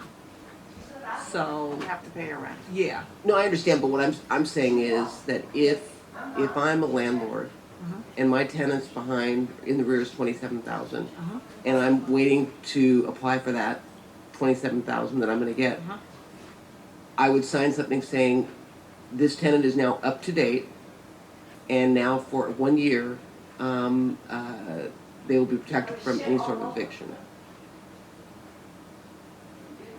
What? Maybe we don't have That it. You're doesn't saying exist. No, I know. you'd like to- I'm thinking out loud. When I listen, I mean, I am sympathetic to the issues, but I'm trying to play both sides. And I'm not going to do it today. I'm just thinking out loud, and I wanted to get a clarification. I know that we have done it before, because I am sensitive to the tenants, but I'm also sensitive to the landlords, and I feel as though there's got to be a balance as it relates to how we move this forward. And my other question is the money only for unincorporated or is it for countywide? No, it's county. Countywide. Okay. I apologize, except for City of LA. Okay. I mean, I'm not for a vote today. I was just thinking out loud, and I wanted to get. Maybe that could be part of the report back, and that we could look at. Why don't we could add that as part of the report back directives to explore that. And if I may, I know that there were very many property owners or representatives of property owners who were asking for support and relief, and I want to be once again reiterate and be extremely clear no fault evictions, just cause evictions, what we're talking about is people still have to pay their rent. They still have to abide by the terms of their lease. Because of Ellis, because of state law, there are what's called no fault evictions. And these are people who are paying their rent, who are adhering to every single term of their lease, who have not brought new people into their units, who have not brought pets into their units, but people who are paying their rent and who may even be current. We're just asking for them to be protected while we stem the tide of this crisis. And I understand that, but I also understand that there were individuals that testified that they are going to be evicted if we do not do this. And my question is, if they are in the rears and this money is used to bring them up to where they need to be, then maybe that would be an opportunity for us to stay off evictions based on the fact that the landlord's made whole and the tenant is protected for a year. And I know the no fault, I know all that, but I'm thinking for those that have testified that if we lift this, they're going to be evicted. I would assume that some they're going to be evicted because they are in the rears on the rent. Well, part of that is why we had Directive 3. We've been hearing from tenants who are now paying their rent currently. They believe they're staying current, but their landlords are taking their rent and applying it to back due rent, which puts them at risk of being evicted. So this directive would say that a year from the end of March, when we lift the COVID restrictions, very clear, no more COVID protections. When we would lift those at the end of this month, Right. to March of next year, that Directive 1 is saying people get to stay if they're paying their rent and following the terms of their lease. Directive 3 says if they start paying rent current as of April 1st, then they have a year to pay back that rent, so they can't be evicted for holding that debt. So we wouldn't have to decide what you're indicating today. We could have time to figure that piece out if we pass Directive 3 today. But there are those, and I hear what you're saying, but there are those that are not going to be able to pay back their back rent in a year. They're making minimum wage and are barely able to pay the rent right now. So to Supervisor Mitchell's point, when we had discussed last time, we're putting them further in debt. And at what point do you try to solve the back rent and start fresh, but also protect them from being evicted in situations where, quite frankly, the landlord is just trying to recoup the cost. And if they're willing to get the back rent, but also and be made whole, but also keep that tenant in the unit, then that addresses some of the concerns that I've heard. Well, like I said, if you want to, we can ask. Well, I mean, and I'm not going to do it today because Right. it's got to be flush. I mean, I kind of, that's been my frustration. And again, Supervisor Horvath, I appreciate and I love the fact that, when we talk about this, I understand why. It's the how that I'm having a problem with. And I think my frustration is that rather than look at this holistically, it was, we're going to do it one more time, and now we need one more year. And I feel like we'll keep kicking the can when we have an opportunity to work with the courts, to work with both sides, to come up with something that's going to be a tenant protection that is not going to be an eviction moratorium per se. It's actually going to be something that addresses some of the shortfalls or shortcomings of the current laws on the books. But the how isn't a moratorium. People still have to pay their rent. They still have to abide by the terms of their lease, and they would have up to 1 year, which would be the reason why we're asking for that 1 year on Directive 1, is because people have up to a year to pay back their rent. So that gives people the time to know that as long as they're keeping current on their rent, and they have to figure out in this next year. And I'm hearing you that there will be people who in March 2024 will still have an unpaid debt that they have to figure out. I'm very clear about that. These protections today do not address a year from now that problem. We still have to figure that out. These protections today address the fact that we are coming to the end of the COVID moratorium in just a couple of weeks. There will be people who will be at risk. We are trying to offer additional protections.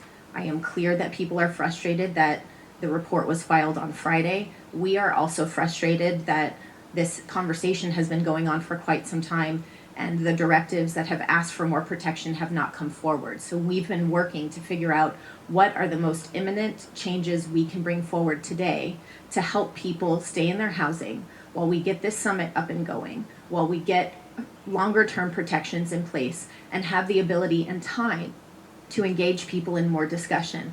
This, based on what you identified with regard to state law already on the books, just make sure that those loopholes, that 650,000 people or more are protected for a year. It's already state law, so it's not, it's what we're protecting are the people who fall through the cracks, because they are then going to fall into the pipeline of homelessness, and we will have to pay for them on that side. And for my part, I would prefer that we keep people in housing that they're already in and not have to deal with them on that side of things and force people into homelessness to be willing to pay to help them. And I agree with you on that. And I'm prepared to support the report backs in 30 days. But I'm just not there on the action today, but I am there on the report backs. And again, pushing you, Rafael, to bring something to us that we can discuss and bifurcate into what's state action and what is within our own purview at the county level to do. Because I know some of the recommendations are going to be state legislation, correct? Yes. And actually, we had a big win today on state legislation. Our AB 875 county-sponsored bill passed in consent to the Assembly Judiciary Committee. So we're hoping that the momentum keeps there and we continue to push that.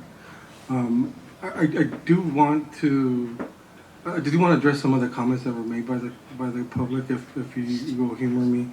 In particular, not for me, but for my staff who are listening, for my staff that are here.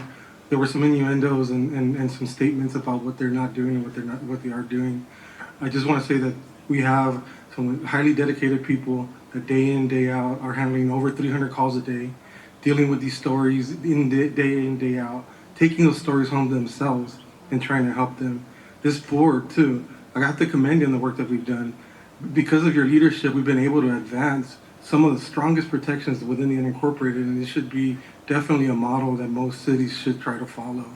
To our partners, the Keep LA House Coalition, they have 9 recommended policies that they're pushing through in their Tenant Bill of Rights. 6 of those, this board has already implemented. 3 of them are partially implemented, and we're well underway into enhancing and advancing those. So there is work being done here, and I want my team to be recognized that are listening. Also, earlier, our RD partners nicely pointed out that my budget before ARP was $17 million. I want to let my partners know in the State House Coalition that $25 million a year are being pumped into our State House LA program. That's bigger than my departmental budget. So there is a commitment to the work here, and I just want that to be recognized for my staff that are listening. Thank you. Well, colleagues, we are called to make the tough decisions. That's why we're in these positions. And for me, this is a familiar position that we've been in before, one where we're days away from the planned ending of our countywide emergency tenant protections. And we have in front of us a last-minute motion to, I know you don't like to use the word extend, but to put in place more emergency protections. And, time and again, I have voted to extend these protections every single time over the strong objections of many of my mom and pop landlords, and we heard overwhelmingly from them. And by the way, thank you for everybody that came down and testified. And I think today we had a good mix of tenants and landlords, both here and both on the phone, who wanted to express their side of the story. And that's what housing is. It's an equation. We have the tenants and we have the landlords, and you really can't have one without the other. The landlords need their tenants, the tenants need their landlords. And we've got to work to bring both sides together and do a decision that makes sense for everybody. When we put the original moratorium in place, eviction moratorium, we were in a crisis that demanded it. At the height of the pandemic, unemployment had skyrocketed, and going to work was a literal threat to people's lives and health. We made the unprecedented decision to impose a county-wide eviction moratorium onto all the cities in the county. because the unprecedented crisis created by the pandemic warranted that. But that part of the crisis ended. Businesses have reopened. Unemployment is at the lowest it has been in decades. And last year, we paired our emergency order to more limited tenant protections, but continue to impose those on all 88 cities in the county. I supported those because we talked about it being a reasonable off-ramp. It gave tenants time to prepare for the end of our emergency protections and gave our cities the time they needed to put in place their own permanent tenant protections. And going into that January 24th meeting, I was fully prepared to vote no on the proposal to do another extension of tenant protections. But I heard from some of my cities who said they needed more time to put permanent tenant protections in place. So I agreed to your proposal, Supervisor Horvath, to extend these protections through the end of March. We've now more than 3 years into having these emergency tenant protections county-wide. We've extended them time and time again, and there has been time for our cities to put in place their own protections. And I just feel at this point, I feel like, for me anyway, I can't speak for anybody else, it feels like an overreach right now to impose these on the incorporated cities. We have put tenant protections in our unincorporated areas of the counties. That's where we always have authority, but emergency situations do give us authority to go into other cities and tell them what to do. But I think if there's elected officials at the city level, and I got some letters from some of them that still want more time to put in their own tenant protections, I'm urging you to act now. If you need more time to consider what your permanent protections will be, I urge you to put in place temporary ones while you do that work. And I think you could model your temporary protections off the motion that we're looking at right now that's in front of us. And if there's a city, I'm going to say this out loud, if there's a city in my district, one of the 32 cities in my district, that wants to put in place tenant protections, my staff, I know Raphael, your staff, we stand ready to work with you to help you write these tenant protections. You could start putting them in at your next council meeting. I do think, though, the county has a role to play in helping tenants who cannot pay their rent. And as Supervisor Solis, this keeps her up at night. Those who are in fear of not being able to pay their rent. Whether you live in unincorporated or you live in one of the cities, we have a role in helping you. Our board recently allocated an additional $45 million for rental assistance. Stay Housed LA currently offers up to $12,000 in rental assistance to tenants in need, and up to $20,000 for tenants living in unincorporated areas. So we have to do a better job of helping people who need our help. But at this time, I think it's time for the cities in the county to step up. They're always talking about local control. Well, this is a local control issue for all of our cities. Step up, help the tenants in your cities. But at this time, I feel like I need to keep my word that I have said publicly, that this was the last time that I was going to do it. And so I think the arguments in favor of this made a lot of sense last year, but I think we're in a very different situation right now, and I think our policy needs to reflect that. So without further ado, this motion is before us. Thank you again for everyone staying and engaging with us. 54A is before us. I heard perhaps, Madam Chair, if you will, a willingness perhaps to bifurcate some parts of the motion. Yes, you're correct.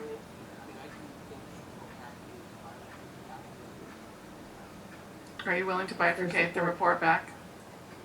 Is there support? It's the second part. It's directive Okay. 5 through 9. Yeah. Yeah, we are I'm doing sure some. we're doing some of that. We are doing some of that anyway, but we can bifurcate. So it's instructed the Director of Consumer and Business Affairs to take the following actions and report back to the board in writing in 30 days. Is that what you want to bifurcate? Okay. If that's all there's support for, I mean, I'm looking to see, I heard from the chair, there wasn't support for this motion. I'm not sure about where you are on any of that.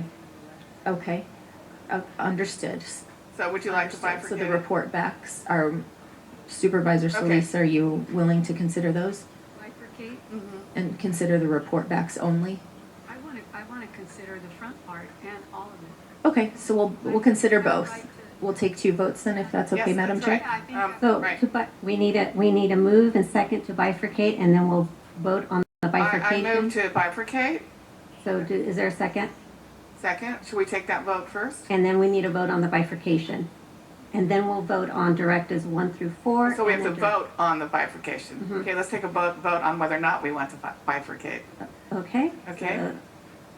To bifurcate, Supervisor Solis. Aye. Supervisor Solis, aye. Supervisor Mitchell. Aye. Supervisor Mitchell, aye. Supervisor Horvath. Aye. Supervisor Horvath, aye. Supervisor Barger. Aye. Supervisor Barger, aye. Supervisor Hahn. Aye. Supervisor Hahn, aye. Motion carries 5-0 to bifurcate.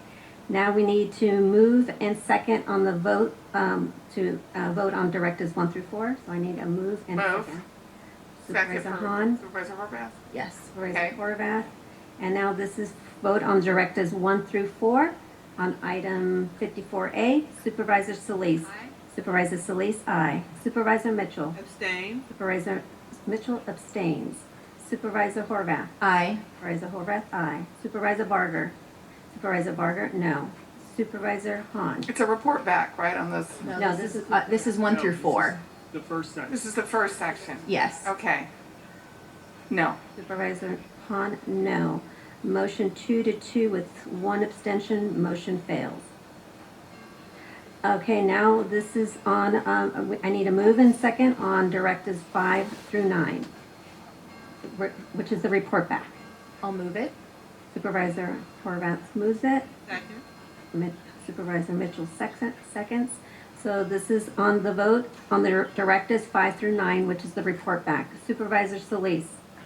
Aye. Supervisor Solis, aye. Supervisor Mitchell. Aye. Supervisor Mitchell, aye. Supervisor Horvath. Aye. Supervisor Horvath, aye. Supervisor Barger. Aye. Supervisor Barger, aye. Supervisor Hahn. Aye. Supervisor Hahn, aye. Motion carries 5-0 on the report back. Thank you Now- to my now colleagues you- for that discussion. Thank you very Yes, much. it was very good. Now, somebody's going to have to figure out how to communicate to everybody, because I'm pretty sure everybody that just heard that vote has no idea what we just did. But just want to make sure we did that properly. Thank you. Okay. At this time, it would be appropriate to hear from supervisors on items not on the posted agenda or be presented or referred to staff or placed on future agendas. Supervisor Mitchell, it's my understanding that you have a special. Ma'am, I do. Thank you very much. Colleagues, I have a written motion co-sponsored with Supervisor. It is as follows, colleagues. We therefore move that the Board of Supervisors direct the Director of the Department of Public Social Services in coordination with the Director of the Department of Health Services to report back via presentation to the Board on Tuesday, April 4th, 2023, on plans to implement the Medi-Cal redetermination process in a manner that collaborates with community partners and, as much as possible, minimizes any unnecessary disruption to health benefits and services. Appreciate your support. Thank you. Let me get this straight. So, yes, Supervisor Solis. Yes, as her co-author? Oh, sorry, I didn't know you were calling. Yeah, go. I mean, so we can vote on this. Right, we're going to vote on this after public comment on the remaining items. So do you want to say something? Just briefly, I support the motion now. Okay, thank you. We have now become a member of LA Care. We've had this discussion and you've been carrying motions too. Today, the governor of Arkansas approved a monument dedicated to aborted fetuses. Anti-abortion activists have seized upon the Dobbs decision to introduce draconian legislation across the country and used our courts to further their agenda, leaving legal and medical chaos in its wake. Women in states with abortion bans are nearly 3 times more likely to die during pregnancy, childbirth, or soon after giving birth. Think about that statistic. Right now, 24.5 million women of reproductive age are living in states with abortion bans. If FDA approval of mifepristone is revoked, 64.5 million women of reproductive age in the U.S. would lose access to medication abortion care, an exponential increase in harm overnight. This doesn't include people who can get pregnant but do not identify as women. Factoring in that population, the number of people harmed is even higher. The most consequential and far-reaching of cases is Alliance for Hippocratic Medicine versus the U.S. Food and Drug Administration, a case in the U.S. District Court challenging the FDA's approval of mifepristone, one of the two medications typically used to provide medication abortion, the most common form of abortion in the nation. The judge could grant an emergency injunction that would force the FDA to withdraw its approval of mifepristone, which would pull it off the market and, in effect, ban it nationwide. This motion reaffirms not only in LA and not in LA and not on Los Angeles County's watch. We must continue to protect reproductive rights, to ensure access to necessary medical care, and being a refuge of reproductive access and justice for all. Last January, the board approved a motion by Supervisor Mitchell and my predecessor, Supervisor Kuehl, to ensure safe access to reproductive care for all, resulting in the Los Angeles County Abortion Safe Haven Project. The county worked with numerous community-based partner organizations and academic experts to plan for expanding and increasing access to abortion care and other reproductive health care. The Abortion Safe Haven Project is a network of county agencies, nonprofit, academic, and business partners, reproductive health, rights, and justice advocates, and healthcare providers committed to ensuring safe access to reproductive care for all, and to send the message that Los Angeles County stands in absolute contrast to sexist, bigoted, and harm-inducing states in this country who are actively harming women. Today, I am submitting a motion to do the following. 1, instruct the Chief Executive Officer, the Directors of the Department of Health Services and Department of Public Health and County Council to report back at the April 4th, 2023 meeting on the status of the county's Abortion Safe Haven Project, including clarification on the status of mifepristone. And 2, to request the Sheriff's Department and the District Attorney to report back at the April 4th, 2023 board meeting on plans to address the court ruling, including efforts to ensure access to abortion, including abortion medication, without the fear of enforcement and prosecution for those that seek out and provide those services. We will send a loud, clear message to the nation. Abortion care in Los Angeles County is available to pregnant people of any age, regardless of immigration status or where you live. We are here for you, and we will continue to fight for women's rights locally and across the nation. Thank you very much. Thank you. And that motion will also be voted on after public comment. Okay. Okay, are there any other specials? Okay, then we will now hear. Okay.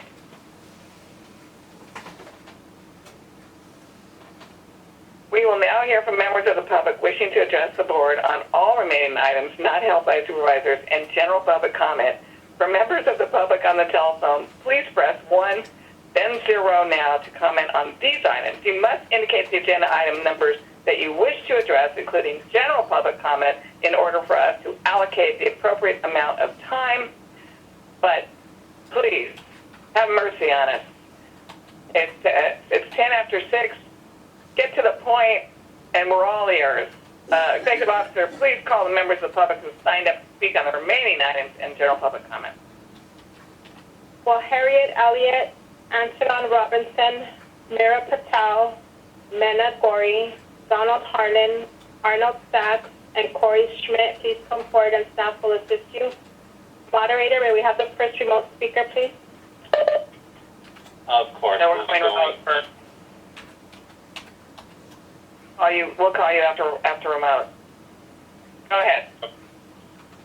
Our first one will be Soda Quinoas. Please go ahead.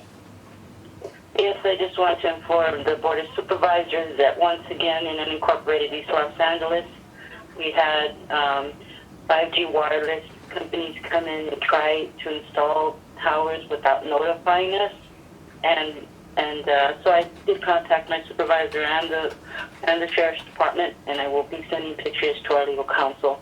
Your body voted that they had to notify us, and they didn't notify us. When we approached them and we asked them for the notices, they didn't have them.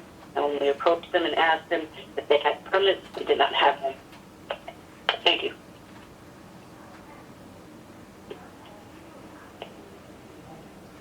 Next speaker, please. Next, we will go to Joe Abaquin. Please go ahead. Good evening. My name is Joy Abakin. I'm the Quality of Life Prosecutor for the City of Redondo Beach, and I'm here to speak in favor of item number 7 and general comments. I am speaking on behalf of Redondo Beach City Attorney Michael Webb, who has just flown in from Sacramento, having just testified in front of the Assembly Judiciary Committee in support of Assembly Bill 67, which just passed this morning. Assembly Bill 67 would establish the Homeless Courts pilot program similar to the Homeless Court in Redondo Beach. It is a program set up for those individuals suffering homelessness who have committed crimes. Our program is focused at bringing the justice system to the community in a very supportive, non-threatening way to an area where the unhoused individuals are already spending their time. The goal is to set those individuals up for success by removing the obstacles that prevent them from becoming housed and ultimately get the cases dismissed upon getting permanently housed. We have a 79% average attendance rate, with some sessions at 100% attendance, for a population that usually fails to appear for their court appearances. Our city has seen a 44% decrease in homelessness from 2020 to 2022, in large part due to our homeless court, as well as our pallet shelter and other supporting programs. It works because of the partnership with the LA County Superior Court, the public defender, the alternate public defender, Department of Mental Health, the Sheriff's Office, and multiple service providers from various programs. Supervisors Hahn and Mitchell have been great supporters of our homeless court. This program has expanded to other areas of LA, such as Long Beach, Torrance, and Hermosa Beach. AB 67 would provide a framework and funding that could potentially be even more successful, which is why we are in support of Supervisor Hahn's motion to sponsor AB 67. Thank you. And next, we will go to Diana Beard-Williams. Please go ahead. Yes, I would just like to make a couple of comments. I would like to introduce to this board and to the Antelope Valley residents that we are forming an organization, or have formed it, called the Taste of Justice Antelope Valley. And our goal is to explore a class action lawsuit against Kaiser Foundation Health Plan and Kaiser Permanente for delivering substandard services, equipment, appointment times across the board in the Antelope Valley, which people up here, in terms of our leaders, are ignoring. Since 1997, I have been a Kaiser advocate, and I maintain a good relationship with many Kaiser staff, and I was the consultant. In 1997, the Kaiser Foundation Health Plan put $50,000 on the table and had me change the zoning in Palmdale on 47th and S because they could not get it past the Planning Commission. So I am their advocate, but they are wrong what they're doing now. Thank you. Speaker, please. Next, we will go to Fran Sarasat. Please go ahead.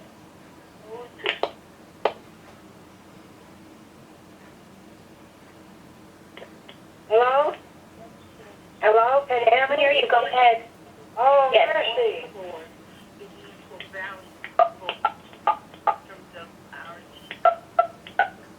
We can hear you. Okay, your line is open. Please. There are currently no others in the queue at this time, Madam Chair. Thank you. We'll go to speak. You are in queue. Go ahead. I'm worried about this man rolling his eyes. And so please don't do that and distract from what I'm talking about. Thank you. I'm talking about mind reading radar. Okay, something that police I'm sure you read in the LA Times that the police are funding privately. They don't get enough money, and you're not knowing what they're funding for. Okay. Well, I met a man named Harry Neese, Neese, who has a Facebook account, and he's a low-level criminal. And he said he thinks the reason the police are coming, it's a nonviolent offender, right? Stay out of jail.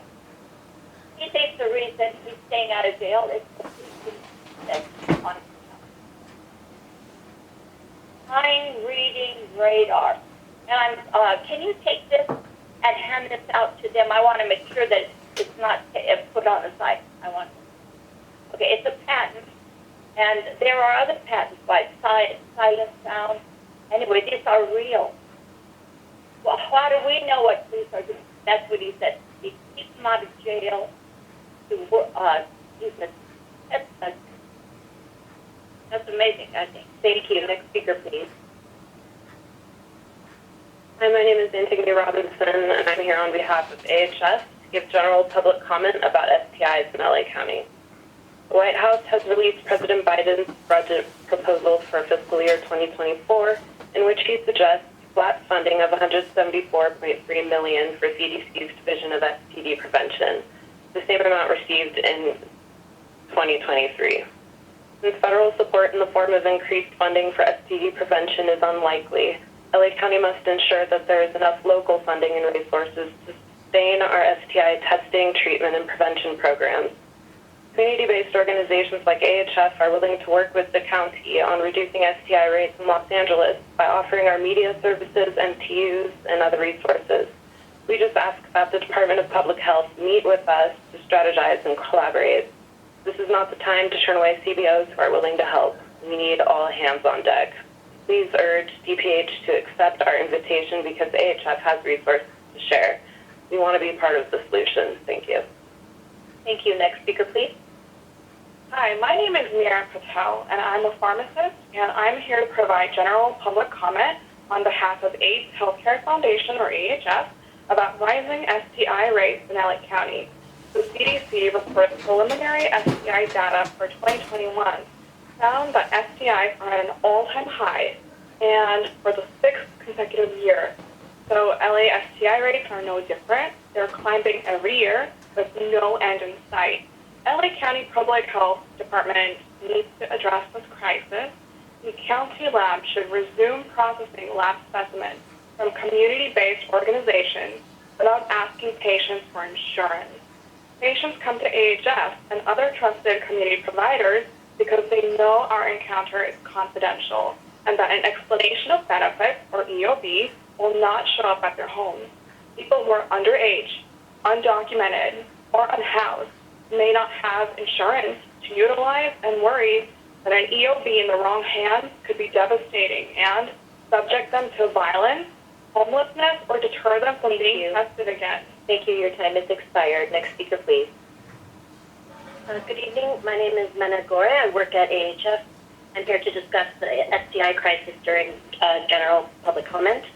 The most recent STD report back presented by the LA County Department of Public Health to the HIV and STI providers highlighted the additional federal funding that LA County acquired for fighting STIs. It's long overdue. Now that the funding is incoming, there must be a defined path to maximize the funding.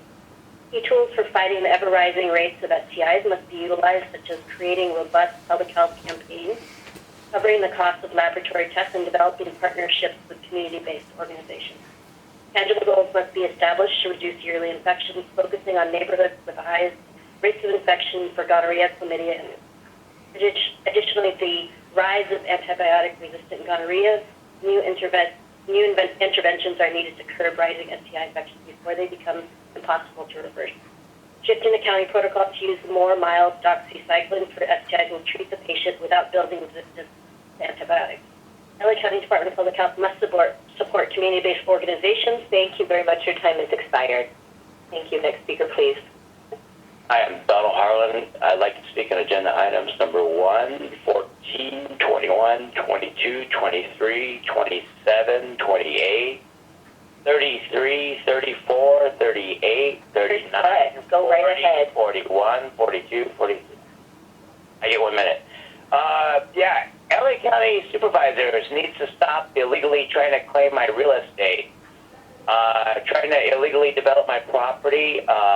That's a real crime. That not only are you committing a crime, that nobody can ever own that property. All those properties come off your tax base too.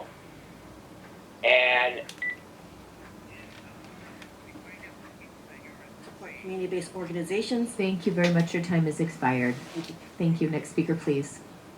Hi, I'm Donald Harlan. I'd like to speak on agenda items number 1, 14, 21, 22, 23, 27, 28, 33, 34, 38, 39, You're set. Go right 40, ahead. 41, 42, 43. I get 1 minute. Yeah, LA County Supervisors needs to stop illegally trying to claim my real estate. Trying to illegally develop my property. That's a real crime. That not only are you committing a crime, that nobody can ever own that property, all those properties come off your tax base too. And then we find out the people that you're employing are contributing to your political campaigns through the labor unions. It's just a big, giant loophole you guys have going on over here. Number 21, affordable housing, Meta Housing Corporation. No, that's not their problem. They don't need $50 million. The coastal development, number 23, 19560, Grandview Drive, Topanga. For sure, Sullivan doesn't own that property. They're not supposed to be in there. Also, number 27, the Inglewood elections. If the mayor or somebody from the state asks somebody to intervene in the local election, please tell us who that is. County Equestrian Centers. I see you guys are buying 4 horse ranches today. Who is that? Santa Monica Channel grant of easement. Castaic Creek, the bridge over Castaic Creek. The sale of parcel by Pickens Canyon Channel and the Bradbury Channel.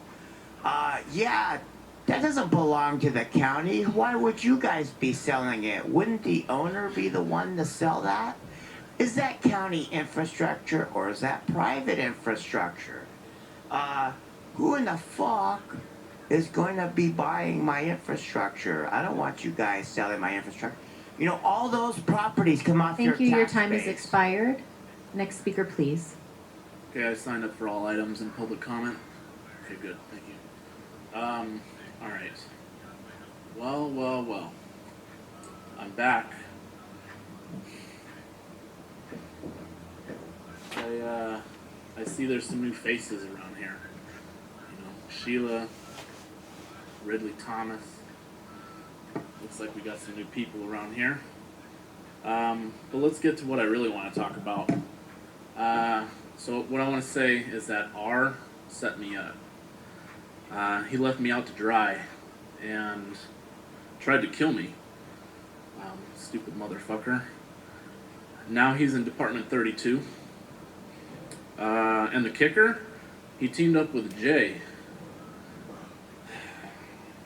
Jay pulled the trigger. The same Jay that pulled the trigger on the Malibu fire in Thousand Oaks. The same Jay that kicked me out of my house. So, now that I have a little bit more time, let's talk about item number 3. The rescue plan, American Rescue Plan. Where was my rescue at? That's what I want to know. And then number 6. So went from 3 to 6. Care first, jails last. I don't know. I don't believe that that's something you guys do around here. Strategic growth, number 21. I talked about that already earlier about how people are just building properties to kick people out of their homes, and then you can't afford the rent that they, put it in. But development in a good way, I see Topanga house development. That would be cool. I'm into that. That's something that I think should happen. Let's see. The interior remodeling of, on item number 25, I think some interior remodeling is definitely due. Let's see. Beaches and harbors design. Oh, 44. Yeah. Hazmat cleanup. definitely, we need to be cleaning some shit up around here. And then I already talked about the sheriff's reform, so that's about it. Thank you. Thank you. Next speaker, please. Your microphone isn't on, sir. Hold on 1 second. There we go. Arnold Sachs. A few items.